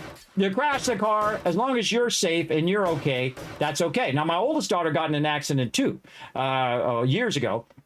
And this guy who didn't have his lights on at nighttime come out of nowhere because she couldn't see him. It's dark. And she was crossing the street, and the dude came up, bam, hit her right in the back of the car. Smashed in the car. Cost me thousands of dollars to fix the car. Did I go yell at my daughter? No, wasn't her fault. Some moron wasn't paying attention, didn't have his lights on. Some 15-year-old kid who probably wasn't even watching where he was driving. That's our thought. And the police officer said, hey, what are you doing, bro? Because I have the whole police thing. Because there just happened to be a police officer behind her who saw the whole thing. So the guy didn't have his lights on. The guy comes rolling up and rams into her. And he actually, she was already in the middle, and he actually turned toward her, everybody. He could have just went straight and been fine, and because she was already past him, but he actually turned toward her and crashed into the back of her. I know, it's one of those life things. But again, in those moments, you can choose to be a next level human being where you don't make people feel bad when they're already feeling bad. It's hard to do, everybody. It's hard to do because your instinct is, I can't believe you did that thing. I can't believe you're such a terrible human being that you made these mistakes that even myself would probably make in the same situation, right? Would I make that mistake in the same situation? If I was driving down the street and somebody didn't have their lights on and I was crossing the intersection, would I get in that same accident? Absolutely, because I couldn't see the car. I didn't even know the car was there. Didn't have his lights on. And so the dude showed up, crashed into me. He actually swerved into me. And bam, there you go. Now, also, because of that, I had to pay thousands of dollars to fix the car. I had to fight with my stupid insurance company, which I would never use ever again. I actually canceled my insurance with them because they're such idiots. They literally took 9 months to get the car squared away, and then I officially just said, you know what, I don't want anything to do with you guys. You just pay out the insurance, and I will go take care of the car. And so that's what I did. I will take care of it, right? So now also, the thing that, the other problem with this is that it takes up a lot of my time. So I got to go do this thing for my daughter because she don't know, because she never had insurance and she's not paying the insurance and she don't know what to do to deal with the insurance company. She's never done that before. So I went and did it for her. But of course, you know, tried to teach her along the way and say, look, this is what they're doing. This is the problems you can have. This is how you solve the problem. Instead of bringing her down, I taught her life lessons and I tried to help her learn her life lesson from that accident, which was totally not her fault. But it doesn't matter if it's your fault or not. You still got to take care of it. And you still got to champion yourself as well. You got to learn to champion yourself in everything that you do. And that's the way I am. I'm that way, everybody, because you know what? I grew up in the generation of go outside and play. And if you get hurt, well, that's on you. And you do your own clothes. If you want your clothes washed, there's the washer or dryer. You want some food? There's the kitchen. And if there's no food in the kitchen, walk to the store 3, 4, 5, 10 miles, whatever it took as a 10-year-old child. Walk to the store, get your own food. Yes, I'm talking. That's not made up, everybody. We're not exaggerating that. We're not like we're walking up the hill in both directions in the snow. That's not a made-up thing. That's a real thing. A 10-year-old child would walk 5 to 10 miles away to go buy themselves some food from the store. Or you'd be 5-year-old child on your big wheel rolling down the major streets. Oh yeah, I've done it myself. I actually got picked up by the police officer because I was on my big wheel crossing a major road, and he picked me up and drove me back home. Yep, yeah, he sure did. Absolutely. There you go. Gotta go now. Sure, take it easy, man. Hope you feel a little better. Hope you find a way to keep on keeping on, everybody. Now, again, I like to chat when I'm just doing simple stuff over here, but I'm just taking out stone. I'm just cutting out this thing a little bit higher and higher to match up to this. So I do like to talk about that kind of stuff as I'm going. Maybe inspire you guys a little bit to go out there and do your thing. Maybe treat people a little bit kinder in your life. Not yell at them for making mistakes or accidents happening. I just think it's a bad move all around. It just creates animosity between everybody. To just bail on people like that. It's like when your boss comes in and starts yelling at you when it's your idiot boss who made the mistake in the first place, but they yell at you to try to divert blame to you. Ever had that happen? Oh yeah, I've had that happen to me, and I'm like, oh no. Oh no. Kismet don't roll with transferring blame onto me, bro. I said, no, that ain't me. That was you. And don't be transferring that blame on me. I don't ever take that kind of stuff, everybody. I don't roll over, as we call it in my day. I don't roll over when people try to transfer blame to me. It ain't me. But if it was me, I'd say, you know what? It was me. That was my fault. I made that mistake. I'm going to make it right. That's what I would do. But if someone's trying to transfer the blame for some stupid thing that they did, I'd be like, no, no, no, no. That was you. That was you that did that. You need to go out there and make amends for that, or you need to own up to your mistakes. And I feel like that's another way of leveling up as a human being, owning up to your mistakes. Right? If you make a mistake, you say, oh, my bad, I made a mistake. If you get in an accident, my bad, I got in an accident, it wasn't my fault, or maybe it was your fault. Either way, again, beating people up after they make mistakes never turns out well. It just builds animosity. And believe me, I've had to listen to a lot of attitude, everybody. And even when other people do it to me, when they give me attitude and say, oh my God, I can't believe that you forgot this thing. Like, I get that all the time, everybody, because I'm forgetful now because of my medical condition. So I have a really bad insomnia and sleep apnea. So what happens is I cannot remember things. So people will tell me things and then I will forget them. And then people are like, I can't believe you forgot the thing. Well, duh. These are one of the medical conditions that I have, and this is what's going to happen. I mean, you could yell at me all day long, but that ain't going to fix it, and there's no way for me to fix it, otherwise I would have already fixed it. I have spent hundreds of thousands of dollars trying to fix it. But obviously that did not work out. So I do the best I can do, right? And that's all you can ask of anybody. They don't intentionally do it. If they, you know, they're trying their best, then you should treat them well, I think. But then again, that's an old-fashioned notion, everybody. An old-fashioned notion to level up as an actual human being as you go along. Getting there. Oh, so close. Can we get a little bit more in ish? Yeah, let's get a little bit more in ish. Ba-da-da!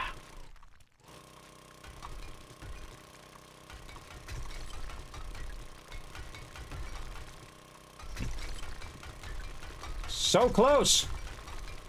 Let's just take out the rest of this wall here. Get this done. I spent a lot of time on this tunnel, but it's going to be awesome now. I'm coming up on Horde Day too, everybody. We got to watch out. So again, everybody, both my kids got in an accident.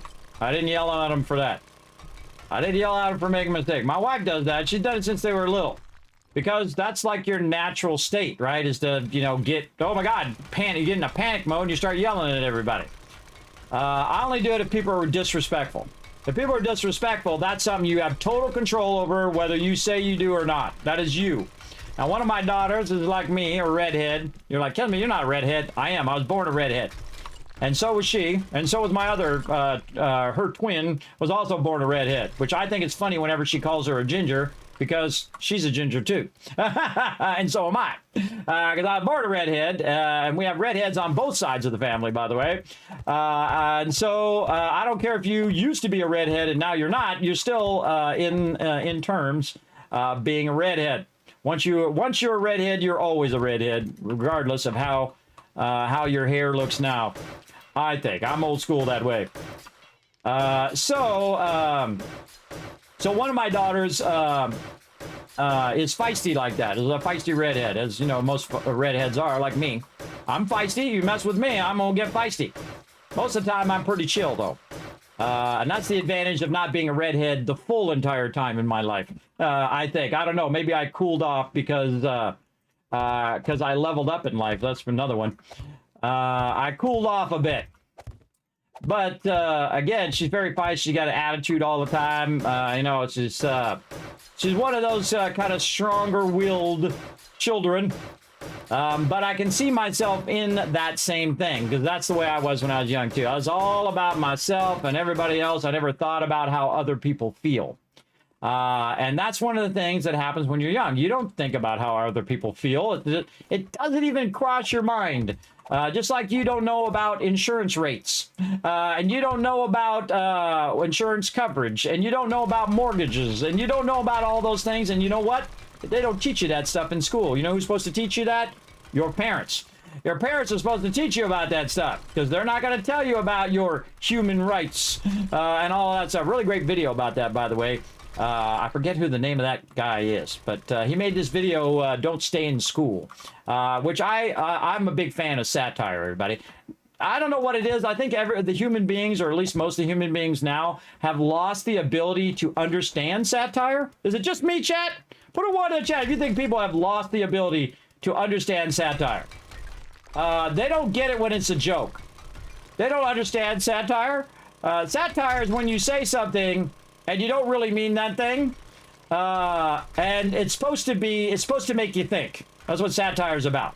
So when you tell kids not to stay in school, what you're really saying is that school sucks, and that's satire. And that's what the guy would say. He's saying, no, don't stay in school because the schools are not teaching you the things that you really need to get like a job and, you know, survive and understand about mortgages and how money works and all of those things work. You know about all the presidents, but you don't know how money works. Now, see, I was lucky enough in mine, everybody, that I accidentally got, because the other class was full, into an AP economics class. Now, I was not the smartest kid in the school, everybody. Absolutely not. I know all the smartest kids in the school, and they were all geeks and got picked on all the time. And that's just the way life goes. I didn't pick on them. All of the other people did, though. And so I got in this class with them because the other class was full. I got an A in that class, everybody. You know why? Because my teacher was amazing. One of the best teachers I've ever had in my entire life. So inspiring, everybody. So inspiring because they treat the people who are really smart different than they treat all the average Joes like me. They're sitting in there babysitting you most of the time. And instead of really trying to teach you. The smart kids, they're really trying to teach those kids. They're in there saying, look, this is how money works. This is how the stock market works. This is how banks work. I figured out how banks work. You know how banks work? They take your money and they give you interest rate on it. And then they take that money and they loan that money out. Now, the problem is, because they don't have all the money in the bank, if everybody ran to the bank right now and took all their money out, there wouldn't be enough money in there for all the people who have their money in the bank. Did you know that? Yeah. That's why they don't like to run on the bank. Don't go do that. Do not take all your money out of the bank. It's fine. It's okay in there. Leave it in there. Let it make you some money. Because making money interest on your money is awesome. Keep that money growing all the time. But I didn't know that about banks when I was a kid. You think they're going to teach you that in the regular class? Absolutely not. Didn't teach me that at all. They taught me also about bartering, which is the basis of why we have money in the first place. Bartering is like, hey, I've got wheat, you got a cow, you want some wheat so you can make bread? Well, give me one of them cows so I can have some milk. And so I give you the wheat, you give me the cows, and bam, there we go, bartered. We just bartered services, right? People do it all the time, barter services. Hey, you go ahead and cut down my tree, and I'll go ahead and build a pool in your backyard. Right? That's bartering. That's when you trade services, everybody. That's the whole basis of money. Now, the funny thing is money used to be based on gold, like the dollar. So you would take your dollars and you say, look, hey, if I didn't want these dollars, I'll just have my gold back. But they don't do that anymore. Now we just say, this is how much it's worth. That's what we say now. We just assume that the dollar has some value. Because if you can buy something with it, then it has value. If you can't buy something with it, it has no value, right? It's kind of like dollars after Fallout, right? If you have dollar bills in Fallout, well, hey, great. It's great to scrap and use it for some resources, but you can't buy anything with it. You got to have bottle caps, right? It's very much along that lines. I really like that part of Fallout, by the way, that they get that, right? That they get that in there, that it only has value if you can use it.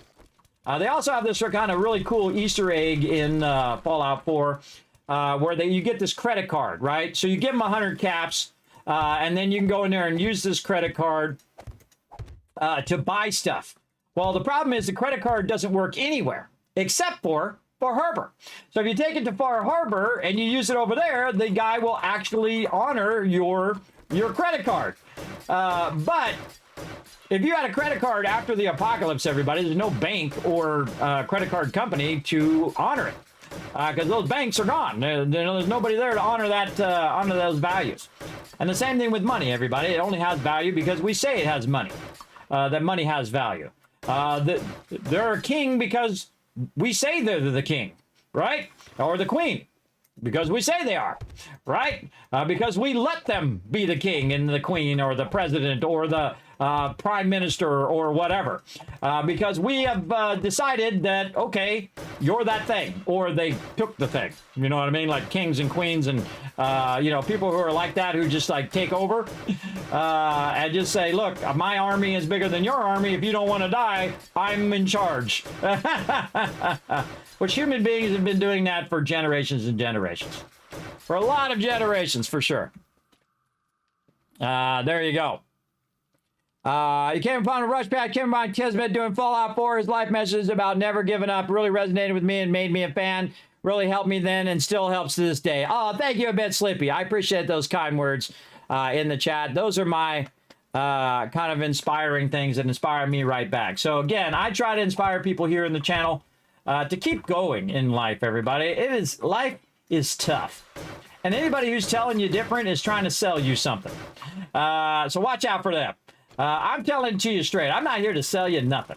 I mean, hey, if you like this game and you go buy this game, I don't get a darn penny for it. So you go ahead and get it, enjoy it. If it makes you happy, awesome. But I don't have affiliate links or anything like that.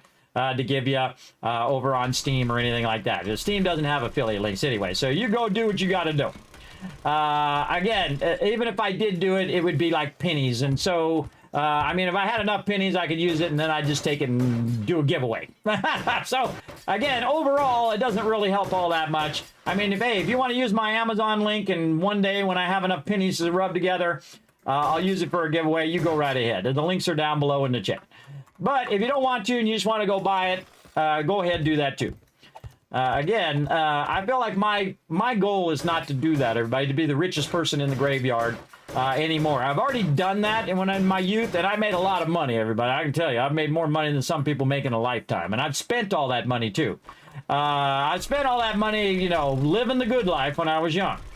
Not bragging, just saying I know what it's like. I know what it's like to have a lot of money, and guess what? If you're not enough with it, you're not enough without it, you're not going to be enough with it. Because you can just look around at all these celebrities and all these people who have all this money, who pretend to be the perfect human being, and then you find out later they're drug addicts and they're on drink alcohol, they're alcoholics, but they got the best life, right? Because they're millionaires and they're famous and they have all these things. But what you don't realize is that they have all this pressure on them. I know, boo-hoo for millionaires, right? But they have all this pressure on them to keep going. And also, the reason why they're doing those things, usually in the first place, is to fill this empty void in their life, everybody. And when people have to be the center of attention, I find those are probably the people who need the most help in life. Because imagine if you could just sit in quiet and not need anything. There's two ways to be rich, as a good friend told me long ago. You can have lots of money, or you could want less. Yeah, want less in your life. Less stuff in your garage. Less stuff in your closet. Less stuff that you have to manage every single day because you have all this stuff that you're not using. And I know all of you do that because my wife does that to an extreme level. At some point in my life, I said, that's it. I got enough stuff. You know what I want instead? I want to have space. I don't want to have to trip over crap every single day.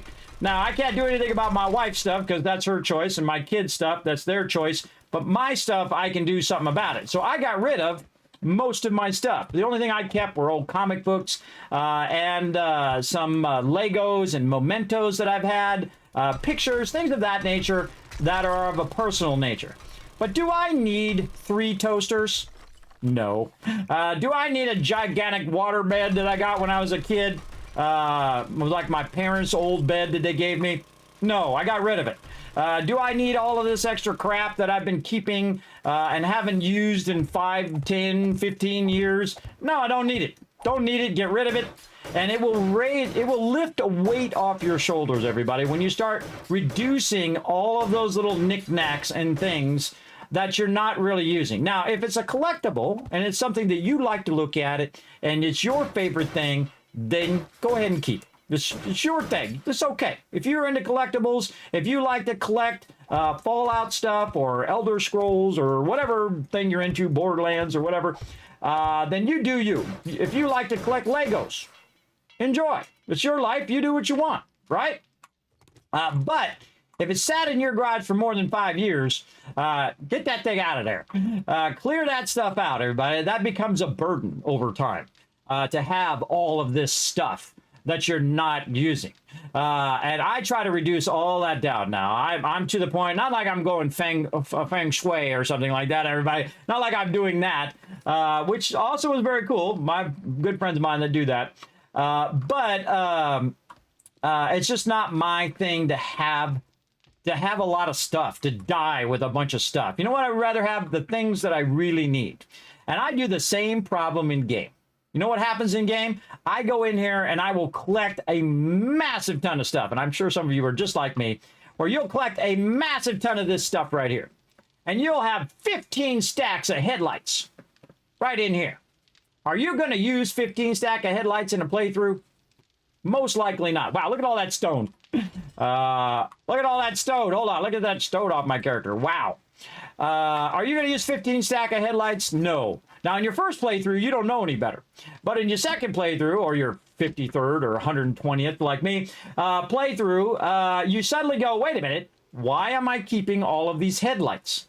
These headlights are worth 2,000 caps I could be selling, or in this case, dukes. 2,000 dukes I could be selling to the vendor right now, and I have 2,000 more dukes I could use to buy the things that I really want.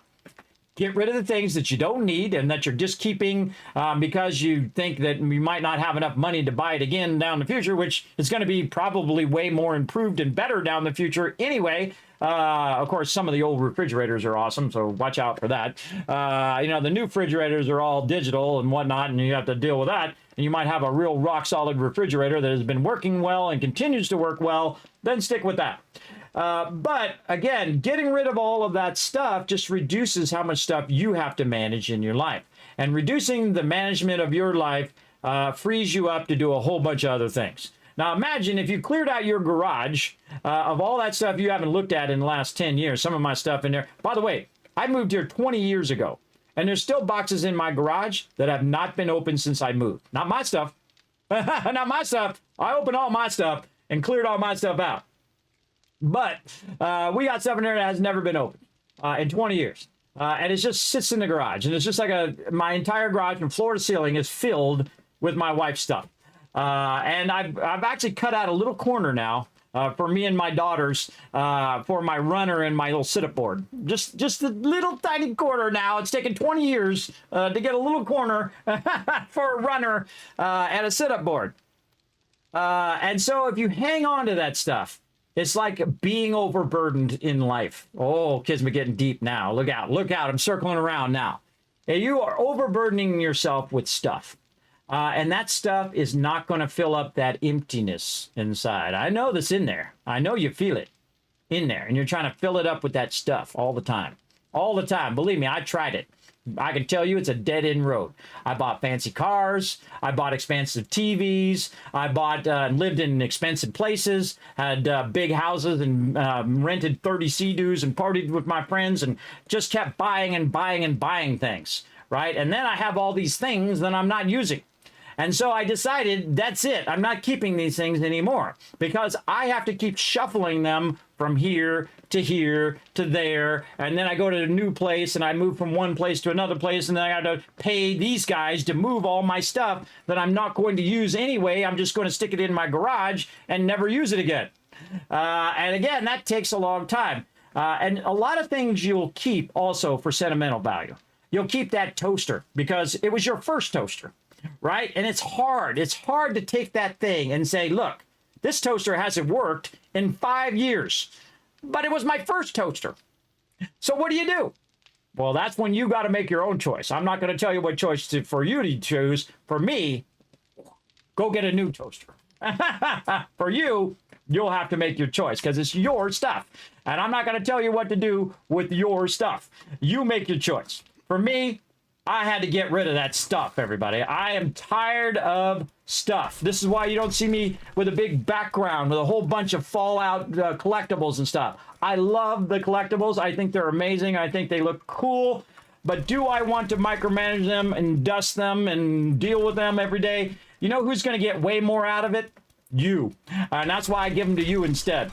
So Bethesda Gear comes in and says, Kismet, we got this cool new thing. I'm like, all right, send it to me, and I'll give it away on stream to somebody who will appreciate it way more than me, because I'm just going to put it on the shelf and never think about it again, unless I show you guys here on stream, of course. But there is a few things that I do keep that are like mementos, right? Small things. Like my Starfield watch that I paid $300 for, which is sitting here on my desk. What else are mementos I got? This was $20 was donated to the stream so I could get this. This is my real life wallet, everybody. Right there. Look how worn it is after all the years. That's it. That's right. I actually have a Fallout wallet. I can't tell you how many times that I've taken this wallet, everybody, and taken it out, and everyone's like, oh, "You play Fallout?" Yeah, I play Fallout. You play Fallout? Oh yeah. Okay. What do you play? Oh, I like playing the stealth build. Oh, I like playing whatever. Of all ages, everybody. People who are in their 70s, people who are in their 40s, 30s, 20s, all the way down. Pretty awesome. Now, of course, this was sent to me by Bethesda, and I had to modify it. That's right. Great mentats, everybody. Great mentats allow you to do better bartering with the thing, and so many more. But I got a few more over here as well. But you get the idea. A little bit of that is okay. I feel like if it's taking up my whole entire house, though, and I'm always walking over stuff, I've got to always, like, climb over things. Now, I can't do anything about other people's stuff, everybody. Again, with my kids and my wife and whatever, they have to make the choice to want the room versus the stuff. It's not my job. Now, I'm here to help. I'm going to say, hey, I'll help you. I'll lift it. I'll carry it over here, there. And I can't tell you how many times I've cleaned out that garage, everybody. For 8 hours, I'll be pulling that stuff out, lifting all that stuff out of there so my wife can go through it. And the problem with stuff is the second you clear out your stuff, you get more stuff to fill in the places in which the stuff you got rid of just a bit ago. That's another tough problem that does happen. Is that it's kind of like sand, everybody. If you dig a hole, right, to clear out that space, what happens is the sand fills right back in that hole, right? I feel like stuff is like that sometimes. You get rid of the stuff, and then you get more stuff to fill that space that you just emptied out that you could be using for something better, I think. Now, the thing I would like to do with my garage, everybody, is make a little area in there for my kids. Put my Xbox and my PlayStation, which I never use, that just sit over here on the side, and put a TV there and do all of that. But to do that, I got to have my wife go in there and clear out all of her crap. And go in there and choose whether she wants to keep that stuff, right? And I'm not going to go in there and tell her to do it. I'm not going to say, look, you got to go do this right now. She's got to make that choice, everybody. You can't just force people to do stuff. I mean, if it's your house, you can tell them to move out, I guess. But if they're your kids or whatever, or your spouse, or their spouse tells you to move out, one or the other. But I can't go in there and go through her stuff. You know why? Because it's not my stuff, and it wouldn't be right for me to go through there and throw her stuff away or give it away or whatever. Decide for her about her stuff. Just like I would not, in return, like them touching my stuff. See, there's where the real thing is, right? Do unto others as you want done to you. So if you don't want people messing with your stuff, don't mess with their stuff. The old school way right there, everybody. Look at that. Look how nicely that matched up to the top part of there. Wow, nice. Again, I like to talk to chat while I'm doing all of this kind of repetitive stuff where we're just taking out blocks, everybody. We're just taking out blocks up here. This is just the same. You get the general gist of this. Just taking blocks out. Let's raise this up just a little bit here so we can stand up nice and high. We're almost there. Now, this side I'm going to fill in, but this side actually I'm going to cut out and make it so I can turn and then back up and then go back out with my vehicles. So we'll make this a little roundabout or a little turnabout on this side. All right, we need some wood, though. It's almost daytime, but I say we just go for it. I say we should probably repair our weapons first. And we've been working hard here in the game. This is a good 10 tack, quite deep and wise. Well, I earned that, everybody. I earned that wisdom because I was an idiot. It takes a while in your life to realize that you were an idiot when you were young and that you don't know everything. And still to this day, I will not know everything and still continue to know nothing about certain things. But there are some things that I've learned along the way, and I just kind of impart my take on it, and then you guys do what you need to do in your life. Maybe it'll inspire you to go clean out your garage or get rid of some stuff. And then you know what you could do? You could have more space for you. Maybe you could make it look awesome.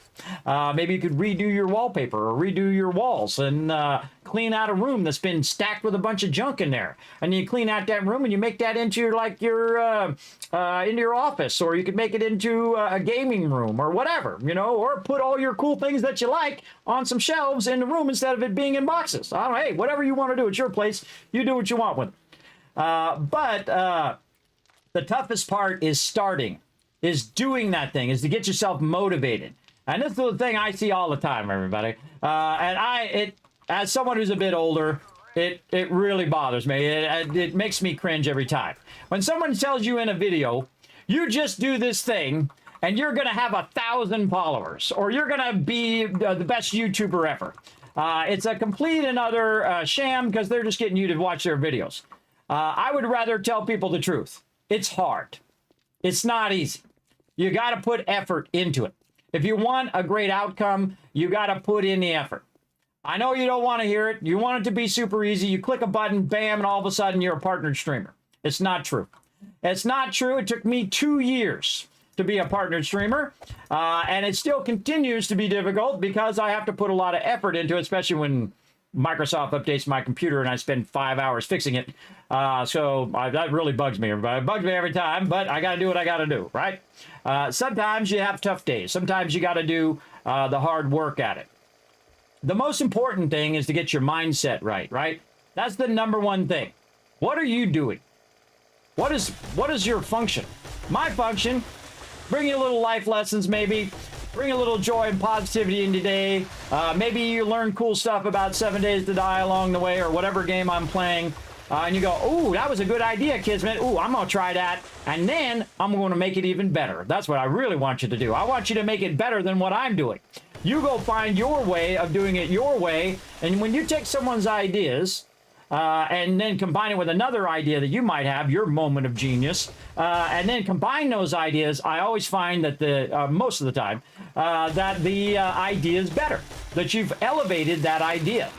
And that's what I think human beings should be doing now, 300 plus generations in, is that they take ideas from different walks of life and they combine those ideas into better ideas. I know, again, another old-fashioned notion that the people we're paying to do the stuff, all these political yahoos right now, who are just making everybody fight versus each other, so they're not paying attention to all of these scumbag politicians who are stealing people's money and doing all sorts of terrible lying, cheating, stealing, because that's their job. At least that's, you know, if you look at the resume of politician, everybody, what the skills required to be a politician, liar, thief, that kind of thing. That's basically their requirements. It's kind of like when you take a job, you know, you need to know Excel, or you need to know this, or you need to know that. Well, that's their requirements. How to manipulate people, things like that. Holy mackerel! My requirement is needing more bullets right now. Hold on. What am I getting hit by? Get in this truck!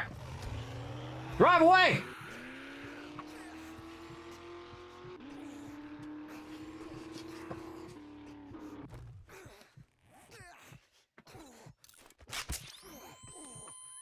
Woo! Almost died. Sometimes you talk a little too much on stream and you're not paying attention and a whole bunch of zombies come up and try to get you. Now they're gonna have to die. I'll run some of these zombies over. Take that, zombie! Boom! Boom! 20% left. Where's that? Where's that screamer? Get the screamer first! Boom! Whoa! Knocked her clear off of the thing. Run them all over! Holy mackerel, look at them all. All right, did I get the screamer? Get the screamer first.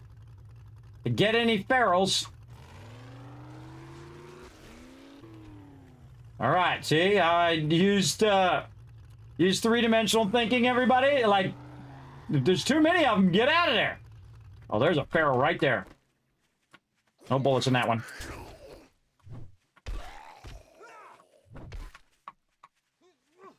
Another feral. You can see because their eyes are lit up.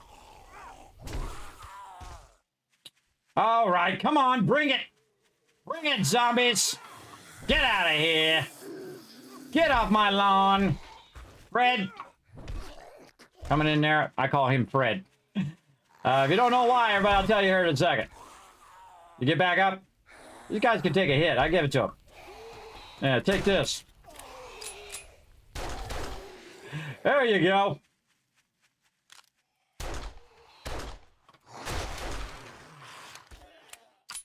Now, the real trick is getting over the fear, everybody, in your life and in game.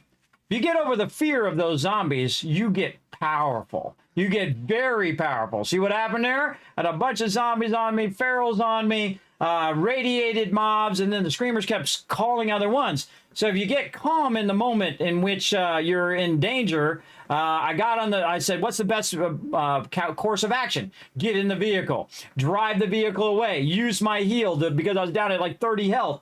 and then reevaluate the situation, take out the toughest mobs, turn back around, wipe out all the easier ones, and GG, all done, still alive, looking good.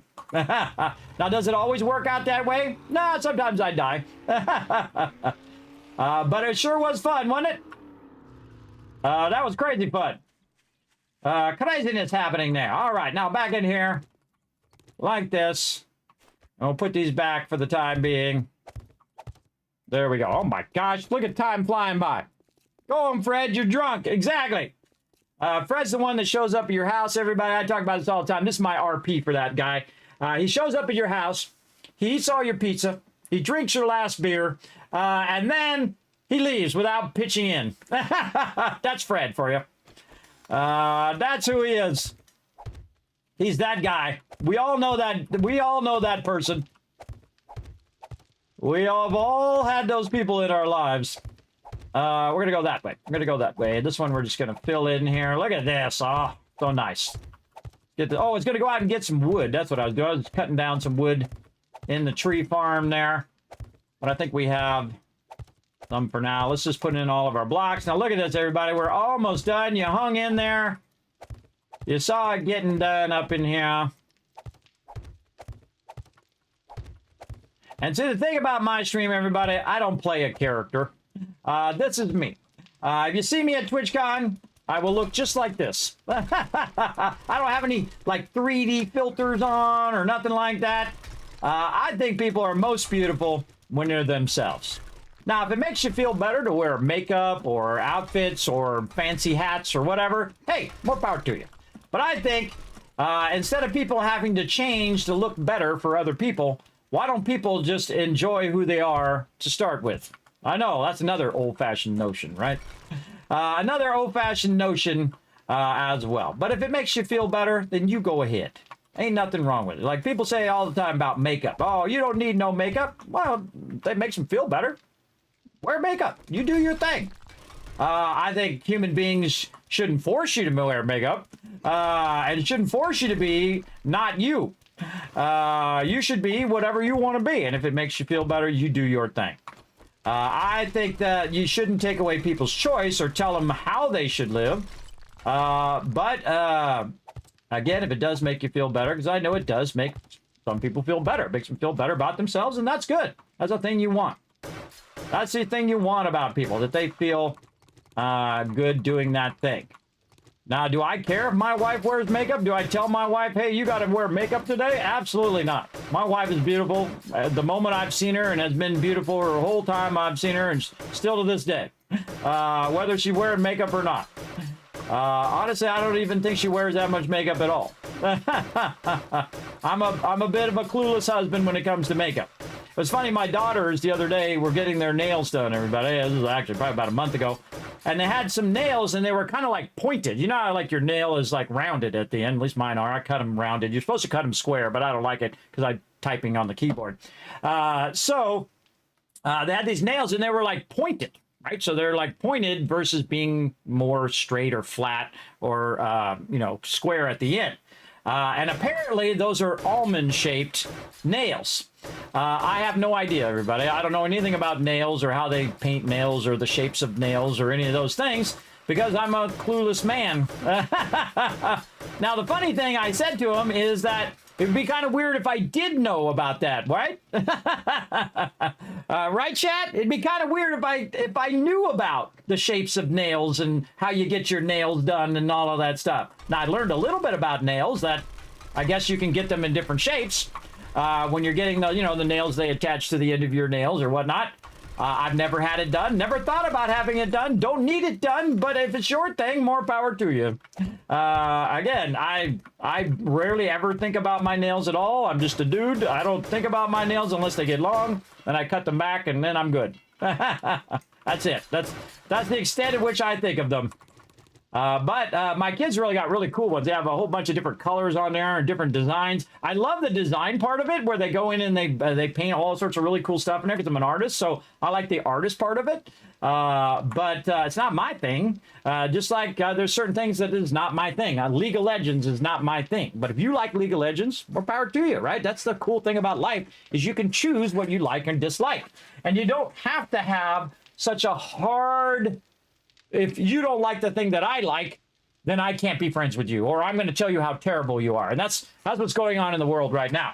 People cannot disagree and still be civil. They have to go and be horrible to each other, which I don't agree with. I don't agree with being, I mean, I don't care if people are doing the dumbest thing and telling me all these conspiracy theories or whatever. I'm just like, all right, that's your choice. You can be all into that if you want to. You go do your thing. If you think there's aliens or whatever, hey, more power to you, bro. It's your life. You make your choices. Me, I don't think so. You know, they land and they say, hey, Kismet, let's go for a ride. I'm like, I'm down. Let's go. Hopefully it's not going to be like that awesome episode of Twilight Zone. If you've never seen that, everybody, there's an episode of the Twilight Zone called To Serve Man. And if you've never seen it, I'm going to spoil a little bit for you. So if you don't want, you know, something from 50 years ago, or I don't know how many years ago that episode was, spoiled, I'm going to tell you the premise of it. And that is, they bring this book and they give it to man, right? These aliens. And it says to serve man. Well, they find out that it's a cookbook. Not good. So as long as that doesn't happen, we're fine.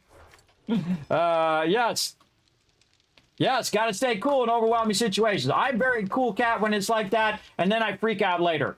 I feel like a delayed freak out is always a better idea than freaking out in the moment, because it just adds to the issue. Big time. All right, we want to leave this side open. We need more cobblestone. That's what I'm doing. I got to be careful, everybody. Day 77. Ooh, tomorrow in game here is going to be Horde Day. So we're going to try to get Horde Day in there. Now, these are the things I tried to explain to my kids and to my wife, that, hey, you know, you'd probably feel way better if you cleaned out that garage and got rid of all that stuff. But you got to think, everybody, 150 boxes of stuff is an overwhelming amount of stuff. And I understand how it can be overwhelming. You've been working all day. You don't really feel like going in there and cleaning out all that stuff. But at some point, you just got to buckle down, everybody. I'm one of those people that says, okay, today is the day I'm going to get this done. And then I go and I work on it. And then I'd say, well, I didn't get it done yesterday all the way.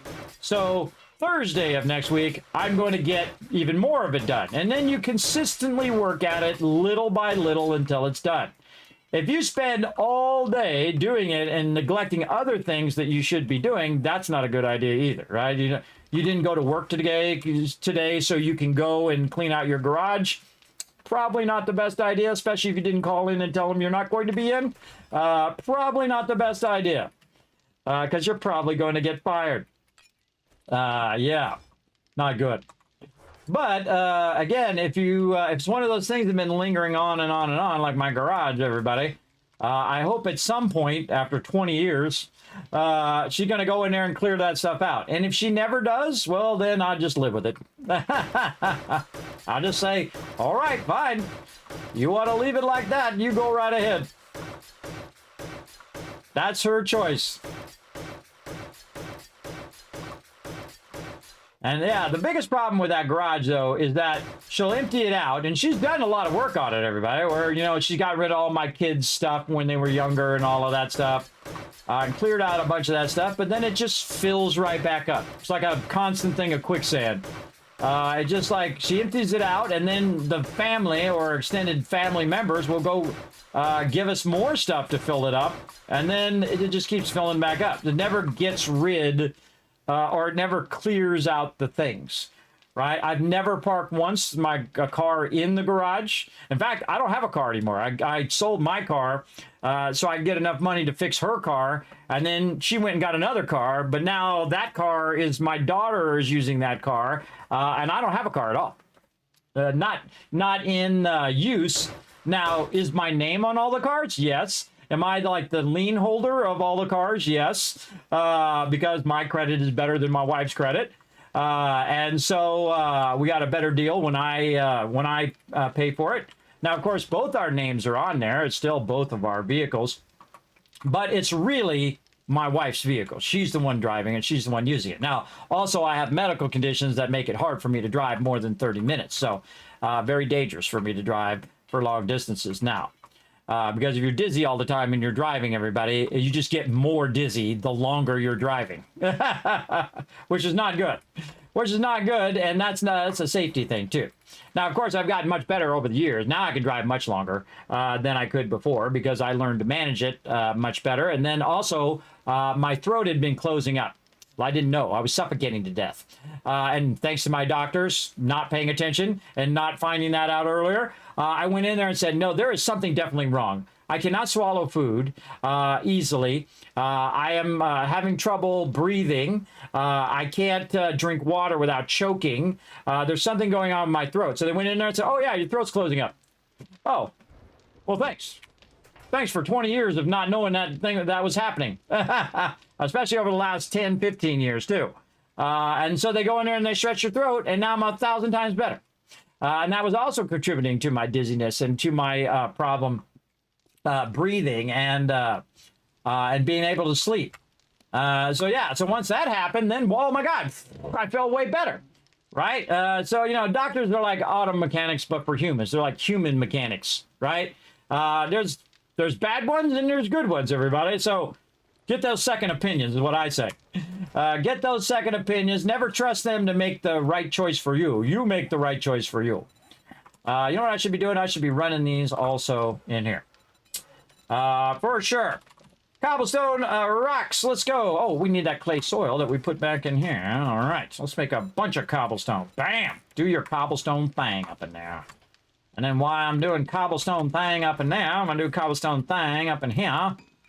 And now we're going to use a lot of cobblestone. You're like, kid, but why are you not using concrete? Well, I like using concrete on things that need concrete and cobblestone on things that need cobblestone.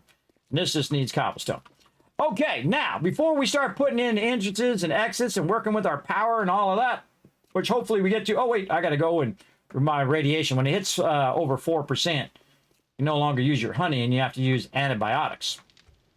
Let's go ahead, get that honey. I got stacks of honey in here. Bam! And then I got some fatigue, so we're going to use our vitamins. You're going to see it's going to remove that one as well. Boom, there we go. I've also got an abrasion, which is going to last for like a minute. But if you don't want it to get re-abrasion or re-broken, you can just go ahead and use some roids. There you go. Maybe some painkillers. I don't know. Use it all. There you go. You can see it actually reduced the amount of time, by the way. The painkillers reduced the amount of time. But the toughest thing when you have a broken leg is that when you're running or jumping or whatever, is that you keep getting your leg broken again. It keeps putting the timer back up. So if you use your painkillers or your steroids, in this case steroids, you can keep it from doing it over and over again. And you don't have to keep resetting the timer. All right, now we got this on the top here. We can take this off now. We're not using the auger anymore. And getting too many mobs on me here. All right, let's get up here. I don't think did I get any bullets? I still haven't got any bullets. I meant to do that like hours ago, everybody. Can you believe it's been like almost 5 hours? Like that. See, I get talking, I get working, I get doing stuff, playing games, man. Boom. Zap like that. That means you're hanging around having a good time with peeps. And that's what I try to do here in the stream, everybody. I try to have a good time hanging out with all of you. That's what I like to do, and hopefully you have a good time hanging out with everybody in the chat. So that's my jam up in here. All right, now we want to change our bullets so we actually have some bullets. Load the gun. Load the other gun. Load the shotgun. There we go. Ooh, I got 8 bullets in that one. Okay. Always be at the ready in case somebody gets rowdy out here. All right, now we're going to test it. Let's see if Kismet did it right. Or we're going to be redoing all of this right now here in a minute. Here we go. All right, main entry into the lower part of our base. Like butter. There you go. Remember, that's 5 high there, everybody. 5 high. Let's turn the light on. Turn the light on. Look at that. Driving right down in my base. Now, see, I got a problem. See, I can't turn around because my vehicle's too big. Now, here's what you can do. You just pick it up if it doesn't have anything in it. And just turn it around the other way. Like this. Oh, thanks for the love, by the way. Thanks for the Raiders. The mama. Mama Hale coming in. I always show love to the mama. Also, Mick Steele, again, thank you earlier for that raid. Thanks for bringing your awesome community into mine. Welcome, everybody. My name is Kismet. They call me the Gaming Tycoon. I've been gaming for 50 years. That's right. I was there at the beginning and still continuing on today miraculously. Miraculously still around. Now, I'm going to go ahead and cut a little bit this way just so I can turn my vehicle around when I'm in here. So let's just cut this out. Let's say 4 blocks back. We're going to kind of set the precedent of how far. 1, 2. And we're going to get it going. Now, I'm a Twitch partner. I'm also a Twitch partner, YouTube partner. I think I'm wearing my partner shirt. I'm wearing my Twitch shirt, at least. I think it says partner on the back. Does it say partner on the back? What? It says partner somewhere. In there somewhere. I have several shirts that say Twitch partner. I got a TwitchCon several years ago. Way back when. I like my Twitch shirts. They are super comfy. That's the real reason I wear them, everybody, because they're super comfy. So big love to whoever made these shirts. But I'm also a YouTube partner, which I'm streaming also to YouTube and also to X.com, aka Twitter, Facebook, and Kick, all at the same time. So you're in a next level stream over here, everybody. I'm multi-streaming in 1080 HD to 5 different platforms at the same time. Because I don't care what gaming console you got. I don't care where you're watching my stream. We're all gamers. It's all about coming in, having a good time. So relax, take it easy, hit that follow button, and enjoy the stream where I'm showing you some of my more advanced building techniques today, where we did a ramp down, and we're really getting in here and kind of embellishing it a bit here.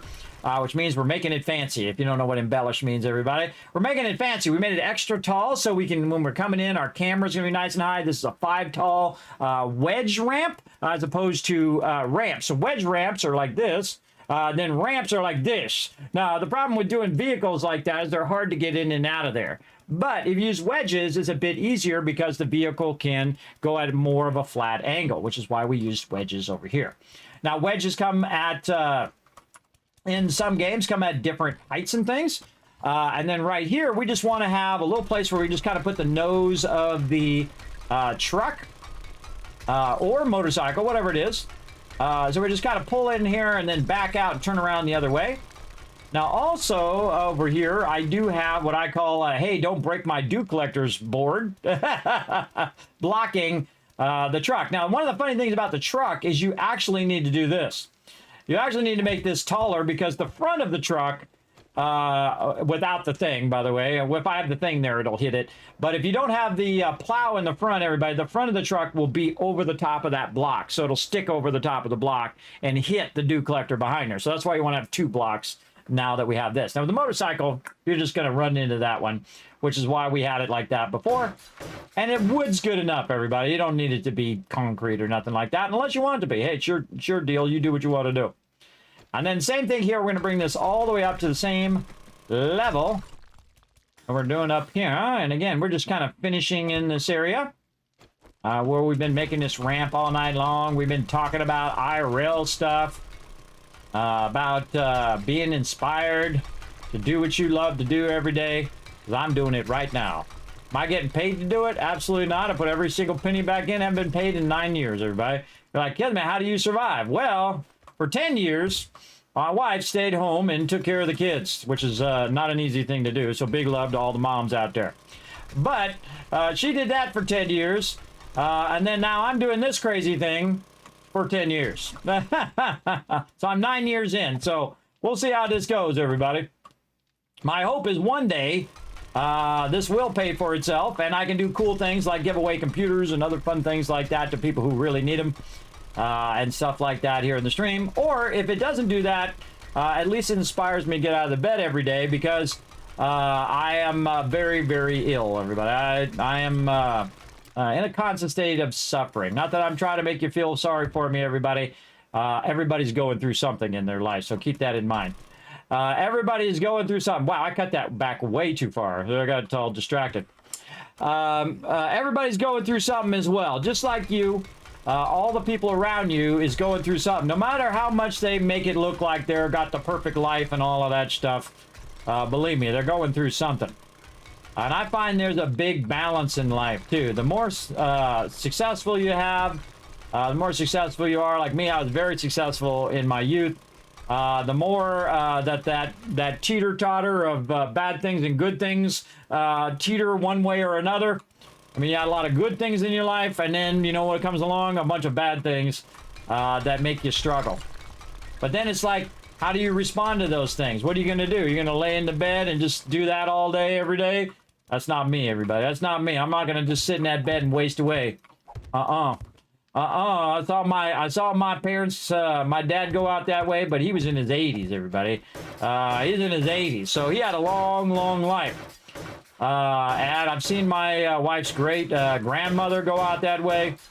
But she also, in her 90s, everybody. You get 90 years out of life, you're doing really good.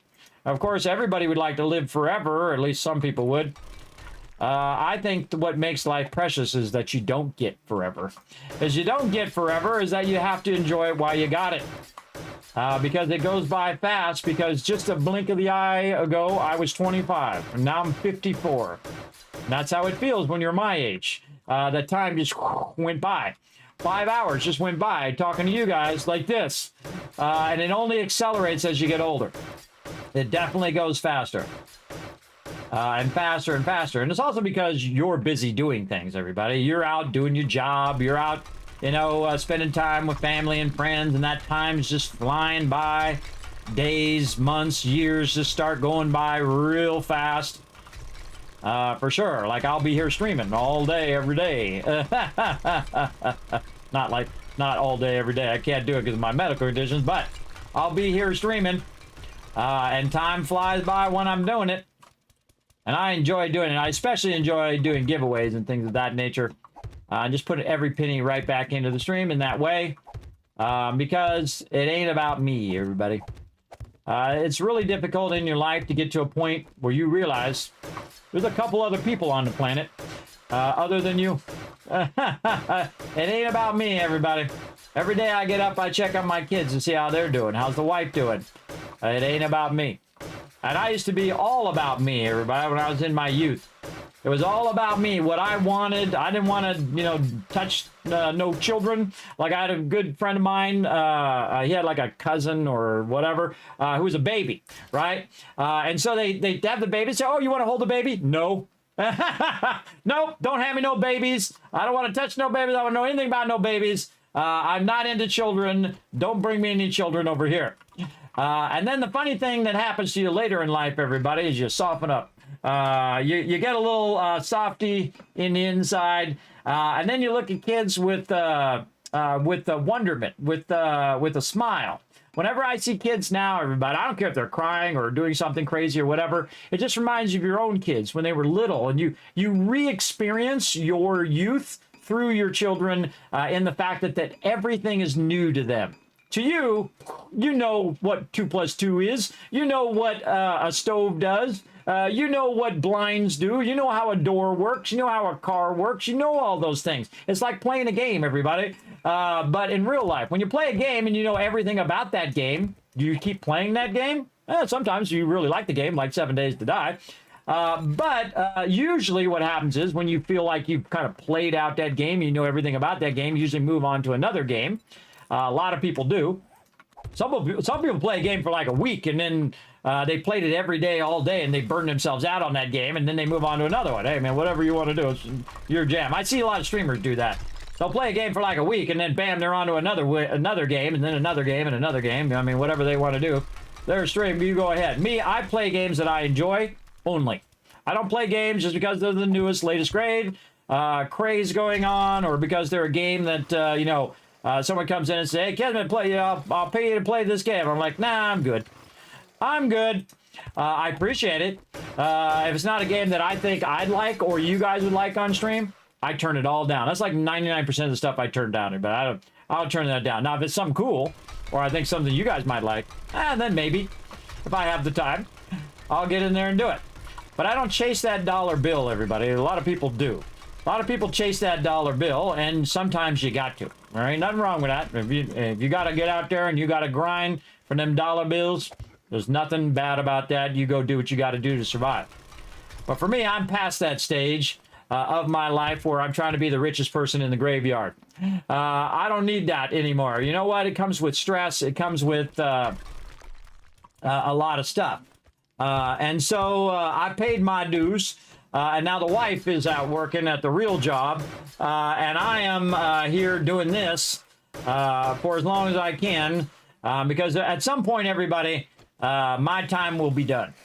That'll be it. And I'm amazed I last this long, everybody. I've been ill for quite a long time. I'm amazed I'm still around, and you guys are part of that. You guys are part of that, that I'm still around at this point, 9 years later, after getting very, very ill. And it's because I choose to be around. I say, okay, we're going to try to get one more day today. And then I do the same thing tomorrow. One more day. And sometimes you may not think of it now because you're younger or whatever. You haven't gone through a lot of bad things, or maybe you have. But just try to get one more day and see what tomorrow brings, right? And then see what the day after that brings. And it actually brings some pretty amazing things, everybody, like me and my team working together the other day. Or cool things that happen here on stream where they come in and say, hey, Kismet, we got this cool Mr. Handy that we're going to send to you to show off on stream. And then I'm like, well, can I give it away on stream? And they're like, yeah, sure, give it away to your community. And I'm like, all right, I'm on it. That's an amazing thing, everybody, for me to become a Twitch partner. You know how the amount, the low possibility of me becoming a Twitch partner at 45 plus years old? Probably 0.01%. Because it's a young person's game, everybody. People who can sit here and stream for 13, 14, 15 hours a day, every day, all day. Those are the people who are hardcore. I wouldn't suggest that, everybody. I suggest making it high quality over quantity, for sure.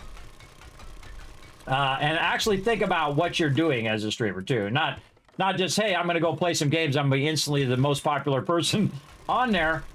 Just like people playing football and baseball and whatever else they're playing, it's the entertainment factor is why people watch sports, everybody. Not because that person is playing that particular sport. It's because they're entertaining. They're enjoyable to watch. And that's what I try to do here. I try to bring a little bit of love every single time. I tell it to you straight. I don't BS you. Again, I'm not here to sell you stuff. I'm not here to sell you Old Spice or whatever. But hey, they want to come in and give away a bunch of free Old Spice to you guys? I'm down. I'm down for it. I will give it all out to you. There you go. That's just the way I think, everybody. If I was in part of this thing called Marbles on Stream, which is really cool. I actually really enjoyed that with my chat. We all went in and you put your marble in and then you race around and have a good time. And they included me in this thing, even though I was fairly new to it. And I could have won $10,000. And so what is my first thought with that $10,000? Well, my first thought is, one, give a little bit to my daughter so she can, go to college. If I had won it, which I didn't win, by the way, because you were wondering. If I had won it, I would have done that. And then the rest of it, I would have bought a computer or two and gave it away here on stream. Because I won it here on stream. And it was part of what I'm doing here, right? It's not for me. Right? I don't pay me. I just put it right back into the stream. And that's so either one day I'm going to die. That'll happen at some point. It'll for sure happen. Or one day I build it up to something in which I can really make an even bigger difference in the world. Little by little, every single day. That's my goals, everybody. My goals is to do a little bit more each day, to make my stream the best stream ever. That's what that BSE is in the title. See it down there? See that BSE? That's what that means. Now you know. Now you know the secret. You know the secret of what I do every day. And that's what I'd rather be doing with the time that I have left, everybody, than having a Mercedes or a Tesla or, going in there on Instagram and go, look at me with my expensive car and my big old house. Don't you wish you were me? Oh, God.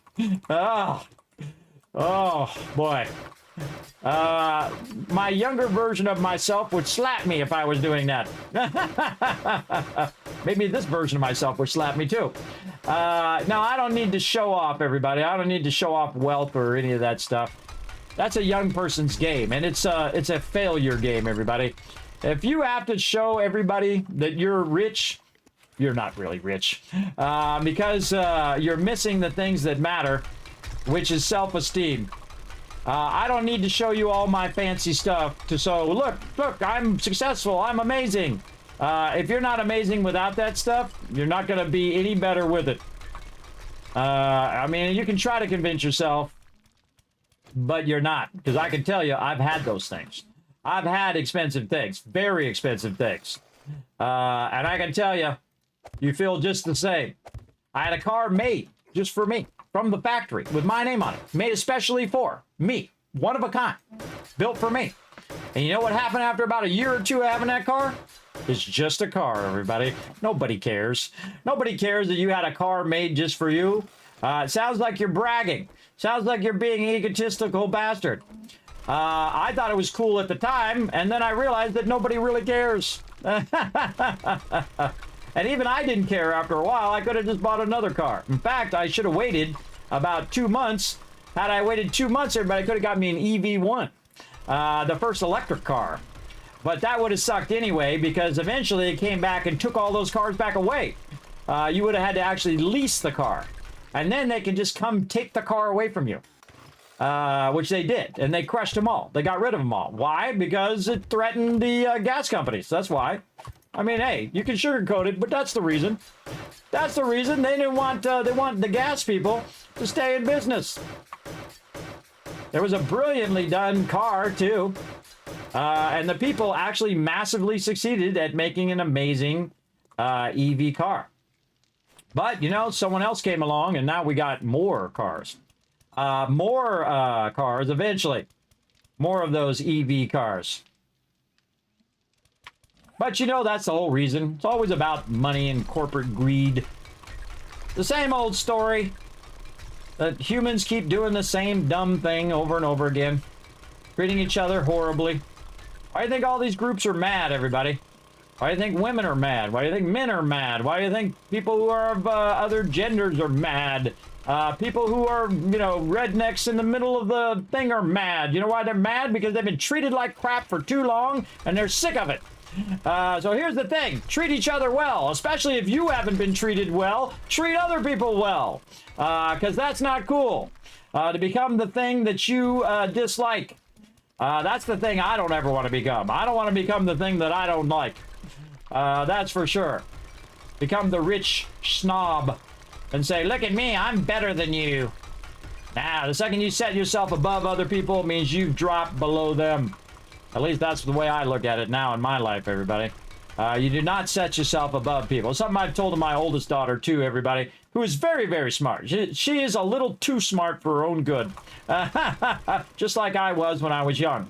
I noticed that around me, everybody, and just maybe I was not smart, I was just average, and my friends were just extra dumb. I don't know. I don't know, everybody, and I'm not gonna really speculate too much because they might be watching. But I always seem to be the smartest person out of the group. Anybody else have that problem? That you seem to be the smartest person out of your kind of peer group.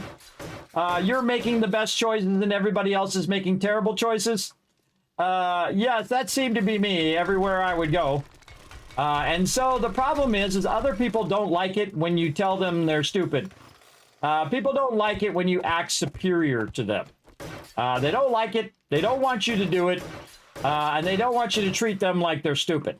They don't like it. I don't like it either. Again, I don't like to be treated that way, so why would I treat other people that way? But some people are dumb, everybody. That's just the way it is. They're not going to be as smart as you. But you don't need to go in and tell them how dumb they are. They're going to have to figure that out for themselves. Yes. Does 7 days dies make a difference on Horde Night between the amount of people? Yes, it sure does, Blink. Great question, by the way. 1,000 Kid Scouts for a really good question in the chat. There you go. Yes, so if you have more people, it spawns more zombies, and you have a cap limit to how many zombies it'll spawn and have in the world at the same time. Normally, by default, that's 64 zombies. Like when we play with my team, everybody, it'll spawn 8 zombies for me and 8 zombies for the next person, and so on and so forth. And you can set that in your settings. And one of the cool things about 7 Days to Die is that you can massively customize the game however you want. Kind of taking this out too while we're talking. This is a lot of work, everybody. So this is a good time to just chat it up. To just chat it up while you're doing all of this basic work here. All this basic stuff. I'm gonna cut this back so it lines up right here with the edge of my base and finish this in nicely. Very nice. And you don't want to take too much of this out, but I've got central supports over there. I've got a central support right here. So be careful, though. Be careful when you're taking this stuff out of here. So yeah, so based on how many people are in the game, it'll spawn 8 per person up to a cap of 64. And you can see all of that when you're first logging into the game, or you're creating the game, or you're modifying your server settings. Say you're like, hey, Kismet, I need a server. Well, guess what? How about I hook you up? How about I hook you up with 10% off? Right here, G-Portal. They were kind enough to give me a 10% off discount for all of you. There you go. Go and enjoy it. I think G-Portal is the best server host I've ever had, everybody. They got more options in 7 Days to Die and other games like Valheim and Minecraft and everything than I've seen in any of my server hosts in the past. They got it down, everybody. They got it absolutely down, which is what I love. You go in there, it takes you like 3 minutes to get it set up. You change all the settings to however you want the settings to be, and bam, you're off and running. That's it. That's it. It's like how many steps does it take? 1, you get your server. 2, you choose what game you want to play. 3, you set it up and you're done. That's it. 3 steps is all you need. I don't like it when it's more than 3 steps. I don't need 53 steps to set up my server, everybody. I like the 3 steps. The 3 steps is awesome. There you go. So there you go. Have you tried 1.1 before yet? No, I have not. I don't play experimental once the stable version is out, and that's so I'm not switching the server stuff all the time, because I do play with my crew. Now you can see I'm playing B333, if you can read it up there, version 1.0. And I've not played a solo playthrough, by the way, in like 5 years, in a very long time. I've played 7 Days to Die all the way back to Alpha, like 15, 16, way back when, like 8 years ago. I started playing it and have loved it all this time, about 3,000 hours in, which is not a lot, everybody. I could have played a whole lot more in the last 8 years, absolutely. But I try not to burn myself out on a game that I really like. You'll see me play, whenever it's in alpha or early access, you'll see me actually not play it all day, every day. Well, I'm playing a lot of 7 Days to Die here. But this is because it's release version, and not because it's an alpha version. If it's an alpha version, I'll play it, I'll get a gist of it. Do I like the game? Is it a great game? Just to give you guys some feedback or insight on the game here in the stream.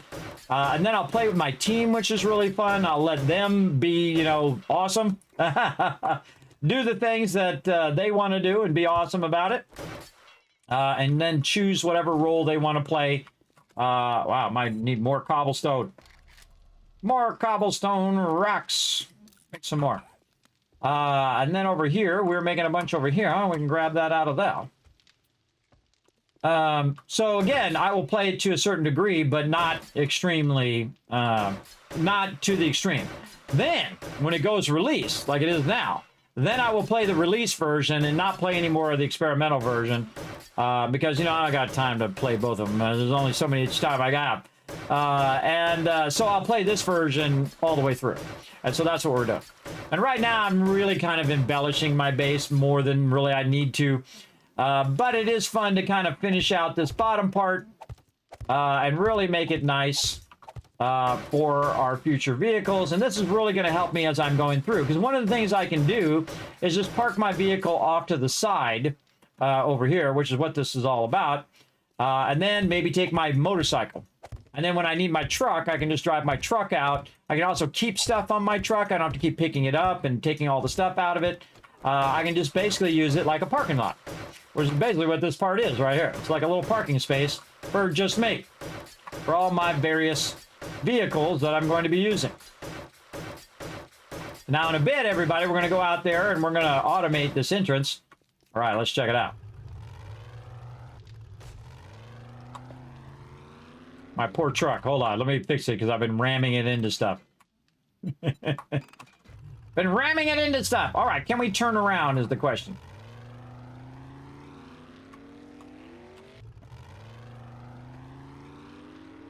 I'm going to go this way, back out, pretend like I'm coming in. And then can I turn this way? Oh. Turn this way, yeah, there we go.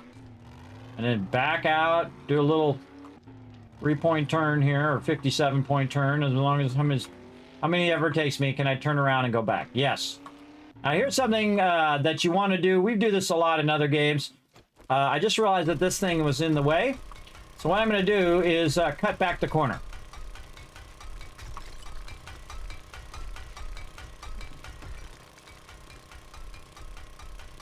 Now, if that's a support pillar, everybody, you don't want to be cutting back that corner. But if it's not a support pillar, which it's not, because all of the pillars here are support pillars, I'll just cut that edge out just a little bit to make it a little less awkward when I'm turning around. And then when I back this way, I can then just kind of turn, well, a little, almost turn around that corner, and I'm good. All right, now we're out of here. Oh, look out. Oh, let's catch some air. Oh, there we go. Oh, yeah.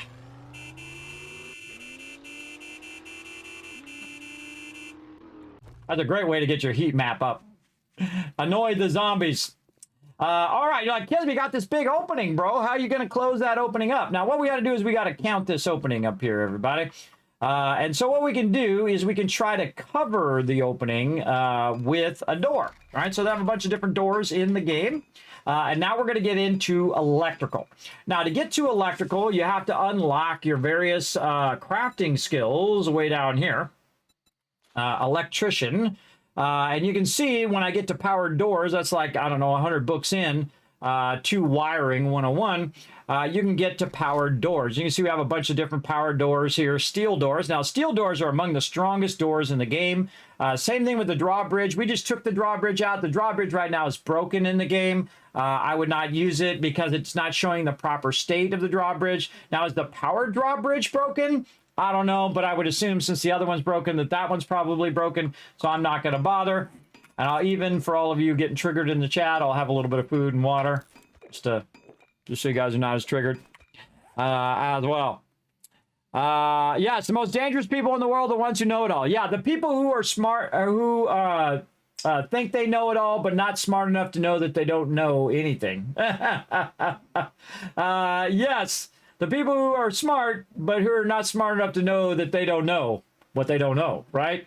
That's the real problem with people in the world. Me, I just assume I don't know, and it's much easier. Do I accept any mod? Absolutely not. I do interview mods. If you want to be a mod in my channel, if that's what you're asking, or mod in the game, you can post it on my Discord, and I'll look into it. We like the survival accident and chance. Yes, that's what's really fun about this game, for sure. My friends and I play and barely live in the first horde night. Then dogs came after and killed us all. And then we set to permadeath for the first time. Oh, look at you go. Yes, I don't play permadeath. It's not my thing. But if it's your jam, more power to you. Yes, I hope to see one play to see if there is a real difference being supposed to fix a lot of bugs. They have fixed a lot of stuff. Absolutely. Yes. As someone new to 7 Days Die, what's your best course of action of food and water? Oh, okay, Blake, a great question. Now, here's the thing you want to do. If you're playing with other people, what we do as a team, now this is my solo playthrough. You can see we got a great shot of the wreck and the Kismet kill box here. What we do is everybody chooses the role that they want to play. So if somebody wants to do the food, I just let them choose. I don't tell them, hey, you're going to do the food or you're going to do the garden or do the trading or whatever. Everybody kind of chooses the role that they want to do. Then I kind of fill in it. Now, everybody knows that I'm going to build the base because that's why people tune into my stream to watch me build my big creations that I do. And everybody knows that I'm going to sort and do the fortress because that's usually what I do. And I set up the benches and all of that stuff for everybody. And I go very heavy into intelligence so that I can get those workbenches unlocked very early. So that means that my survivability is much lower because I'm not going into all the survival skills. But it allows me to unlock all of those benches earlier. Now, as a solo play, you don't want to do that. You want to kind of spread those points around so you can survive because it's just you. and you want to increase your ability to loot. You want to increase your ability to do all of that. And one of those things is your food and water. So one of the things that I do with food and water is, of course, you got to get some resources. You do a few of the quests to get yourself started, and then you gather yourself some resources. Let's pick up our truck there. Now, this is the Kismet Kill Box. It's a modular base. So what happens is you build it in sections over here. Now, if you're really crazy, you could be like me, and you could pre-design the base before you even got in the game ahead of time if you happen to be a graphic designer and also have studied architecture like me. But if you haven't done that, you're welcome to just go ahead and copy mine and then make it better in your own way. So this is me, everybody. This is what I did ahead of time. I figured out how long the land claim dead zone is. And I figured out how far back I need to put my land claim. And then wherever I put my land claim, I made that the center of my base. Now, I don't do underground bases because they are too easy and they are massively OP. But I thought for the 1.0 version, let's see if they're still OP. And the answer is yes. And you can see I built an elevation here and where the top of the base is. This is a 6 gap here. And then my 2 layers down here where I have my gardens and my dew collectors. So one of the things you want to get going right away. Closing shortly. So finish your damn business or come back tomorrow if you're still alive. He's such a ray of sunshine every time. Not really, everybody. I'm just kidding. He's sassy. He's sassy that day. Now, by the way, I got like 1 day to go out here and work on all my spikes and get my stuff going. But here's the thing you want to do. You want to get your dew collectors going. So you might want to build yourself a little base or take over a location and then either flatten out the top or maybe you already have a flat roof that you can use and build yourself a dew collector and then protect that dew collector, right? Now, that's one way of doing it. So you go and you collect the resources, you make a dew collector, you're starting to collect water. Or you can check every toilet, every sink, every place you go into to try to get yourself some water. Or you can do questing and then use your questing to get dukes and then use the dukes to buy food and water from the vendor. And that is what makes the game great. You can play it the way that you want to play it. Do you want to be more stealthy? Do you want to be more tanky? Do you want to be high DPS? Do you want to be like me, kind of a mixture of both? Do you want to do a base? Or do you not want to do a base? You're like, kid, I don't want to do a base. You don't have to. You can do it however you want. That's what's so great about it. And you can change all the settings. You can make it harder. You can make it easier. You can do whatever you want in the game. But the first thing I would do is definitely get your food and water squared away. So what I do in the beginning is I collect eggs. Eggs are one of the greatest and easiest ways to collect loot. So if we run out here, and I'm going to jump down on my spikes for a second. Whee! Spiky jumps. And then maybe get my motorcycle out here. We'll go for a little ride, because I can tell you there's probably no ones around here, because I already collected them all. Let's get on our motorcycle. We're going to roll out of here for a second. Now let's go really far away from my base, because we're not going to find them there. Whoa, look out. And we'll roll out here, and I'm looking down because I'm on my vehicle. Very much easier when you're on your vehicle, or you can just run around. You'll run into them eventually.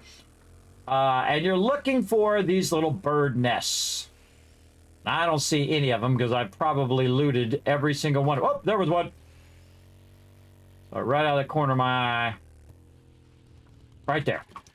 You look for these. Now, you get the bird nests, and you go collect every single one you can find. And you get the eggs. Then what you can do is take those eggs, and you can boil those eggs, and those will help you survive.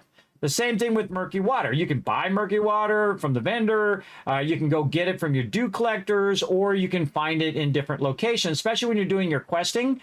So you do your questing, you're at a location, you check the toilets, you check the shower, you're checking the sinks, you're checking all of that stuff. You check all the areas inside in the kitchen, very high place you can do it. It's not like it used to be where you make jars and you go and you collect water. You don't do that anymore. Now what you do is you go and you try to find it. Like great examples, I could go into this particular location over here. I like to irritate the zombies. So you go in here and you go into these different hotel rooms and you check all the bathrooms for that murky water. Then you take that murky water and you convert it into water that you can drink. Otherwise, you might get dysentery. And you don't want that. That's when you have to go to the bathroom all the time, as in the #2 bathroom all the time. Yeah, you don't want to do that. You don't want to have to do that all the time, everybody. That sucks. All right, by the way, we can watch this as I go down into my base. So what I do is I have dew collectors. Now you can put them above ground and make sure there's nothing over the top of them. Or if you're really tricky, like me, you can make them underground. And you're like, Kimmy, how do you got those underground, bro? Well, what I did is I made a vent, and that vent goes all the way to the top, and I put bars there, and those bars are blocking their ability to get down here, right? And I built my base over the top, too. So I got my Kismet kill box over the top. I've got a gap of 6, and then down below, I've got the lower part of my base. Now, you can also see that I'm bringing light down, so I can have my garden down here underground as well. So if you are new to the ground, new to the game, underground bases are massively OP and a great way to get started in the game. Now, they do take a long time to kind of cut out, especially when you're at low level and you're trying to cut out all this stone. The way I did it, and of course, you can go back and watch this whole entire playthrough, by the way, from the very beginning. I do have entire playthrough in a playlist. Here's the solo version. I'll put that link for you in the chat. And then here is the team version with me and my team working together. Doing your garden early on is not feasible because you're not going to have enough farm plots to really make enough to survive. So the smart thing to do is get those eggs and then get yourself some murky water, right? And that'll get you going. Or get some dukes and buy it from the vendor. Right? You got to do what you got to do to survive, right? Then what you want to do is you want to think about how much resources you're collecting, right? So when you're collecting resources, you're going to be collecting a certain amount, especially if you're collecting, like, say, chrysanthemums. And you're like, why am I collecting chrysanthemums? Because you want to make red tea. Because red tea is an incredibly great and powerful thing at the beginning of the game. So what I've done, as you can see in here, if I can remember what it's on, here in Living Off the Land, I have gotten double the harvest of wild plants or crops. So it's kind of like Green Thumb from Fallout. If you've ever played Fallout or Fallout 4, you get that Green Thumb, or Fallout 76. You get that Green Thumb, and instead of getting 1 corn, I'm getting 2 corns. Or in the case of chrysanthemums, I'm getting 1, I'm getting 2. Or if I have a farm, I'm getting 1 and getting 2. Now, if you really want to do a lot of food and water, you can also go to the second level. Now you're getting an additional harvest, 1 additional crop, right? So 50% chance to get an extra one when you're doing it. Farm plots cost 50% less. So that means you can make more farm plots with the same resources, and so on and so forth. Triple harvest. But you can see I'm day 76, and I've only put 1 point into it. And the reason why you want to put 1 point in is so you can turn 1 into 2, and 2 into 4, and 4 into 8, 16, 32, 64, 128, 256, 512, 1,000 plus. Yeah, you can just keep going and going and going. So you definitely want to put at least 1 into Living Off the Land. And that will allow you to cost 30%. 30% is a huge drop.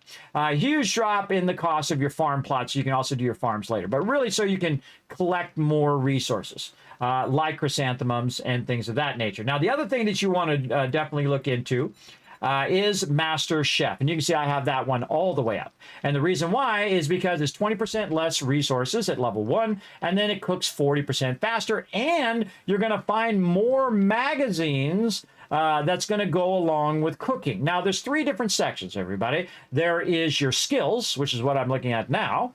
There is your perk or crafting skills, your perk books, and then your crafting skills. So there's 3 different things, and they all work together. So you have your Master Chef that you're cooking. You're going in here, and you are finding your, where is it? Hunter's Journal right here, so you can collect more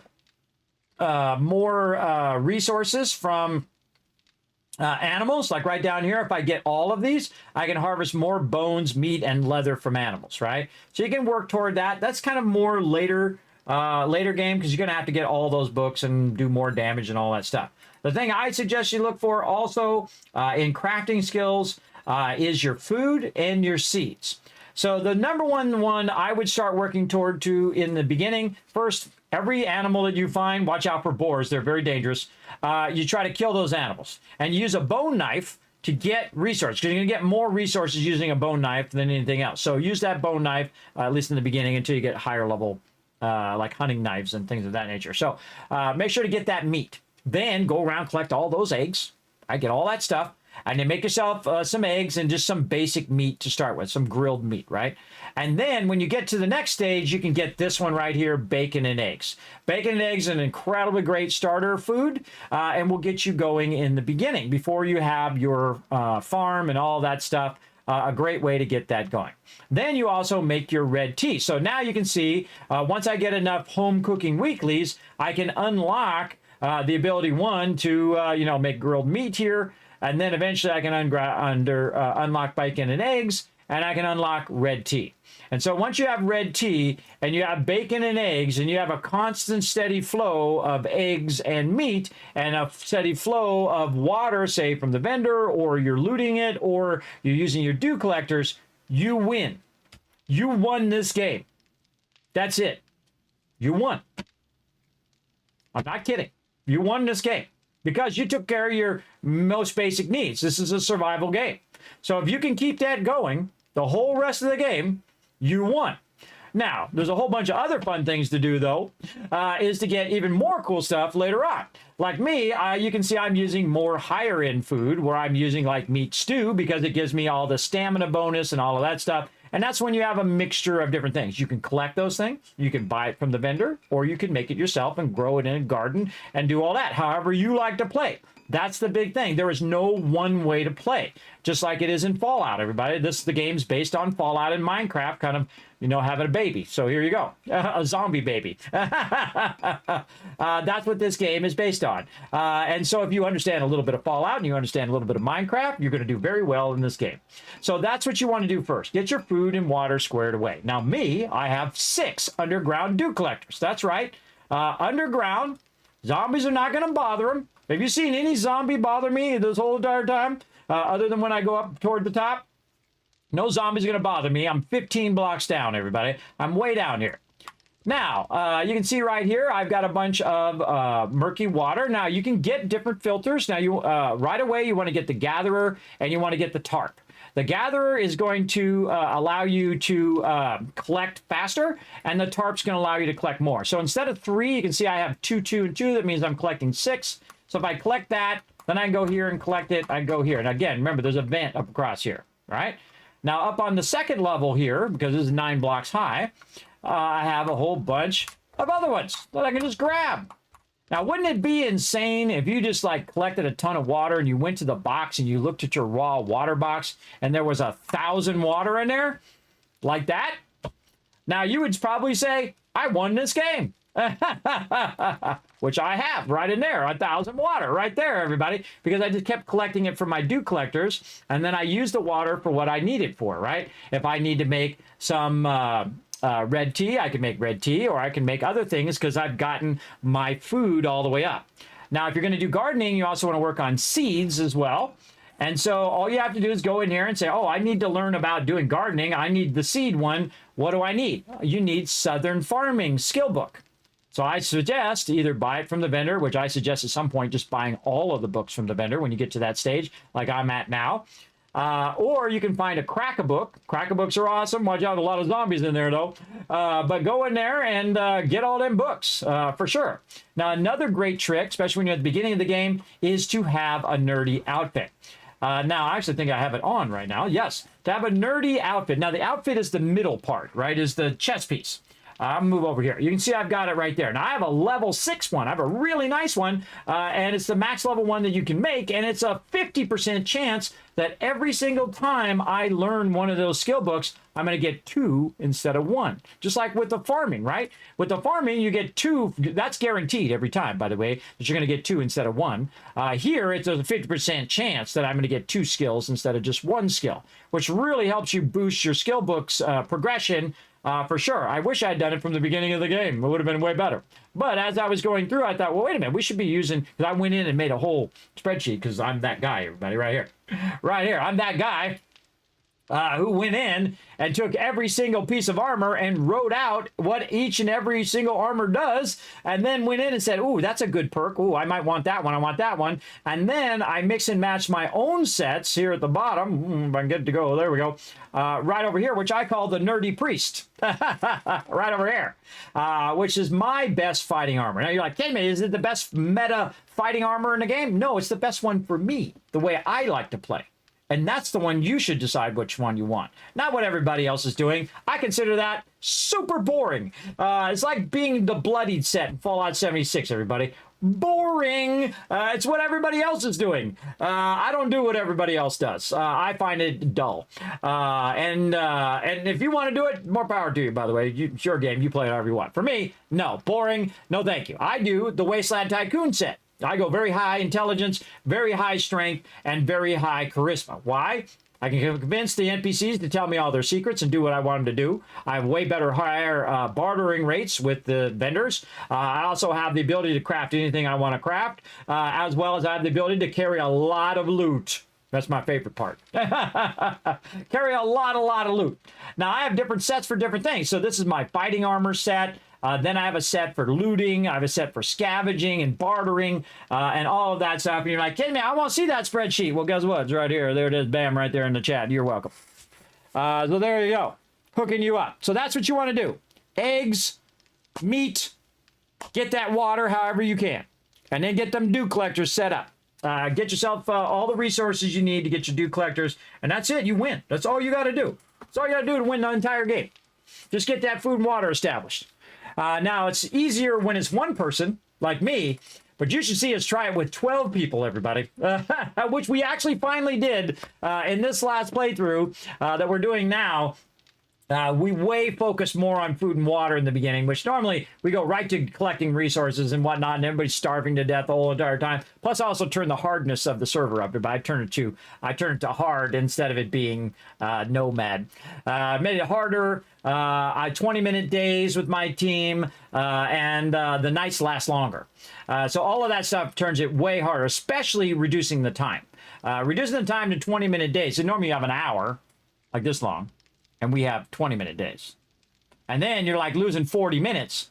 But then you're losing 40 minutes on day 1, day 2, day 3, day 4, day 5. You get the idea. So instead of having 7 hours, we have 2.5 hours to do what you normally would do in 7 hours.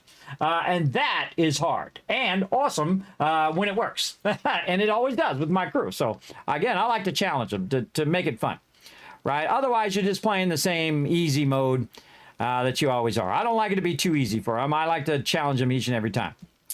But it won't let me put cotton down in the plot. Yes, that's because sometimes it's weird. So here's what you do. You add another thing above where you're putting your thing down. Give it another space up above it. Let me get back over here. I had to do the same thing. So I had to take out an extra block first, then put the plots in, get it going, and let it go. Now, the number one thing you have to do before you can put it down, and I discovered it in this playthrough because I haven't done farming in forever, everybody. Usually my team does the farming. But the first thing you have to do is make sure that that light is reaching. If that light does not reach these blocks, you cannot put the stuff down. It could be that the light is not reaching the blocks. And that's what I was having trouble with. It's like, man, this should be working. I don't know why it's not working. It's because the light from over here was allowing me to do the ones on the side, but this light was blocked, and I was trying to put some over here, and it wouldn't let me do it. I was like, what the heck? What's going on? I was like, oh, wait a minute. The light is not coming all the way down. It's only going, to a certain part, and it's blocked. So then I had to bring the light all the way down. So make sure you have the light working first, and that it has a clear, non-obstructive thing. Bars are not an obstruction, by the way. Those are zero transparency. There's 255, which is solid. A solid block, like one of these blocks where no light is transmitting. And then this one here, these bars are 0, which is exact opposite, complete transmission of light or rain or dew or whatever you want to call it. But it'll completely transfer that light all the way down here. So that's the real trick, is those bars right there. And then creating those vents or creating those tunnels all the way down. So there you go. So excited to get this game. Yeah, Gia. Yes, it's an incredibly good. Highly recommend. Absolutely. But yes, definitely check that height and make sure that you got your light working there, King Coco. I wish I had more people to play with. Sorry about the ads there, Sammy. I know it sucks. Sorry, Sammy, about the ads, bro. Twitch trying to stay in business, and so am I. I appreciate you sitting through those ads, though. I greatly do. Again, if you want to help my stream and every other stream on Twitch, everybody, Twitch Turbo. And if you can't afford it, that's perfectly fine. I'm appreciate it. Nonetheless, whether any way you go about it. Yes, Sammy. The best thing to do is go onto the official Fun Pimps Discord and see if you can find some peeps there. If you don't want to play with us, go over there and see if you can find some friends to play with. There you go. Yeah, look, Gia trying to get the game. Look, you and Gia there, Sammy. Look, you're both going to get the game and get in there and have some fun. Now, again, if you want to play as a team, then you'd want to join us. But if you want to play solo, then you want to go somewhere else. If you want to go off and do your own thing, then we're not the team to do it, because we all work together as a team. So we have one central base. We do Horde Night in one single place. I typically do like the base building and the sorting and all that. And then everybody chooses a role that they want to do. Do you want to go scavenging? Do you want to be the trader? Do you want to do the farming? Do you want to do the ammo and all of that? And then we have some overlap as well. But I do ask people to try not to be the everything person, the know-it-all, and here, I'm going to do the ammo, and I'm going to do the trading, and I'm going to do the thing, and I'm going to do the thing. Sometimes I have that problem because people are trying to be helpful. But again, you don't want to steal away the thunder of somebody else, or steal away their stick, as I like to call it. Basically, if somebody's trying to be the armor person, don't go in there and start being the armor person. The first thing you want to do is communicate to them. Hey, are you doing the armor? Oh, you are doing the armor. Okay, well, I'll do the ammo. Is anybody doing the ammo? No one's doing the ammo? Okay, I'll do the ammo. That's what you want to do. Again, collaborate with other people as opposed to stepping on other people and trying to be the know-it-all or the person who does it all, right? I could easily be the everything person as the leader, everybody. I could say, you know what? Any armor that we get that's level 6 is mine. Anything that's a level 6 weapon is mine. And I want all the ammo and all the food and all the stuff. And I have the power of administrator too, everybody. I can do whatever I want. But that's not going to be helpful for my team. I'm going to give the weapon to the person who needs it most. I'm going to let the person do what they want to do, because they'll be more inspired to play and more inspired to collaborate with other people because they feel like a vital part of the team. This is something I've always done in my guild for the last 20 years, is that people should feel like they are a vital part, that they're included in the team. And I don't care if it's 5 people, 50 people, or 1,000 people, because I have 1,000 members, everybody. I have more than 1,000 members. I just stopped counting them at about 800. And then when they hit 1,000, I definitely stopped counting them because it's a lot. That's a lot to manage that list, everybody. And if you don't believe me, I can give you probably 400 or 500 of them right here. Watch this. You want to see this? Let me dazzle you for a second. Right here, everybody, on my website, kismet.gg. Pretty cool website, right? Pretty cool website name. You go right here, you click on Tycoons. Let's see if it loads. Come on, there it is. Here's my guild right here, everybody. Look at all these games we're playing right now. We're playing all them games, well, at least some of those games. Then you can see some of my legendary members right here. Some of my finest members I've had in the 20 years together as well. Here we are playing Lineage way back 20 years ago. Here we are playing Lord of the Rings Online. Here we are playing WoW with over 300 members. We used to do dual 40-man raids. That means 2 40-man raids at the same time. That's right. And we'd run them over and over and over again just because somebody needed their armor. And if everybody had all their armor, you know what they would do? They would still run it because they were helping each other out. Because one day that person might come back and help you out. And that's the way we rolled. And we would get all the best stuff and all the best armor and the full sets and all that kind of fun stuff. And we'd have parties and all sorts of fun things. Way back in Lineage, we would have like a whole thing. Actually, you can see it on there. You can see the party right there, that middle one. That's us having a party where we're giving out millions and millions of stuff in the game. We're also having like battle sieges here. We're practicing for sieges. We're taking on castles. You can see we're battling castles and mobs and all sorts of fun things. Way back in the day, here we are again playing. This is Star Wars: The Old Republic.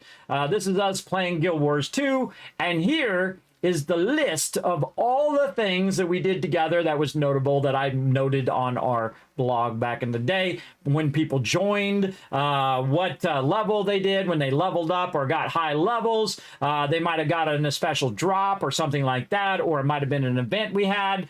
And here it goes, on and on and on. You're welcome to read it. It's up there on the internet. You can read all of it if you want. When people joined the team, when we did certain games, when we switched from other games, when I had the actual game master come in and wish me congratulations on being one of the highest leader characters in Lineage way back in the day. That's right. The people who ran it came on to congratulate me. That's how hardcore. Remember in that game, everybody, you die, you lose XP. You could actually D-level. Yeah, absolutely. And when you died one time at the level I was, level 49, that was 8 hours of leveling you lost. Like that. So if you're a connection drop, 8 hours lost. Just like that. That's hardcore. That's hardcore back in the day. And again, you can read it on and on, 2007, 2011, 2012. And then right here in 2014, my computer got killed by a lightning strike nearby my home, and it destroyed my hard drive, and I lost all the rest of that, which sucks.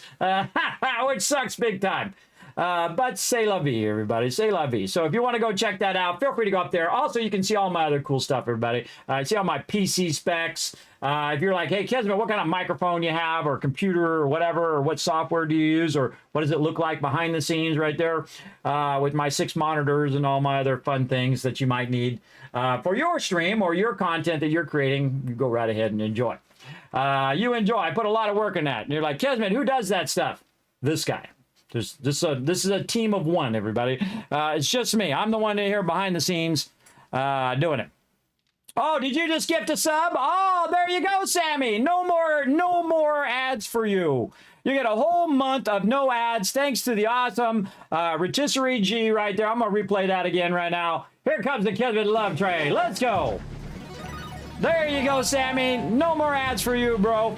Enjoy that all month long. Of course, you also get the epic Kismet emotes. Feel free to try them out in the chat. You're getting those animated emotes. You're also getting the holiday emotes. You can see Sparkle Dog dressed up as the Statue of Liberty or other fun things like that here in the channel as well.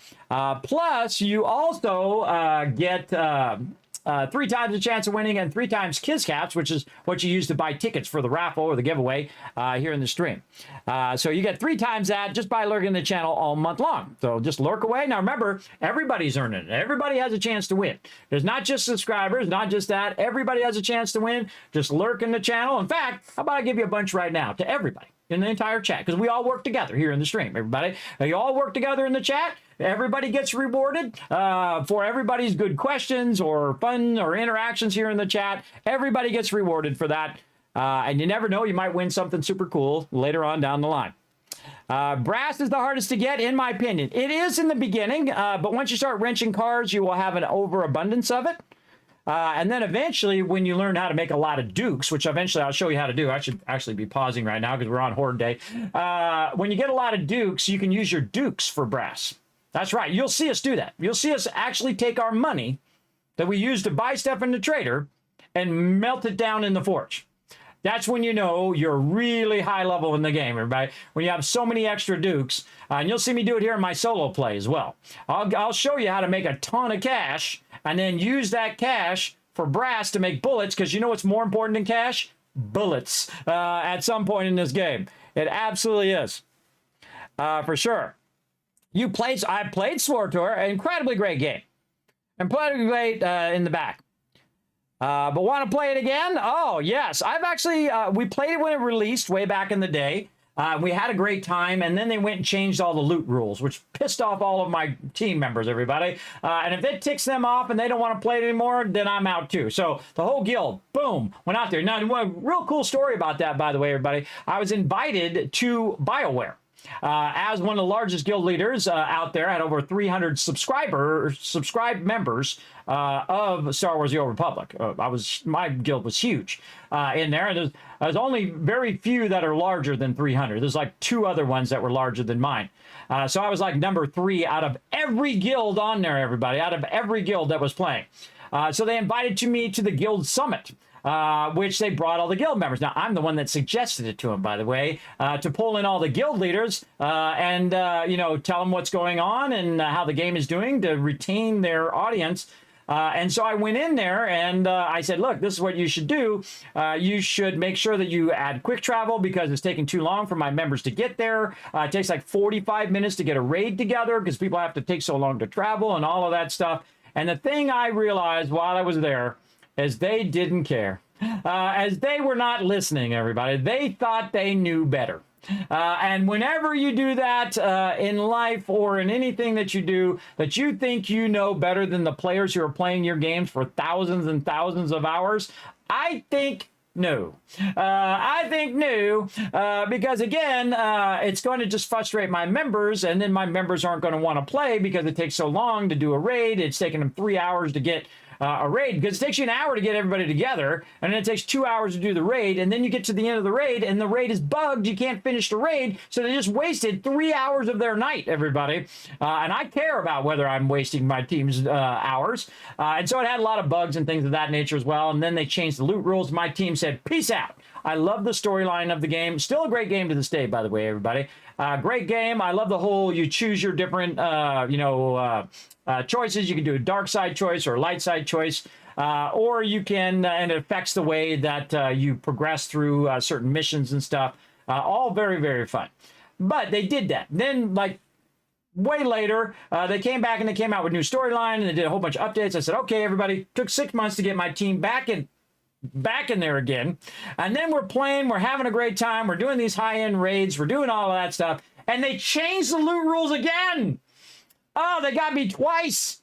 They got me twice, everybody. Oh, all that hard work of getting my team back in there, and they went and changed the loot rules again. And it pissed them all off again.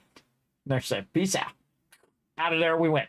I love the storyline of it, though. I think the storyline is very well written. Very well written, for sure. So great game. I still recommend it this day. Love the rewards, Kismet. You're welcome. Yes, I am very hardcore, Gio. I'm all in. It's like love. Go all in, everybody, or don't go in at all. Do I need to click to get my caps? No, you just chill out in the channel. You can actually just go !loot to see how many kids caps you got right now. And then just hopefully that number's going up all the time you're sitting in the channel. All the time you're lurking in here. I feel like they took too long to update 7 Days to Die on Xbox. I played for years, and now I have to start all over with the changes. Well, here's the thing, Sammy. It wasn't their fault. You know what they did? This other company came and said, hey, we could make 7 Days to Die for console for you. And they said, oh, awesome. Because, you know, they're trying to develop the game, everybody. So the money that we were paying in alpha to buy the game, and I bought 100 copies and give them away just so I can keep the development of 7 Days to Die going, everybody. And then also reward all you guys here in the stream. That's out of my pocket, by the way, that I bought those and gave them away. That wasn't like free codes that they sent me. Those are mine I bought and gave to you guys. Because that's how much I love 7 Days to Die, and I want to see them succeed. I don't want anybody to fail, everybody. I want them all to succeed and make great games, because that just makes it better for us as the gamer, right? You want them to succeed. I don't want them to fail. So what happened was this other company was making the console version. Well, guess what happened to this other company? It went out of business. That's right. They went out of business, but here's the problem. They have the licensing of the console version. And if you don't know much about licensing, once they got it, the Fun Pimps don't got it, because they gave the licensing to these guys. Now, these guys go out of business. The licensing is in limbo. Now, the Fun Pimps have to fight to get the console rights back from these other guys. So they have to go over there and they have to fight. Now, if you don't know about how that works, everybody, that blows. That means you got to get lawyers and you got to get all this stuff involved and trying to get the rights back so they can now develop the console version.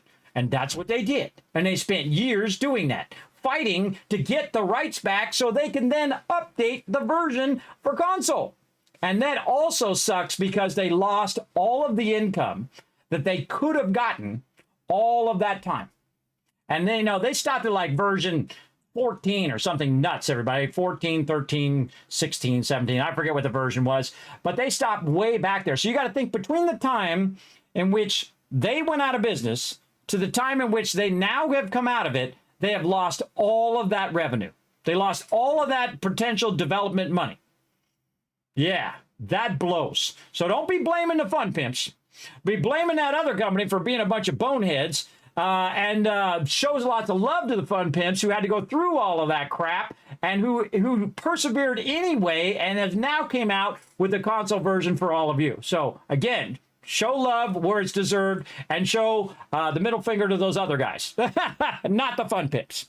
Not the Fun Pimps. So now that you know, of course you didn't know, I know the real story behind the scenes, everybody. So yeah, so show the Fun Pimps some love. They've been working hard. They got screwed over, and that sucks, but they've persevered, and now we get in sync both the console version and the PC version. Now, I don't care what you're playing on, everybody. I don't care if you're on Xbox or PlayStation. Whatever's right for you is fine with me. It doesn't bother me at all if you're playing on mobile or if you're on whatever. The platform is irrelevant, everybody. It's the, oh, hello. Hey, AMs. There I am, popping up over there. That's irrelevant. I want to play with the people I want to play with, and I don't care what platform they're on. I want to play with everybody. I want to play with everybody in whatever game I want to play. Stop with this stupid walled garden crap. Sony, stop doing that. Xbox, stop doing that. Let us play with who we want to play. It only benefits them when they wall off, or when they wall it off and say, oh, well, you can't play with your PlayStation with your buddy who has an Xbox or with a PC or whatever. It's stupid. It's always been stupid. It continues to be stupid, and I wish they would stop doing it. And the first person, the first company that stops doing that is the console I'm going to buy from then on. I'm going to buy, if it's Xbox, then I'm just buying Xbox from now on. If it's Sony, then I'm buying Sony from now on. And if they both do it, then I'll buy one of each. There you go. Because it's dumb. Yes, yeah, that's why. That's why the console version has been so far behind. Now, here's the cool thing that the Fun Pimps do. If you own the old version, you also can get a discount on the new version. That's cool of them to do. So they work really hard with Microsoft and with Sony to give you a discount. Now, if you don't know how to do it, go over to their Discord. Go over to their Discord and say, hey, where's that discount at? I want my discount because I own the old version from that other company, and I want to have my discount on my new version, right? So that's what you do. That's what you do. You go get that going. I think I have it on my Twitter somewhere, too, and also on my Discord somewhere. But you can just go to their Discord, or you can search it on the internet. Fun Pimps console discount, something like that, or PS5 discount, Xbox Series X discount, and there you go. That's what you want to do. That's a lot of money. It absolutely is. It's kind of WoW, but with a lightsaber. Exactly. It's WoW with a lightsaber. They actually did a really good job on the storyline. The writers were really good in Star Wars The Old Republic. I absolutely loved it. I especially loved it when you were... I normally played as the consular, which is the healer, right? The healer and the person who buffs everybody else. Because not everybody likes to play the healer. But my job is to facilitate the greatness of my team. I'll play any character of any type. You don't want me as a tank. I'm a terrible tank. And I know that about myself, and that's okay because I have some of the best tanks in the world.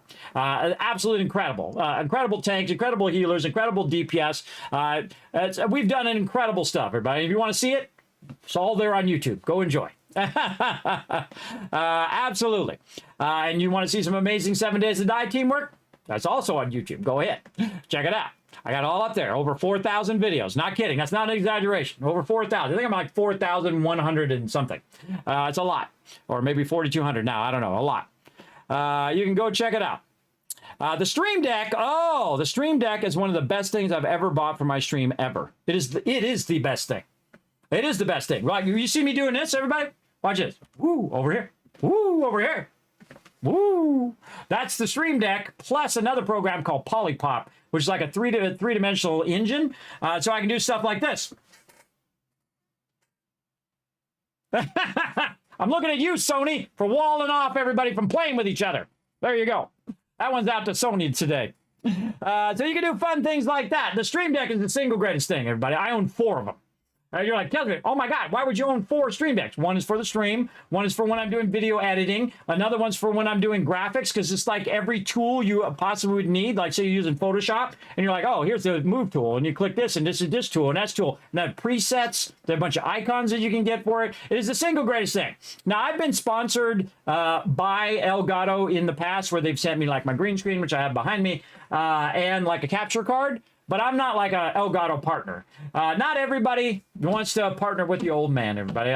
Some people, they look at your metrics and they say, well, you're not, you know, Shroud, so we're not gonna partner with you, right? Or you're not a good-looking kid or a good-looking girl, because they look at that kind of stuff, everybody. I'm an older guy. I'm 54 years old. So not everybody wants to partner with me, but they did sponsor the channel and did send those in, and I appreciate that. So when I'm shouting them out right now, everybody, I'm not going to make a dime. And I'm just telling it to you straight. And that's how I always tell you, whether they were paying me or not. I get nothing from it. And that's how you really can tell, everybody. Evaluate what somebody gets out of it. That's how you know if they're telling the truth or not. If they're in there and they're like, oh, League of Legends is my favorite game, sponsored by League of Legends. You know, they're not really into the game, everybody. They're not. I'm sorry, I'm not trying to... I always use League of Legends as an example, but I'm not trying to bash on League of Legends. I'm just saying you can just tell when people are just being fake, everybody. I don't like being fake. I don't want to be around people who are fake. I just tell it to you straight because I'm too old. I'm too old for that crap anymore, everybody. I don't want to do it. I don't want to be part of it. I just want to tell it to you straight. That's it. So you know you get the honest, straight answer from me. That's it. That's a lot of videos, dude. Yes. Well, check it out. Check out what stream number I'm on right now. This is just the best stream ever, by the way. I've also done another 1,000 videos before that. Right here. Best stream ever. I'm on right over here. Oh, I'm in the way.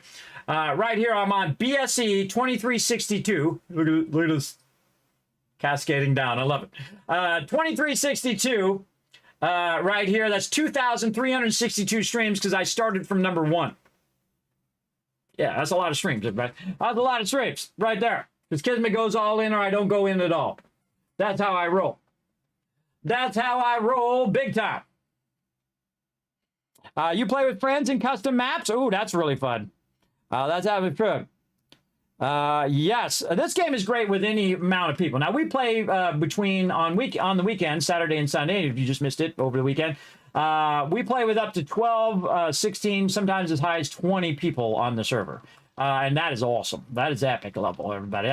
If you got more than 4 people, you're crossing into that epic level in this game. It's super fun, but I also I don't set it on default settings. That's way too easy for 12 people, everybody.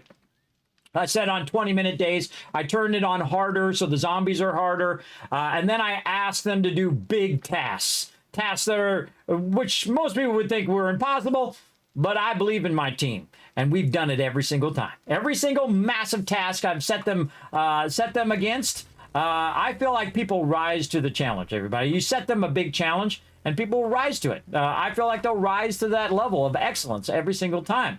And I've proved it time and time again here in the stream. All right, let's roll on out of here. Get some wheelies going on. Let's get some wheelies going on. Oh, look at that wheelie. Look at that wheelie. Oh, come on, come on. I'm hitting C, by the way. Oh, come on. Ride it. Ride it. Keep that wheelie going. Oh, ran into a rock. Whoa. Got some air there. All right, now we're doing it. I love the motorcycle in this game, everybody. It rocks, man. Whoa, look at that. Look at that gear, or that amount of air there.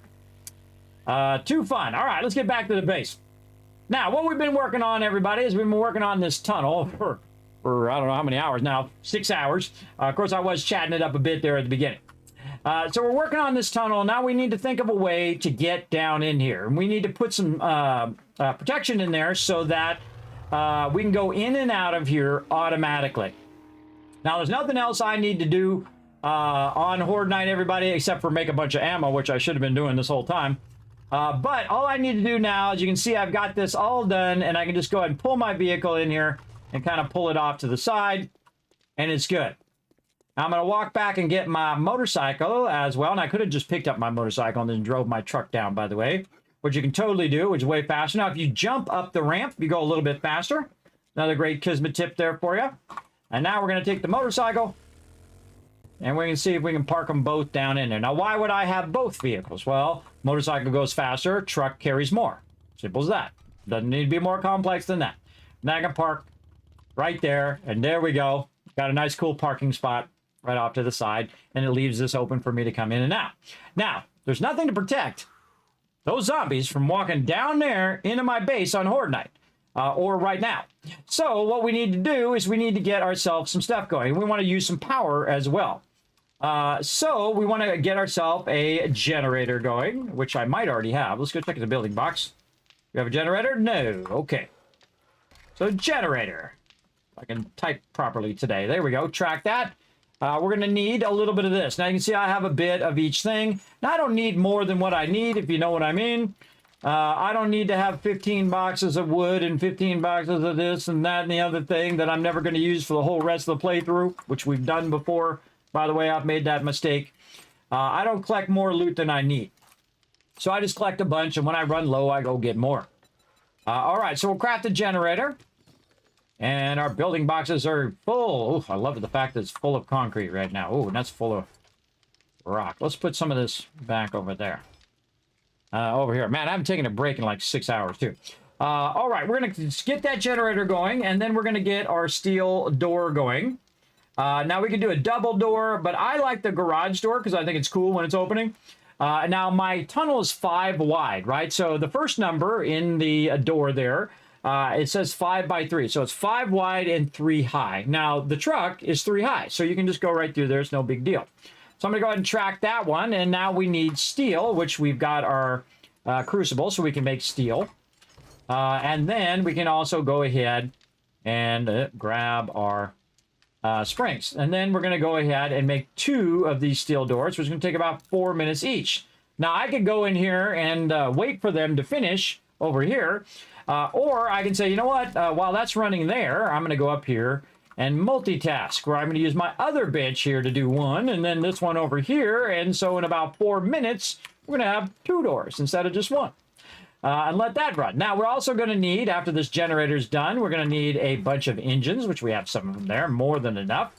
Then we're going to need some building stuff, like one of the things that would be nice would be a switch. So let's go in and make our snitch. Make a couple switches. I'd make like 5 because it takes like a minute to make those. Doesn't take too long. Then we're also going to need our wiring tools. So we're going to get that out. I'm going to stick that down there, or we could stick it over here, however we feel like doing it. There we go. We got our wiring tool. Now, another thing we're going to need is a motion sensor to detect us as we drive in. So we're going to go ahead. I told you I was going to get to it today. I mean, we're running close, but we're going to get to it. Get to some of this thing here. Now, I'd make about 5 of those as well. Now, I could wait for it to finish down here, but that's going to be 50 seconds there, where I could go up here, check on this one, say, oh, well, that one's still got 3 minutes. I can go over here and make motion sensors.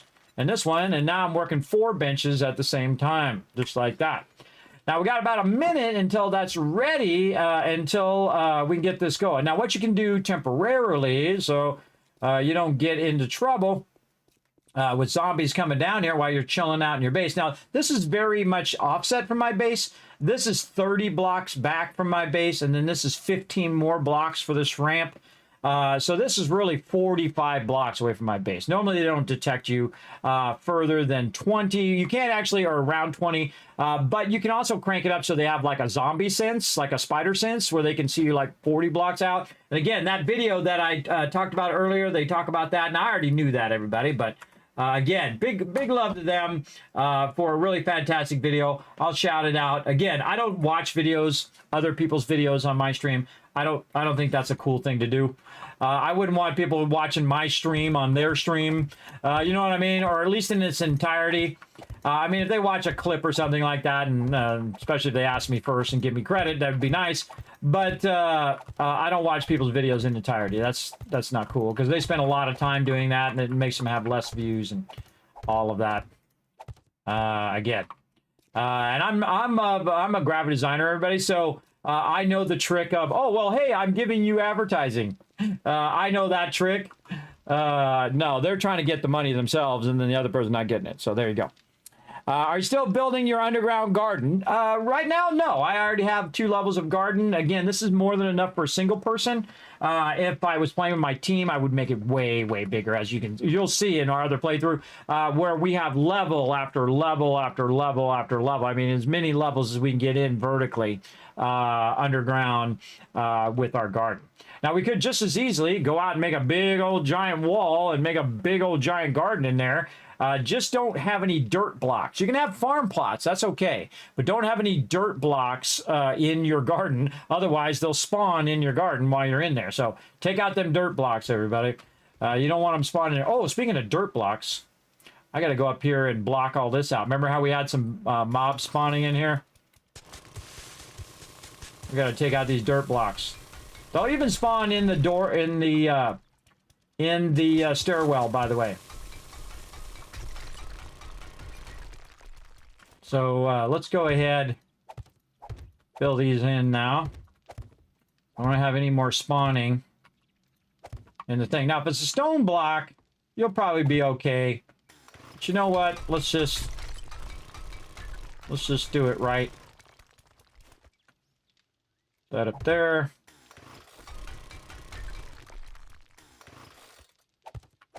Don't leave any gaps or they'll end up in those gaps. I've seen it done. I've seen it happen.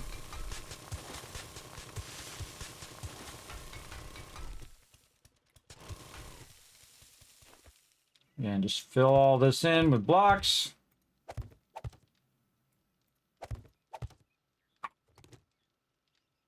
And don't leave no gaps. Go down the ladder. Fill all this in. We don't want no sneaky zombies because they were spawning in my stairwell because of that dirt on the side. Because they can spawn sideways. So the dirt block is here. They can spawn next to the dirt block. Or usually what they do is they spawn on the edge of the dirt block. And boom, they end up in your stairwell. So watch out for that. Say no. No game. No cheating. Bunch of cheating zombies.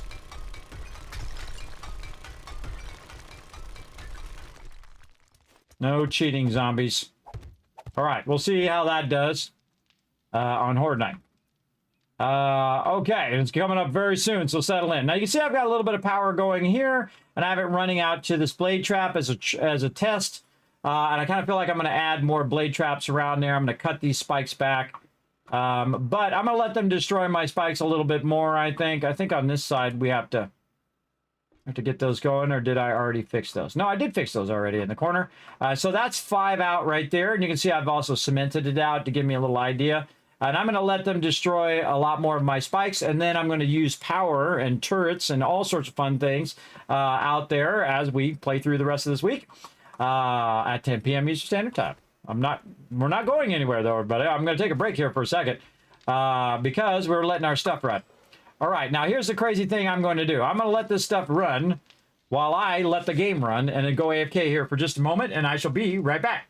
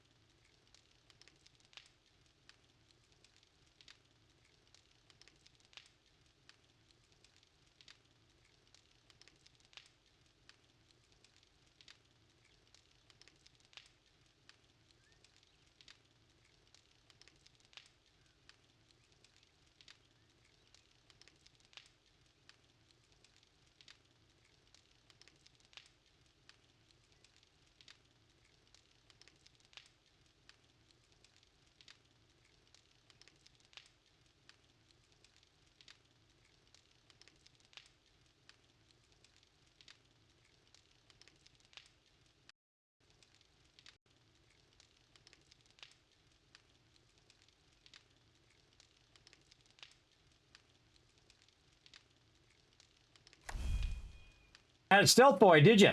I sure do.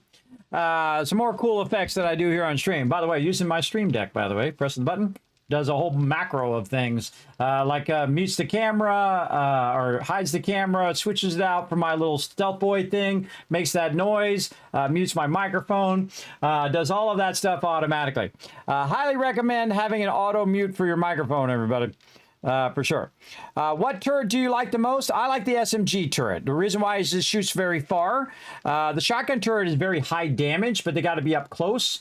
And I like the turrets to be behind them and not in front of them, which you'll see. You'll see when I get to that. We'll do a remote Kismet kill box. With 12 people, is it laggy at all? Yes, a little bit. Not as bad as it used to be. It's definitely, I think, more fun. So I'll take a little lag to have a bit of fun with my crew.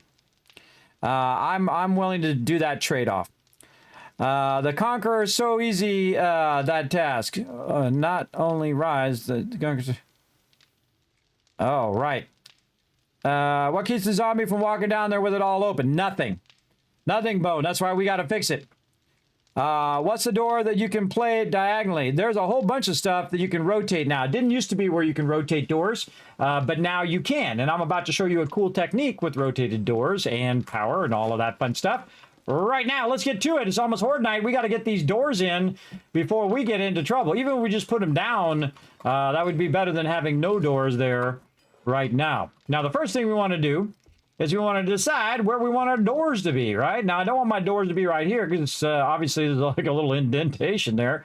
So I want to have double doors here to protect the interior of my base. So if we put the door down, here's how it is. Now, you can see that if I rotate it, see how the front of the door is on the outside of this block, right? So it's on that side of the block.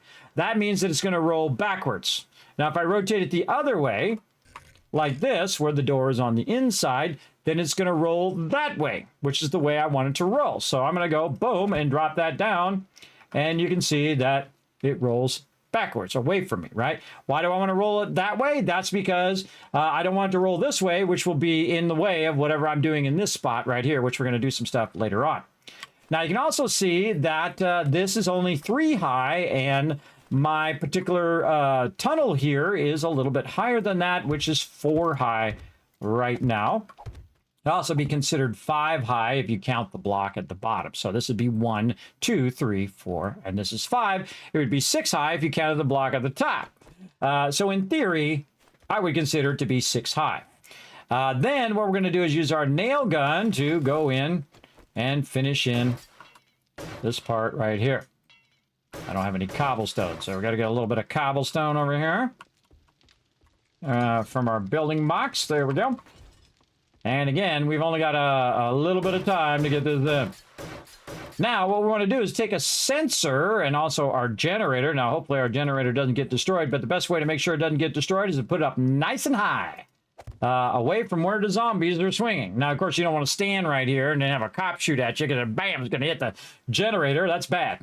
That's really bad. You don't want that to happen. Now, we also want to go in and make sure that our sensor can see us. So we're going to put that up nice and high next to the generator, right over there. Now it's time for our wire tool. We'll get that in here.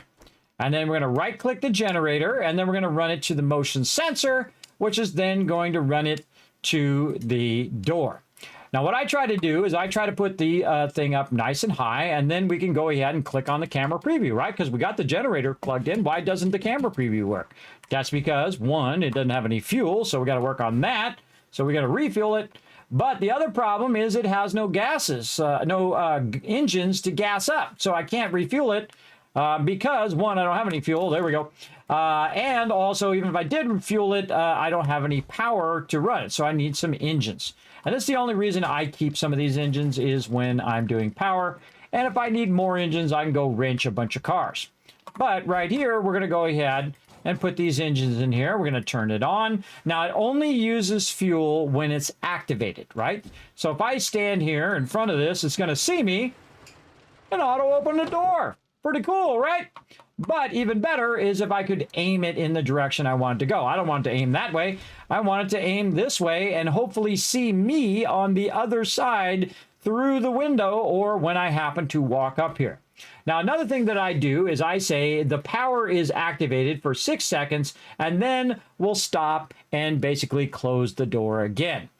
So 6 seconds is usually good for a team. For me, 4 seconds should be enough. Now, any of my allies or me are by default targeted, or I could say if any strangers come along, then open the door and then shoot them with a bunch of turrets. Or if zombies come along, open the door, make them fall down into a pit, and then chop them up with my blade traps, or shoot them with a dart trap, or whatever. You can do all sorts of wonderful combinations with this trigger here, or basically your motion sensor. So we're going to set it that way. So now if I'm standing here, the door does not open. By the way, also notice right here, right over there where it says 5W or 5 watts, that means if it's gray, that means it doesn't have any power. Now, if I move forward and it sees me, you'll see it's yellow now.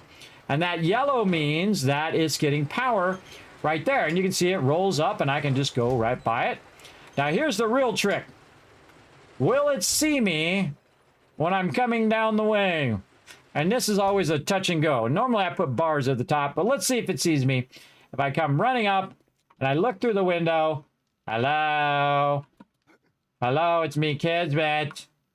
Hello, let me in. Oh, God, I can't get in my base. What can we do? Well, guess what? We can just go right here, hit E, pick that right up. Absolutely not. We can't pick it up. Why can't we not pick it up? We're too far away from our land claim block. That's too far. Now we've confirmed, by the way, that it does. You go beyond 20 blocks, the land claim block doesn't work. Now I can put another land claim block down, by the way, and then also get this to work. But that's okay if we can't get there, because guess what? We could always run around the other way here and jump while you're going up angles like this. Go a little faster. We'll go ahead and open this up a little bit. Still sunny outside. Oof, Horde Night is upon us, and I don't have a lot of ammo. We're going to see how this is going to go. Should have been working my ammo instead, but that's okay. We'll have a little fun. We'll have a little fun, use the ammo we got, and hope we survive. Gonna be crazy either way. Now, I'm gonna run up here. I'm gonna go ahead and use a little bit of my yucca juice to boost my water and my stamina a little bit, because I gotta do a little jump. There we go, get up into the base. By the way, you can see the one up here on the top, which is triggers if the zombies get close to the blade trap. It is off most of the time. Even though the generator is on, it doesn't use fuel unless it actually activates or is using that power. If it's not using power, it doesn't use up your fuel. And that is really awesome when that happens. So we've got a problem here, everybody, and I wanted to test that to see if that was going to open. Now, here's what thing I can do. So this thing does just open and close. I can turn the generator off. And now what I want to do is have the ability for this motion sensor to see me on the other side of the thing. Now, I can actually just make another motion sensor on the other side as well, which I'll show you that as well. But one of the things that I do, and I do this on my current base, is to current team base, is just to put bars here instead. So go here, and bars are a really great block, by the way. They are so useful for so many things. Right over here. So we'll rotate this around. We're just going to put bars here. Oh, I'm going to try anyway. There are bars there to block the ability for any zombies to try to climb over that. Now, are they going to climb over that? Man, probably not. Probably not. I've never seen them do it, but you never know. So we're going to go ahead and upgrade those. You turn them to cobblestone. There we go. Now we'll turn our generator back on. It'll detect me. I'll go ahead and run over here and kind of pull out that block. This block. There we go. And so now I'm going to run way over here. Now I'm coming down with my motorcycle. Vroom, vroom, vroom, vroom, vroom, vroom, vroom. Coming down. Notice it can't see me from this far. It can't see me from back here because I have it aimed down on purpose so it doesn't just look down the whole thing. Because if it was looking down the whole thing and it opened the door, by the time I got there, it would close the door on my head. So I want it to open when I get close. Like that. So there you go. Now, sometimes it's a little awkward because what happens is the motion sensor doesn't detect you fast enough. And this is happening currently on my other base, where when people are rolling up to the base, it's not seeing them because maybe they're up at the base too quickly and they're hiding behind the door. Because watch, it'll roll back down eventually. I hide. Well, maybe not this particular one because now it's working properly. But if I get up there too quickly and the door's still down, it won't see me through the window, which is weird because I think that window should be transparent. Now the real trick is, can I take my motorcycle? See if I can back my way out of there. There we go. Can I take my motorcycle? I'll wait for it to go down and stop. And while I'm on my motorcycle, drive this way, and it opens up. And then I drive out of here, and now I've got that protection. Look at this. Right through there. Then turn around and go back in there, and then it opens on the way down, and I never have to open a door again. Automatically will open, and I can then just park right over here. Just like that. Let's try it with a truck. Now, truck's going to be harder because now I've got my vehicle in the way. So I'm just going to be ramming into stuff. And the truck is really awkward to turn because you have to, it actually is based on your camera direction. So you can see I've turned the wheels, and now I can kind of turn, and then if I go backwards like this, I can kind of turn the wheels. It's very, very awkward, everybody. So again, because your camera position is what's throwing you off, right? Because you're like, you got your wheels turned, and then you see like it's turned this way, and then the wheels are this way. It's really awkward. Hold down the right mouse button. It should help you a little bit to keep oriented in the direction you want to go.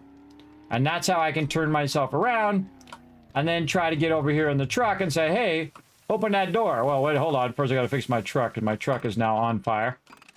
Open that door. But it's not opening the door. Why is it not opening the door? Because it can't see me in the truck. And this is also another problem I got to fix on the other one.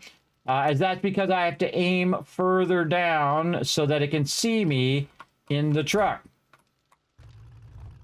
And so when I'm rolling up, it should see me in the truck. Now, if it doesn't see me in the truck, I can just get out of the truck. It sees me, get in the truck, and I'm out. Now, let's go see the opposite. Woo! Break through those blocks. The problem is it doesn't break through the blocks. That's where, up at the top, right? It doesn't break through where my lights are. So these blocks here, I got to take these out myself. I could just pick them up, but you know what's more fun? Chainsaw. That's fun. All right. Now, up we go. Woo! Catch that air. All right, now, opposite direction. Whoa, okay, okay, he's up there, bro. He's getting a little crazy. It lurched forward there. I gotta fix them blocks. I'm definitely gonna have to concrete that. All right, breaking my car again. Now, let's go ahead and see if it sees me on the way in. I'll concrete the top eventually. Now, does it see me on the way in? Yes, it does. All right, awesome. Park our flaming truck in here. Okay, so door number 1, good. Complete. Now, what else can we do, everybody? Well, here's what we could do. We could go ahead and put another sensor on the other side. Now, I'd let this roll back first. I just put a sensor where it stops right there. Then we're going to go ahead and utilize our power over here, and we're going to run the generator power separate from this, and then this is going to run to here, and then this one is just going to go ahead and look for anybody coming in from over here. Now I can aim it straight down, by the way, which is very, very useful. So I can aim that straight down, and then set this to 6 seconds. Now the door's going to keep going up and down because I'm standing here, and then I'm going to go ahead and send it to the door. It stops rolling up and down. Hold on, let me go over here.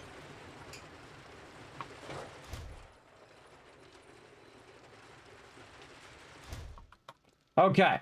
Now I'm just going to right-click on the door. Bingo.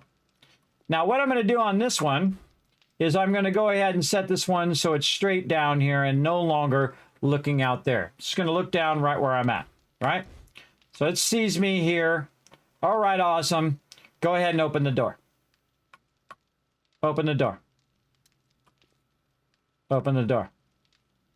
You see how it's not opening the door? You know why it's not opening the door? Because if I take the power and I run it to there and I run it to here, it disconnects the first one. So that's why typically I use a standard single sensor to go to the door. Because now if I do this, you can see this one's opening and you can see the wire, right, going to the door. This is the door edge in the upper left corner, by the way. But this one's still going out here. Now, if I go through the door, everybody won't be able to see me now because the thing is not aiming toward me. So here's another thing we could do. We could go ahead and hit the left click over here on that one, on the door, on the sensor, and then on the door.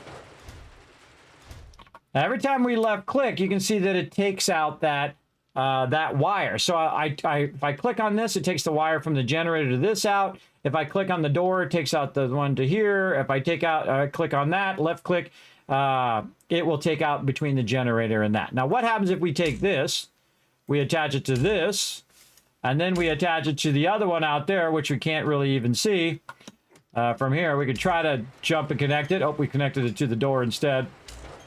Let's just go out here and connect it to here, and then connect it to the door. Now, that sees me. I can go over here.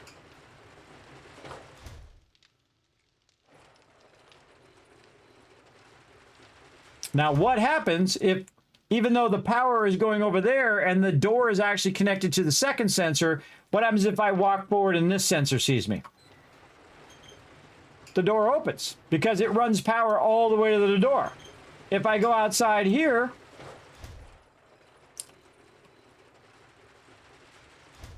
and I come rolling in, it opens the door also.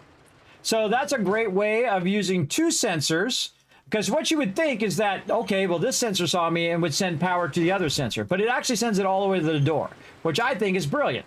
Absolutely a brilliant way of doing that. So if you're having trouble with it, just go generator, first motion sensor, second motion sensor, door. There you go. Easy. You got it. All right, now let's roll out of here and test it. Always test your inventions, everybody. All right, open the door. We're out. Let's see if this works better. Instead of looking through those bars, it's now going to use the second sensor to see if I'm there. Almost Fortnite, too. And we can see it turns green up there, opens up the door. I'm in. Now, one of the drawbacks, though, is that the second sensor might see me and then reopen the door again.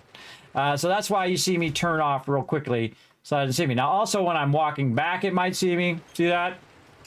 So then you want to fine-tune that so it doesn't see you when you're walking back. So you might angle it a little bit more toward the door, maybe a little bit more down, maybe square like this. Again, trying to block this area from where I'm standing to trigger, and then I'll just make sure to know that I want to be over here, right, to trigger. Oh, a little too close, a little too far over. Hold up. Let's get it a little bit further out from that.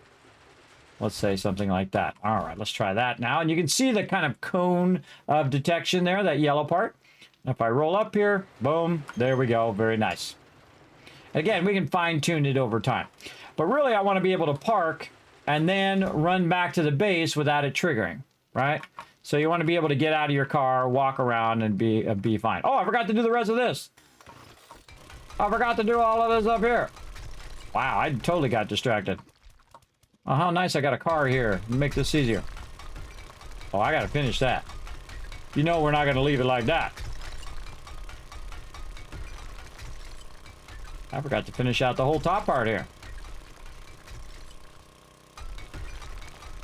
I mean, it works. We know it works. But let's make it nice. Alrighty, time for some blocks. Hold on, right over here. Needs a block. Alright, oops, that gotta be cut out some more. This can be done. This whole side over here needs to be cut out. Oops, some iron. Now, I've got other locations where I can get iron, everybody, so I don't really need that iron. Cut that back a little bit. Oh, Horde Night is upon us. We gotta get it going.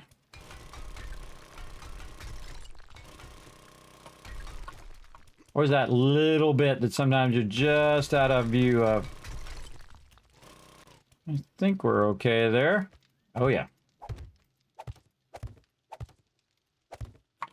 I'm gonna take this out so I can upgrade this one in the back. There we go.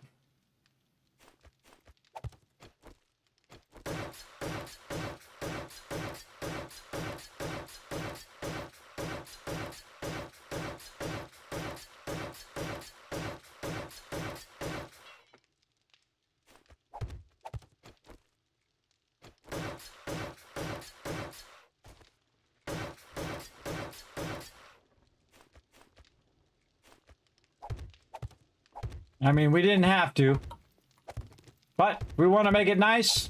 Let's do it.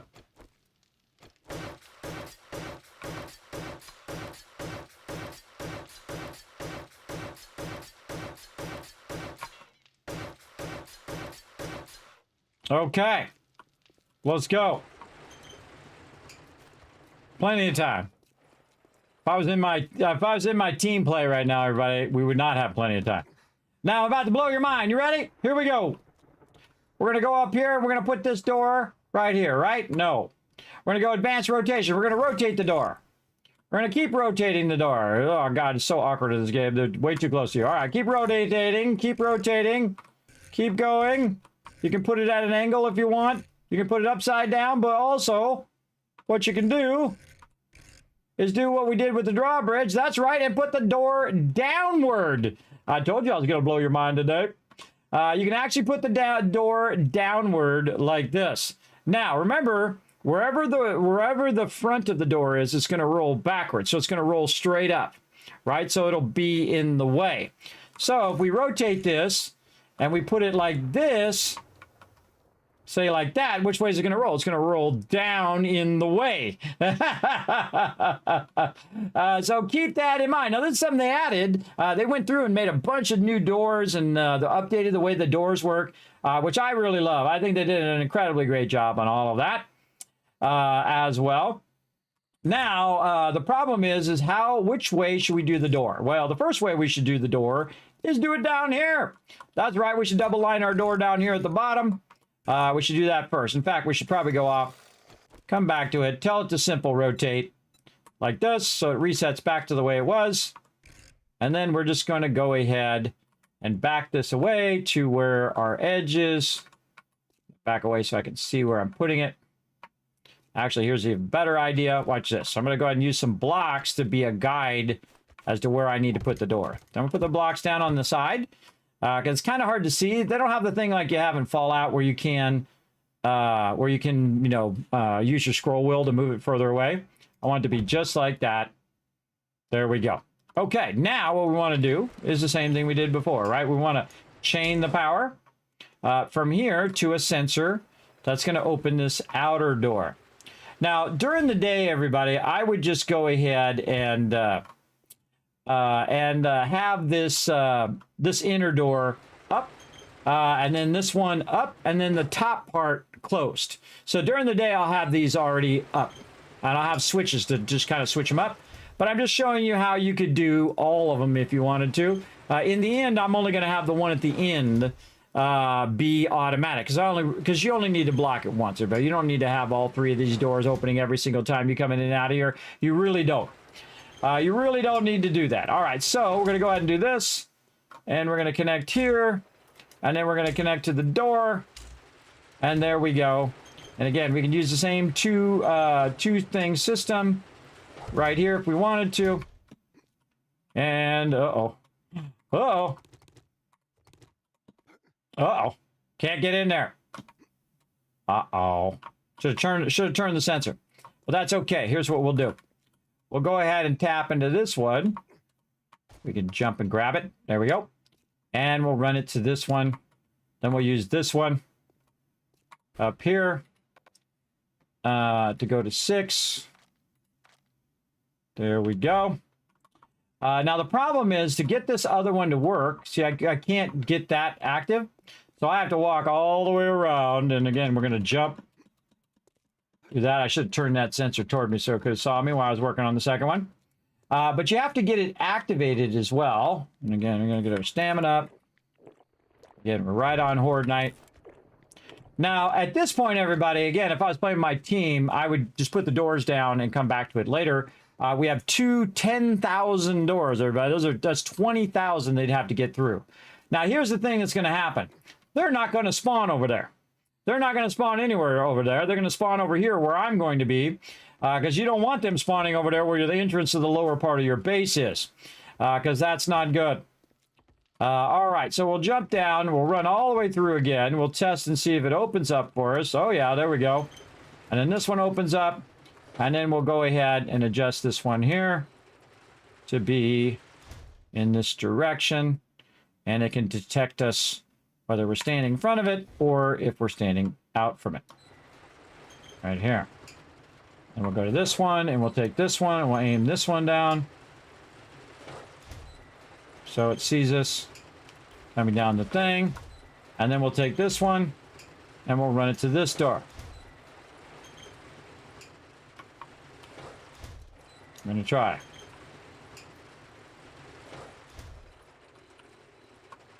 Get away where it stops running the door up and down.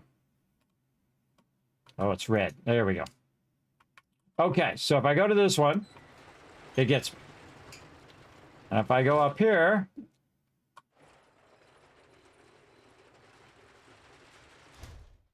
and walk down, this one should see me. Well, that one actually sees me over there.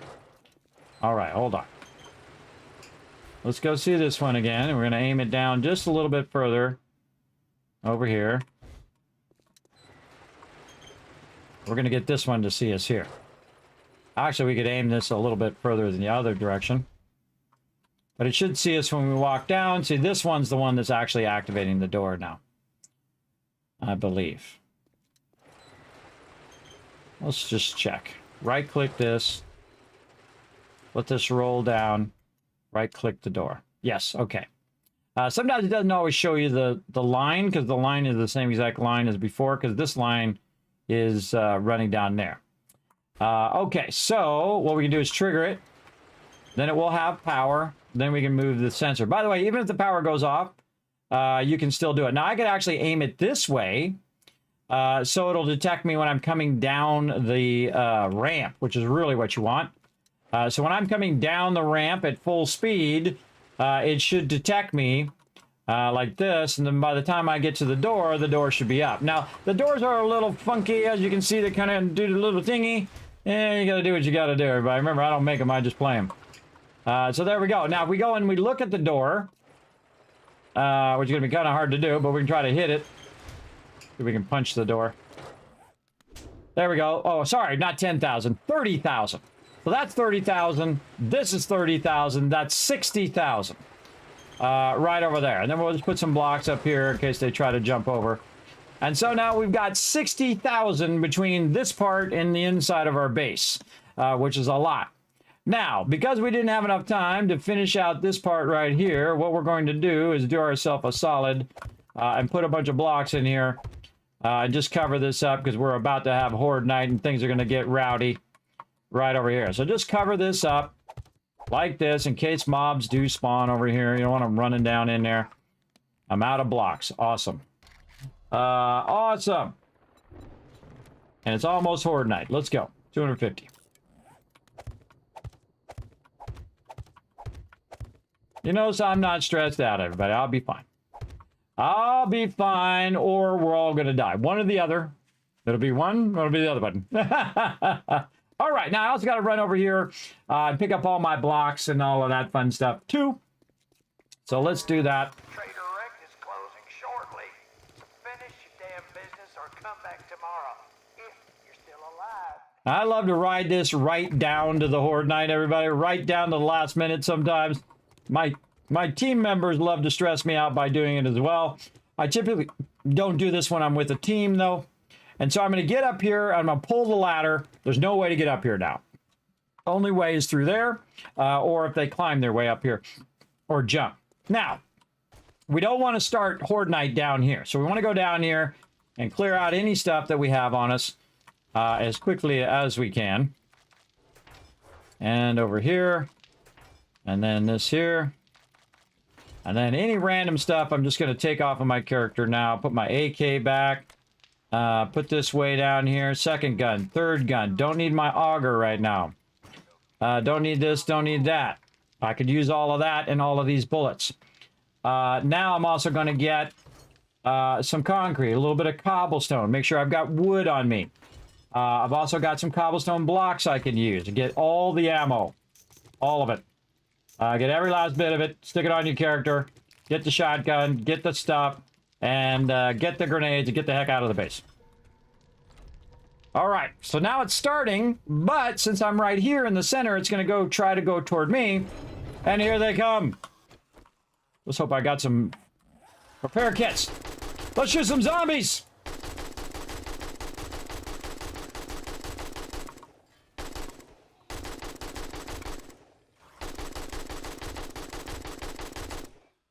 All right, let's go over to the other kill box. Again, these are 3 separate boxes, and they're just a square box. And so look what they're doing, everybody. They got this problem right now with the spikes where they're kind of like swimming through my spikes, but they're not destroying the spikes, and they're not dying. I hope they fix that, because that sucks. They should have to destroy the spike to get to me. Sometimes I hit my own base. I got 1,500 bullets. So I got to be smart with my bullets. Whoa! Cop out of nowhere. Where is he at? Over here. Now, these are all radiated mobs. So I'm using my gun to remove their radiation. Whoa, dude just went boom. Yeah, take them spikes out for me. Now, look at this guy. He got all the way through all them spikes. I don't think so. Bunch of cheaters. Getting back up. No. Whoa, another cop. I don't think I have any meds or anything. Nope. Not good. Get my stamina up. Have a little bit of meat stew. Notice I'm standing in such a way it's hard for him to hit me because I'm standing in the corner. Yeah, come on up here. Now, one of the bummer parts of this, everybody, is that when they get up here, now if they drop that loot there, I have to go and take out my spikes to get to the loot. Which means all that hard work I did on my spikes is lost. Look at the blood moon in the thing. Pretty cool. That's a cool shot. This never stops being fun, by the way. I played this game for over 3,000 hours. It's fun to shoot the zombies every single time. Oh, gun broken. All right, repair your gun while you're waiting. Shoot him with another gun. Because you should have another gun that's nice and loaded. And so you can shoot him in the face. Or in the head, even better.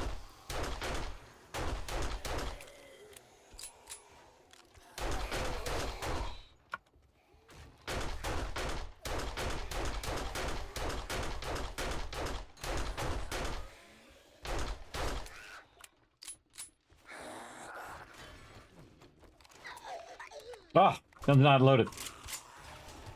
Fight me! Get away from my base! Bunch of cheaters. Hey, thanks for killing that guy for me. Cop just killed that guy. Or it was my spikes, one or the other. I'm letting those cops blow up on purpose because I'm going to be taking these spikes out later, and if they blow up on my spikes, just makes my job easier.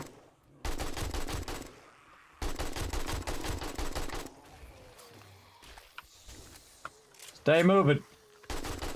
Now, if you haven't noticed, my my Kismet kill box here is double lined with steel. So there's a lot, everybody, that they got to get through. And my goal is not to let them do that. Got me from the right side. Cop. Yeah, keep jumping up here.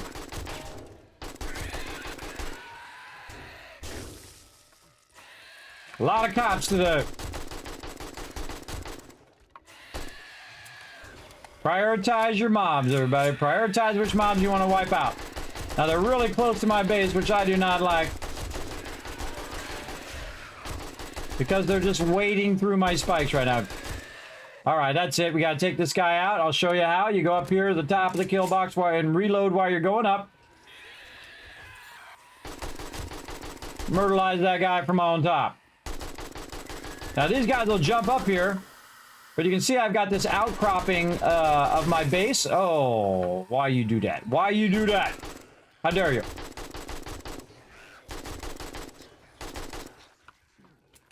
Oh, this is going to be trouble.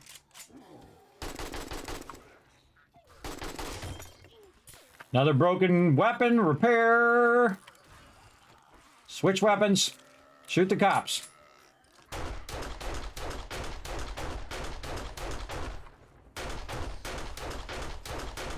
Now, in theory, it's easier to shoot them up here, but I think it's more fun to shoot them from down here. Because this way you guys can see them. Oh, bomber coming in. Now, what I've learned about bombers is shoot them in the leg, shoot them again in the butt when they get up, and just shoot low, everybody. Shoot low. There's a lot of mobs. Shoot low. Do not shoot them in that sensor or they'll go boom.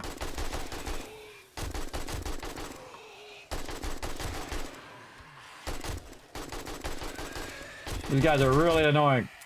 More cops. Holy mackerel, 790 bullets left. This ain't looking good. This ain't looking good. I love it when they're all lined up like that, though. Oops, now they're coming from that right side. See them way over there? Now I gotta switch. Shoot that guy in the face. All right, gotta switch sides. Fight him off over there. And then this side of the kill box. And this is why this is the ultimate defense in the wasteland, everybody. You have different sections, and if they breach one section, you can go ahead and move to another section. And then you can also pull the ladder on your way out, too, so they don't go up the ladder and try to get you. That's why you leave it as a block that you can just pick up in case they breach.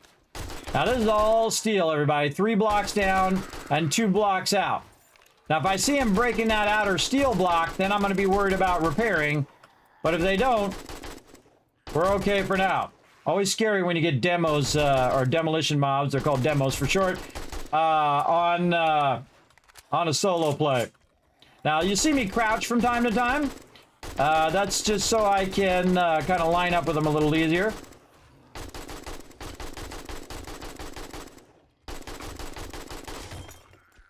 Another one broken. Repair. By the way, you don't want to stand too close to the edge when you're repairing your weapons and stuff. I'll use up some of this ammo. I got 1,000 of this ammo. Especially on the easier ones. Fred!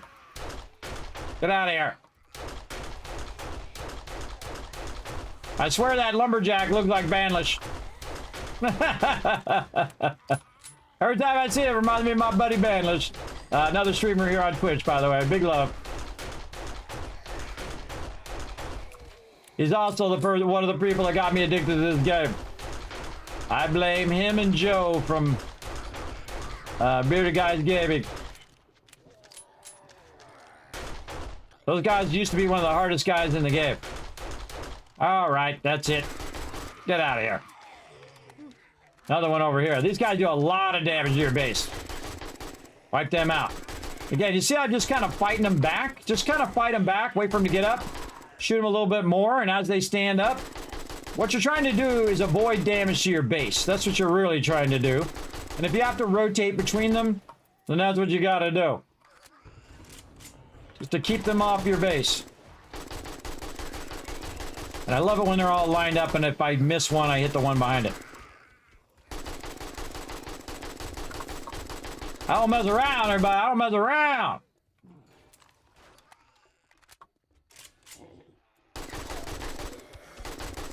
So when they're really close, a little easier to shoot in the face, too.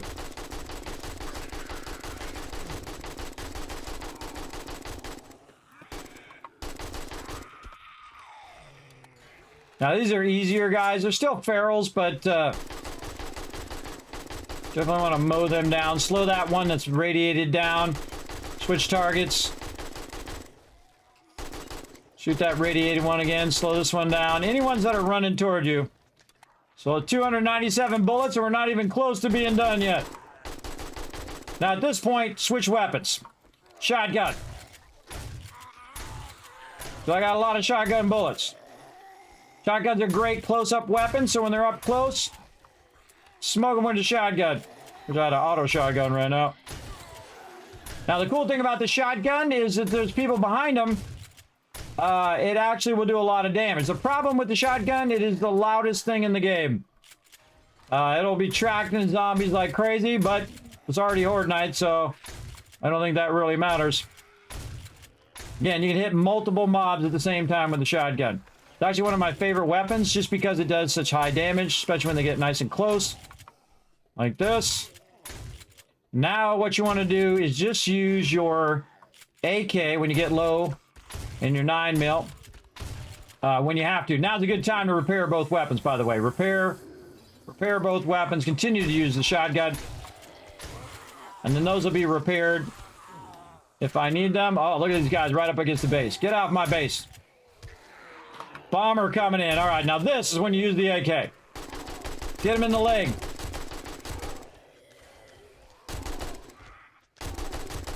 Shoot him in the butt. Get out of here. If he gets up again. No, he's good. Now, of course, if you're a sniper, you can try to hit him in the head. 177 bullets. Back to the shotgun. That's why you have multiple weapons. Keep them loaded. Okay, reload your second weapon. You got a second there. You got a few seconds. Now, if worst comes to worst, use your melee. Boom. Boom. Later, sucker. Watch this. Boom. Get all those guys. Come on. Come on. Bring your face up here. Boom. Come on. We'll get all of you. Boom. Dropping the boom, everybody. You know when I'm dropping the boom, now you know it's on. You know it's on. Come on. Let's go. Get closer. Oh, he died. Get closer, people. Oh, they hit me. Take that, radiated mob. Take that, you punk. You take some of this. Oh, they broke my leg. How dare they? How dare they? And then back to the shotgun. Lock and load. Cop on the right side. Use the pistol. Oh, they're coming for the blade trap. Let's do it. Let's move over here. Now, you definitely want to have some meds on you. I foolishly forgot my meds. But let's see if I have some fun on the blade trap. Come on, Big Mama.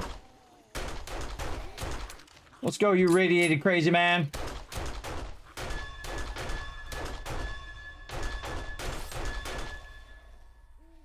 I think it's time for some fun. I think it's time for some fun. Hold on. Kismet up in your business. Hey, Big Mama. That was for you.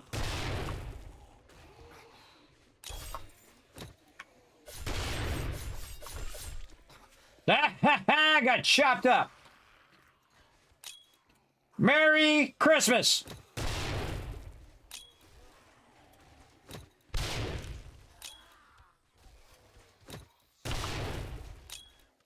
Oh, double cops. Watch this. Watch this shot.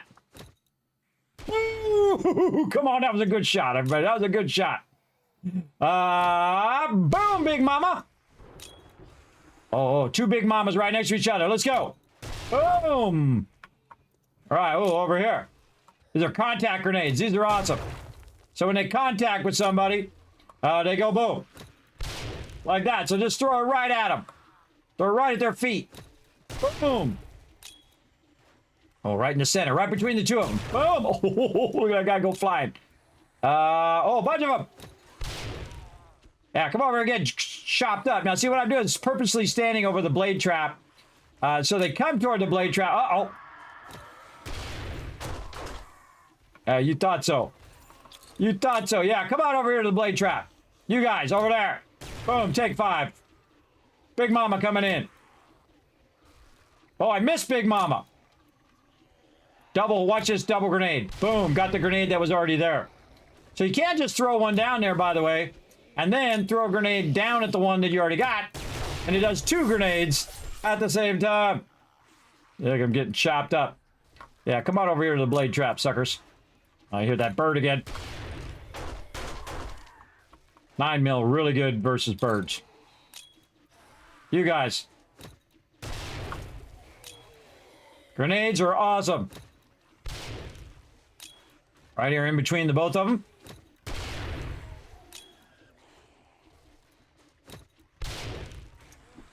Oh, thought I had 2 more. Oh, nope, here. Hold on, let's give him a second. Oh, all right, now we're talking. Let him get... Now again, this doesn't go off, everybody, until you throw. It's a contact grenade. There you go. All right, that got done. Back in the kill box. Let's go. Come on, big boys. What you got? You ain't got what it takes. You ain't got what it takes to take me out. Let's go. Come on, let's get in this one. Over here, watch him get grinded up. Get over here, you bunch of punks. Let's go. What do you want? You want some shotgun to the face? I got plenty. I got plenty to give. Where are you going? Stop that. Whatever you're doing over there, stop doing it. Yeah, come on, right over here to the blade trap. I'm gonna leave that open just so they can just run right up there and get chopped up. Come on.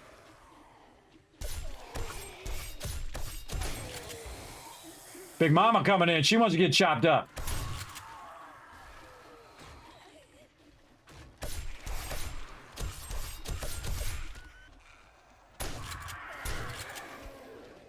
Here's that bird.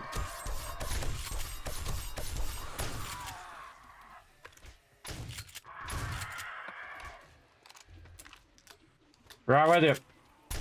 Shotgun really good for birds, by the way. Remember, it does a spray.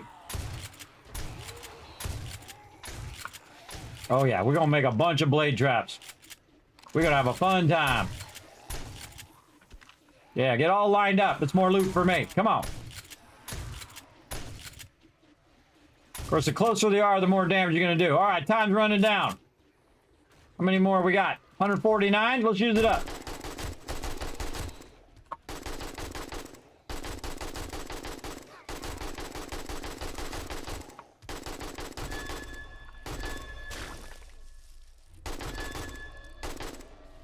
That noise you hear, that wang wang noise, that's me shooting through the zombies. Look at them getting all cut up. Shoot him in the legs. Shoot him in the legs. Relax up there. Relax. Now here's what you don't want that to do. You don't want that cop to blow up right by your thing here. Otherwise that's going to get blown up. So let's kill him. There's a lot of mobs. Whoa. Hey. Die to that blade track, suckers. Trader Rick is now open. I got a hangover, so keep it down. See, he always has a hangover on Horde Night. He's in there drinking. I'm out here fighting off all the zombies. Dude's in there drinking. Ah, Trader Rick. You're a mess, bro. You're an absolute mess. So there we go. That worked really, really well.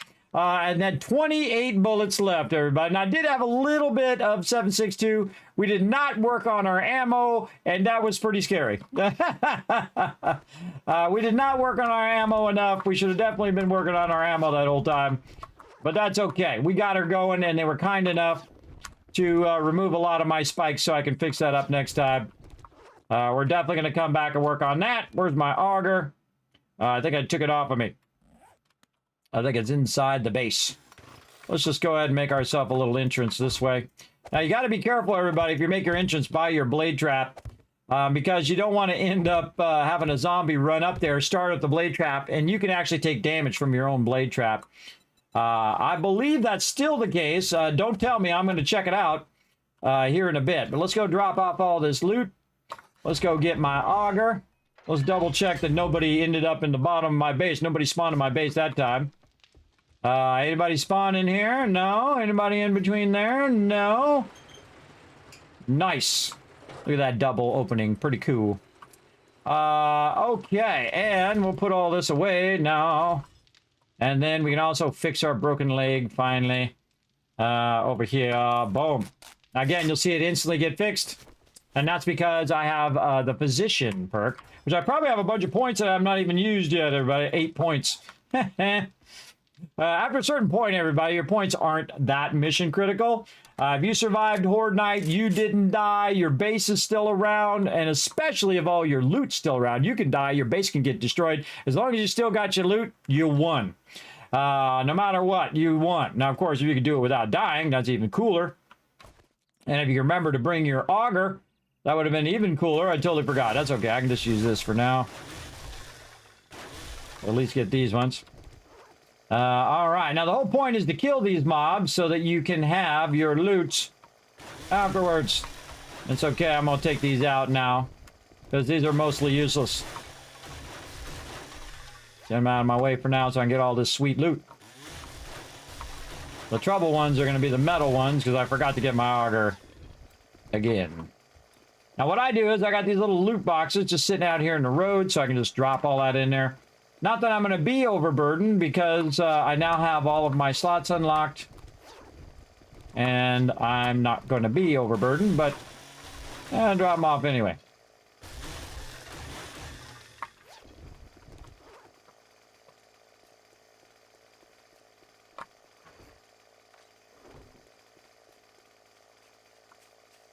All right, what do we got back here? Bunch of them right through here.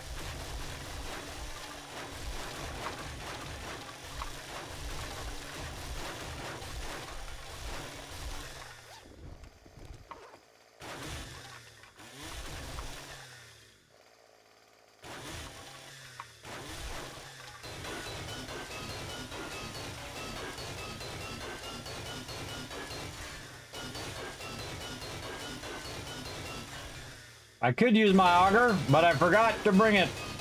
So now I gotta use my chainsaw, which is much less effective. Definitely use your auger on those, if you can. Oh, I'm taking damage. I'm gonna die. I'm gonna die. Did I bring any loot? No, I didn't bring anything to heal myself either. Well, I may die here. We'll see what happens.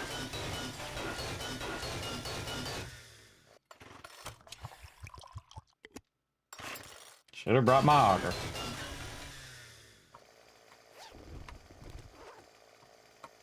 Try to be real careful now. We got no meds. Yeah.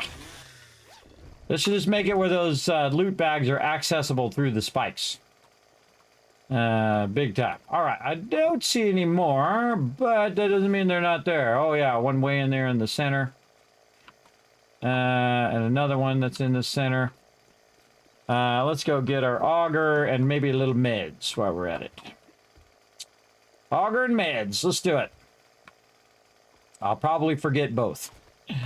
Let's do it. All right, some meds. Put our kits back where they go. There we go. Get my auger back. Put it in the weapon box. Where the heck did I put it?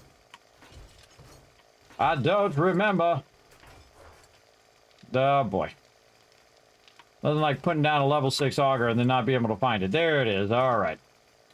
I don't like to be without my auger most of the time. Let's go.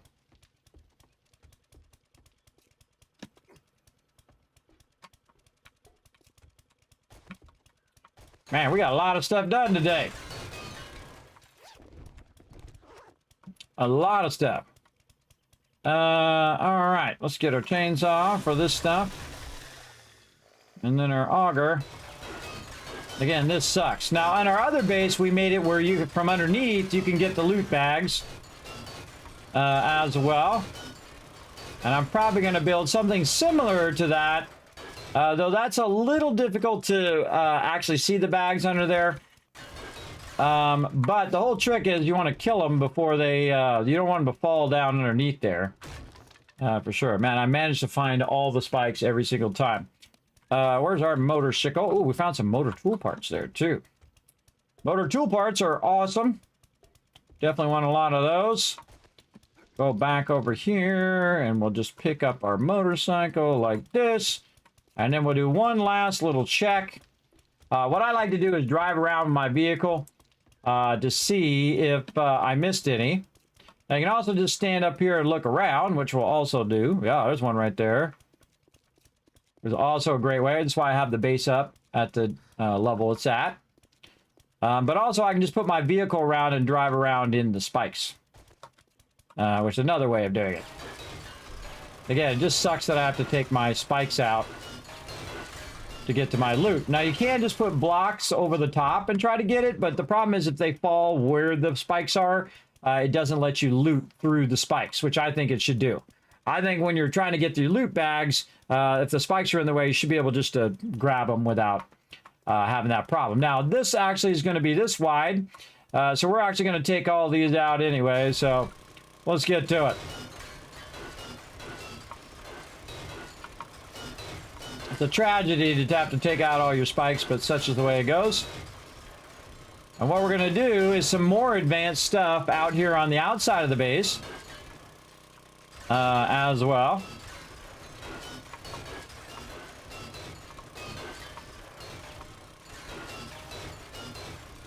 And I'll show you some of my more advanced tricks. But while we're at it, let's just take all these spikes out now.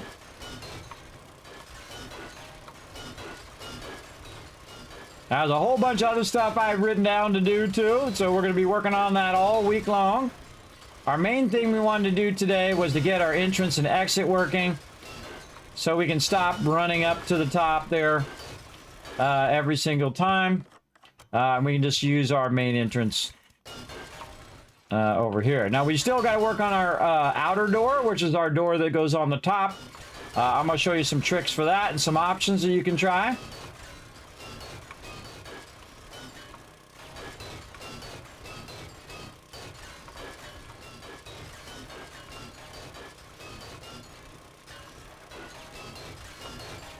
We're going to need 2 more doors. I'm getting all our metal back here, which we can melt down to forge iron. Love to Birdie. Giving her some Kit Kat bars. If you do questing, you take turrets with you. You mean like auto turrets? There's 2 different types of turrets. There's the turrets that you can take with you, which are robot turrets or rocket turrets or whatever the heck they're called. I think they're called robot turrets. Over here. Robotic turrets. Which are like handheld turrets that you put down and use. Then there are turrets that are like the shotgun turrets and the SMG turrets that you actually attach and typically use with your base.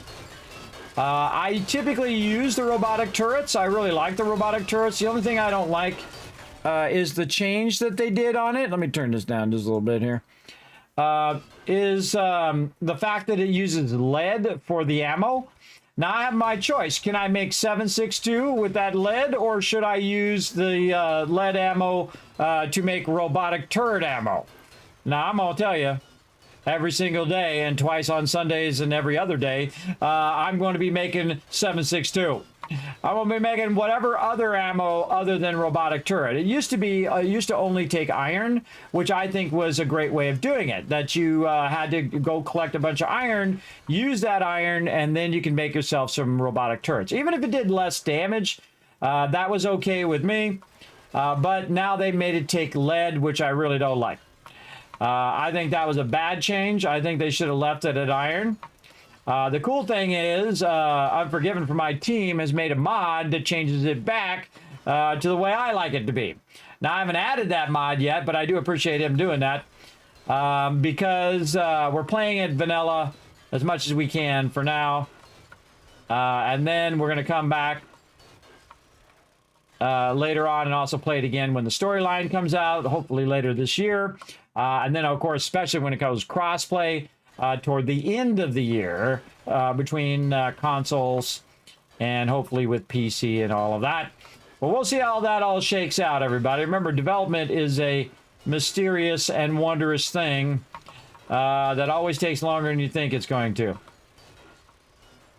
I am no stranger than to estimating things and then it taking like 5 times longer than you think it's going to take.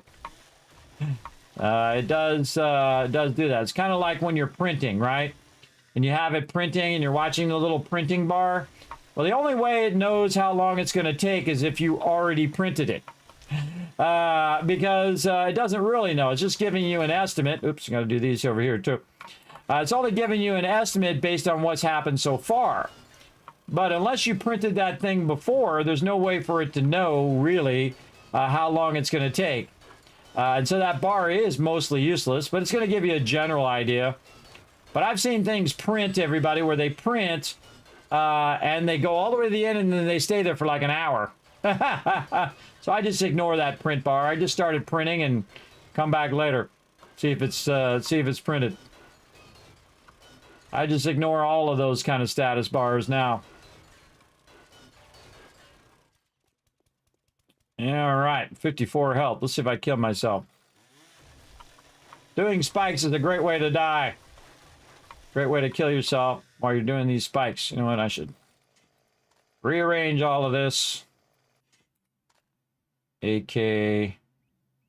Put it on 3. Put shotgun over there. All right, first, make sure my AK is loaded because they're going to definitely want to come over here and get my face here in a minute because I'm making lots of noise. Now, I turn the sound down a little bit because this does get annoying after a little while. Of very loud noises.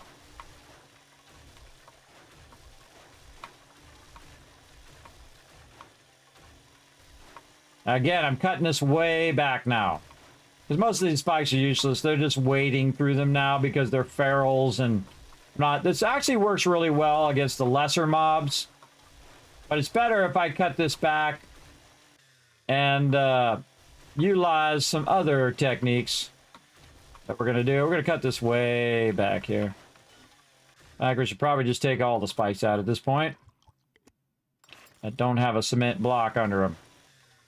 And then come back and work on all of that later on. Oops. Oopsie. I got the block. Put that in there for now.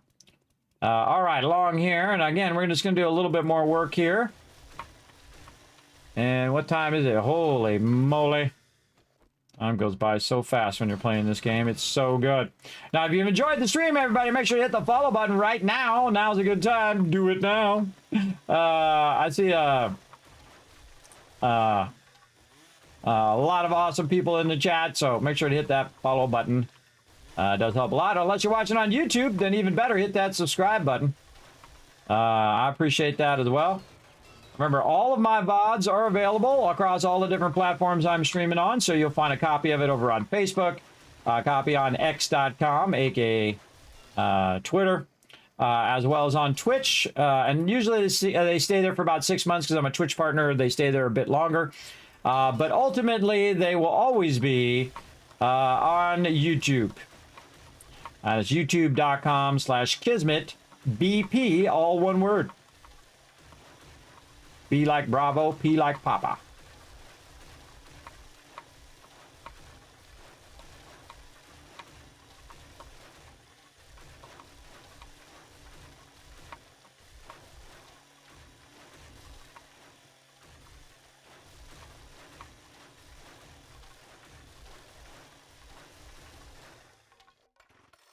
Lock and load. Batter up. Yeah. What was the flying creature? That is a buzzard coming to eat your corpse. And you're like, well, Kismet, I'm not a corpse. Well, you will be if you get too many of those on you. The love birdie, yes. That's why I'm down in the Kismet kill box so the birds can't get me. And they get caught up on them bars. They do try to go down in there sometimes, down into the stairwell. And that's why I'm watching them and try to wipe them out first so they don't try to make their way down into where I'm at. And that's why the Kismet kill box is so awesome. Yeah, legendary part, yes. I did get a bunch of legendary parts there. I definitely need those. I do have the perk. Oh, man, 47 health. I do have the perk that, you know what, I'm just going to use one of my kits. Boom. I do have the perk that gives me more legendary parts and loot. Take this out. Take this out. All right, more spikes. What I'm going to do is use all that concrete I got in the box to make this a nice concrete slab out here. So that I can then utilize it so when zombies blow up or whatever, they're not blasting my blocks here. And I find that at this stage, as long as you're working on your ammo diligently, 5 spikes out, fully upgraded should be enough. Just make sure you got lots and lots of ammo. And if you can get explosive weapons, even better. Rocket launchers, all that kind of stuff. And contact grenades like you saw me do. I did get some of those, I think, from a quest reward. And as a drop. Those are also good. Use every tool in your arsenal, everybody.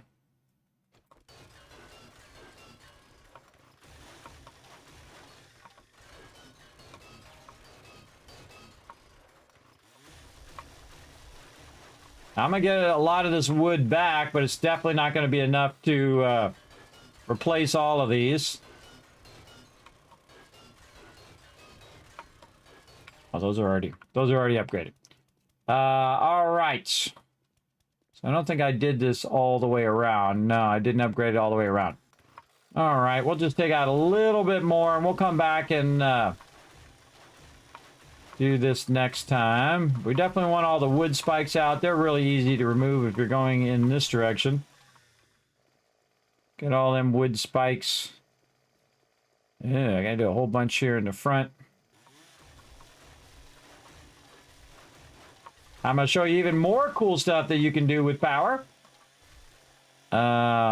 Later on, Tuesday night, 10 p.m. Eastern Standard Time. Now, don't go nowhere, everybody, 'cause I'm going to give you a whole bunch of love here at the end of the stream. A whole bunch of Kiz Caps for future giveaways. Let's go ahead and just clear this out a bit. A good kind of finishing thing for the day. Oops.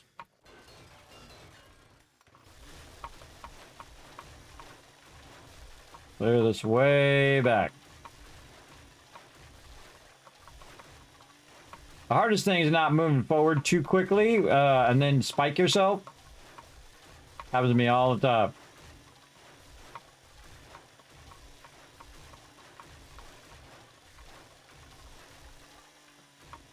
Again, these are great early game. Not so good once you start getting ferals and radiateds.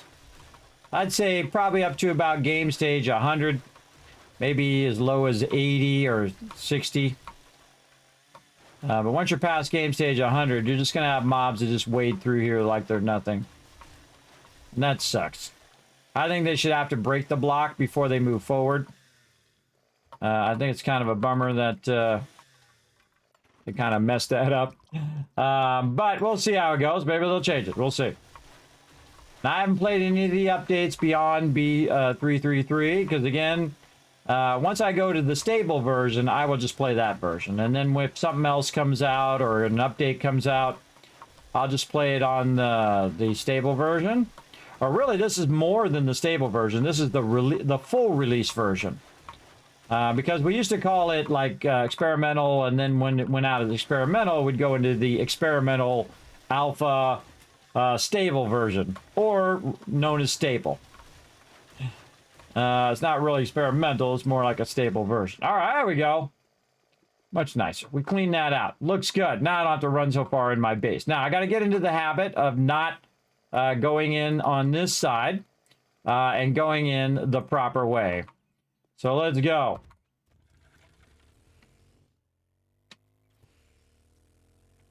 Driving my way down here.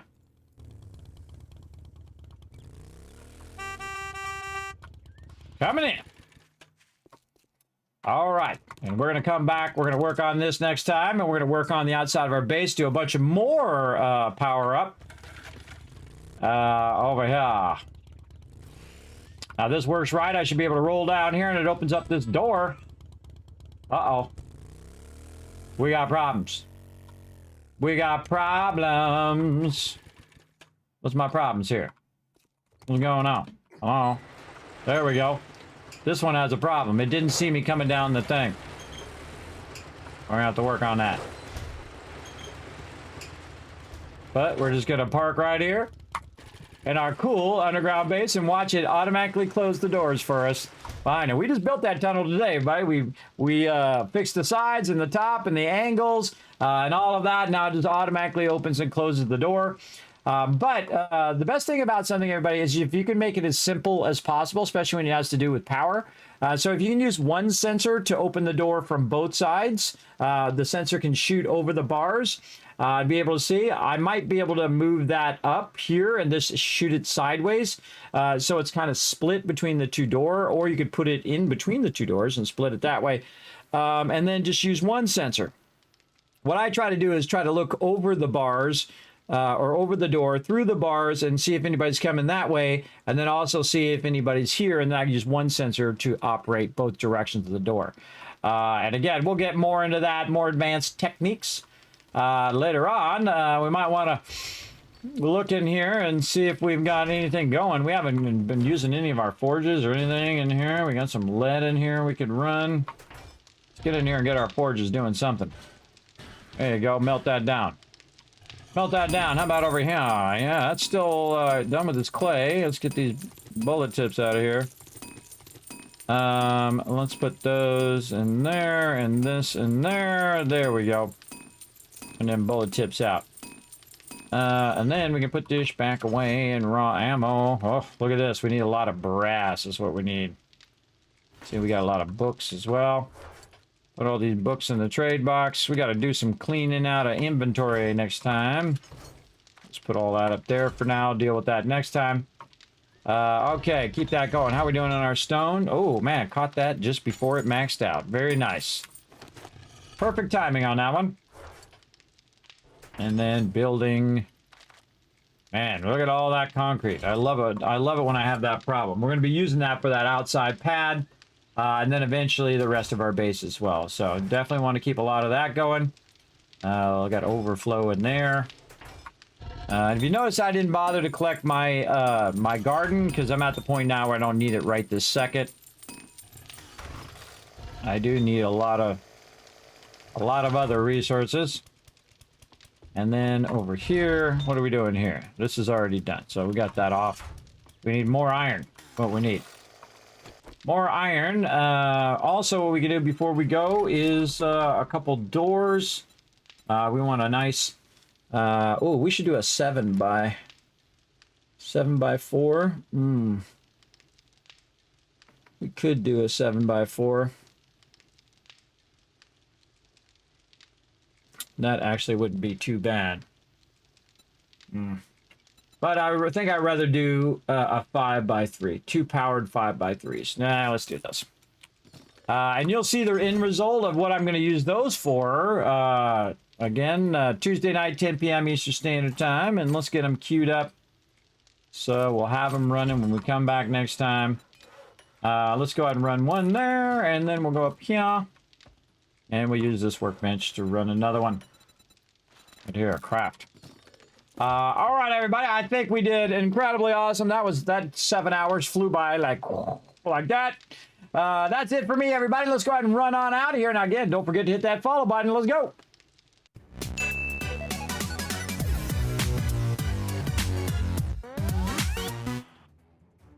Why did you remove all the traps? Oh, you'll have to tune in later tonight, 10 p.m. Eastern Standard Time, which is in about, let's see, 15 hours from now. Your local time, but for me, it's 10 p.m. Eastern Standard Time, and I'll show you why I removed the traps and what I'm going to replace it with, and show you how to do even more electrical, how to do some turrets, how to automate all those turrets, and how to save yourself a lot of ammo, for sure, to use it when you need it, as opposed to making all this ammo and then just burning it up for no reason. So I'm going to show you all of that later tonight. Yes, again, I will show you all of that later tonight when we come back and do it again. Good morning from part of my world. I hope you're having a wonderful day. Yes, Denver Michael, I am having a great day. Never seen him. Kismet, what's the Ned step next stream? Oh, I just see little dabber how I explained all of that like I had seen your question. They call that a Kismet moment when I explain something and I then look at the chat and see your question. That's where I answer your question before I see it. I am that guy. That's why they call me Kismet, by the way. It happens a lot. It absolutely does. For sure, for sure.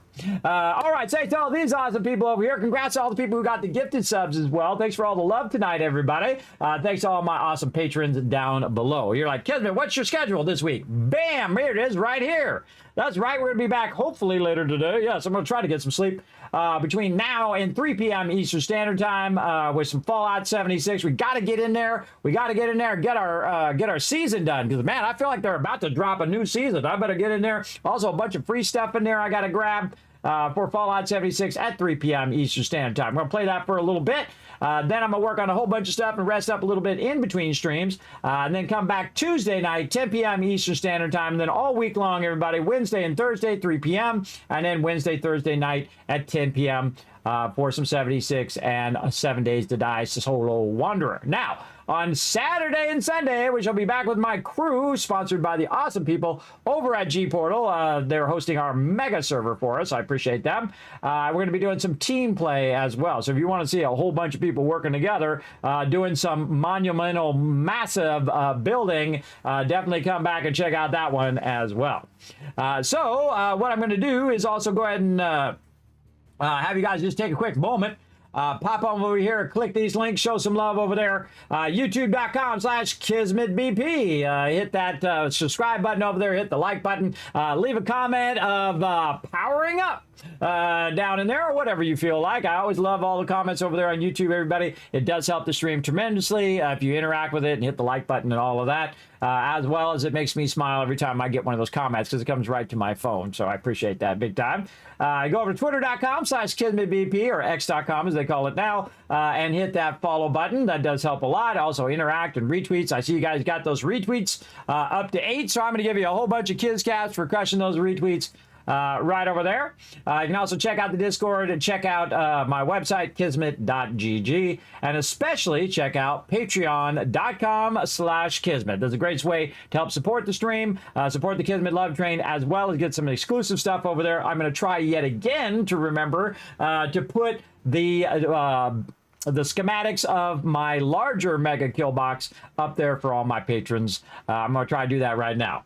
Try to do that right after the stream before I forget or get distracted or the wife needs something or the kids need something or I got to go fix something. You know how it goes, everybody. Now, here's the smart thing. Always stay to the end of the stream because that's when you're going to get a whole bunch of love right over there. Oh, and thanks for the reminder to hydrate, everybody. I totally forgot. So you know what? I'm going to give you a few extra 1,000 kids caps right there, and I'm going to refund your other your Tycoon caps, where they're two separate things, everybody. You got your channel points, which are Tycoon caps, and then you have Kids caps, which are what you earn in the chat toward giveaways. So there you go. So I gave you a whole bunch extra and refunded all your ones, but I am going to hydrate right now. There we go. Very good. All right, everybody. Can't wait to see you again. Again at 3 p.m. Eastern Standard Time, which is about 9 hours from now. I will see you all then, and then again around 15 hours from now, I will see you guys back for some more 7 Days to Die. All right, so we'll see you all then. Thanks for being here, everybody. Bye, everybody.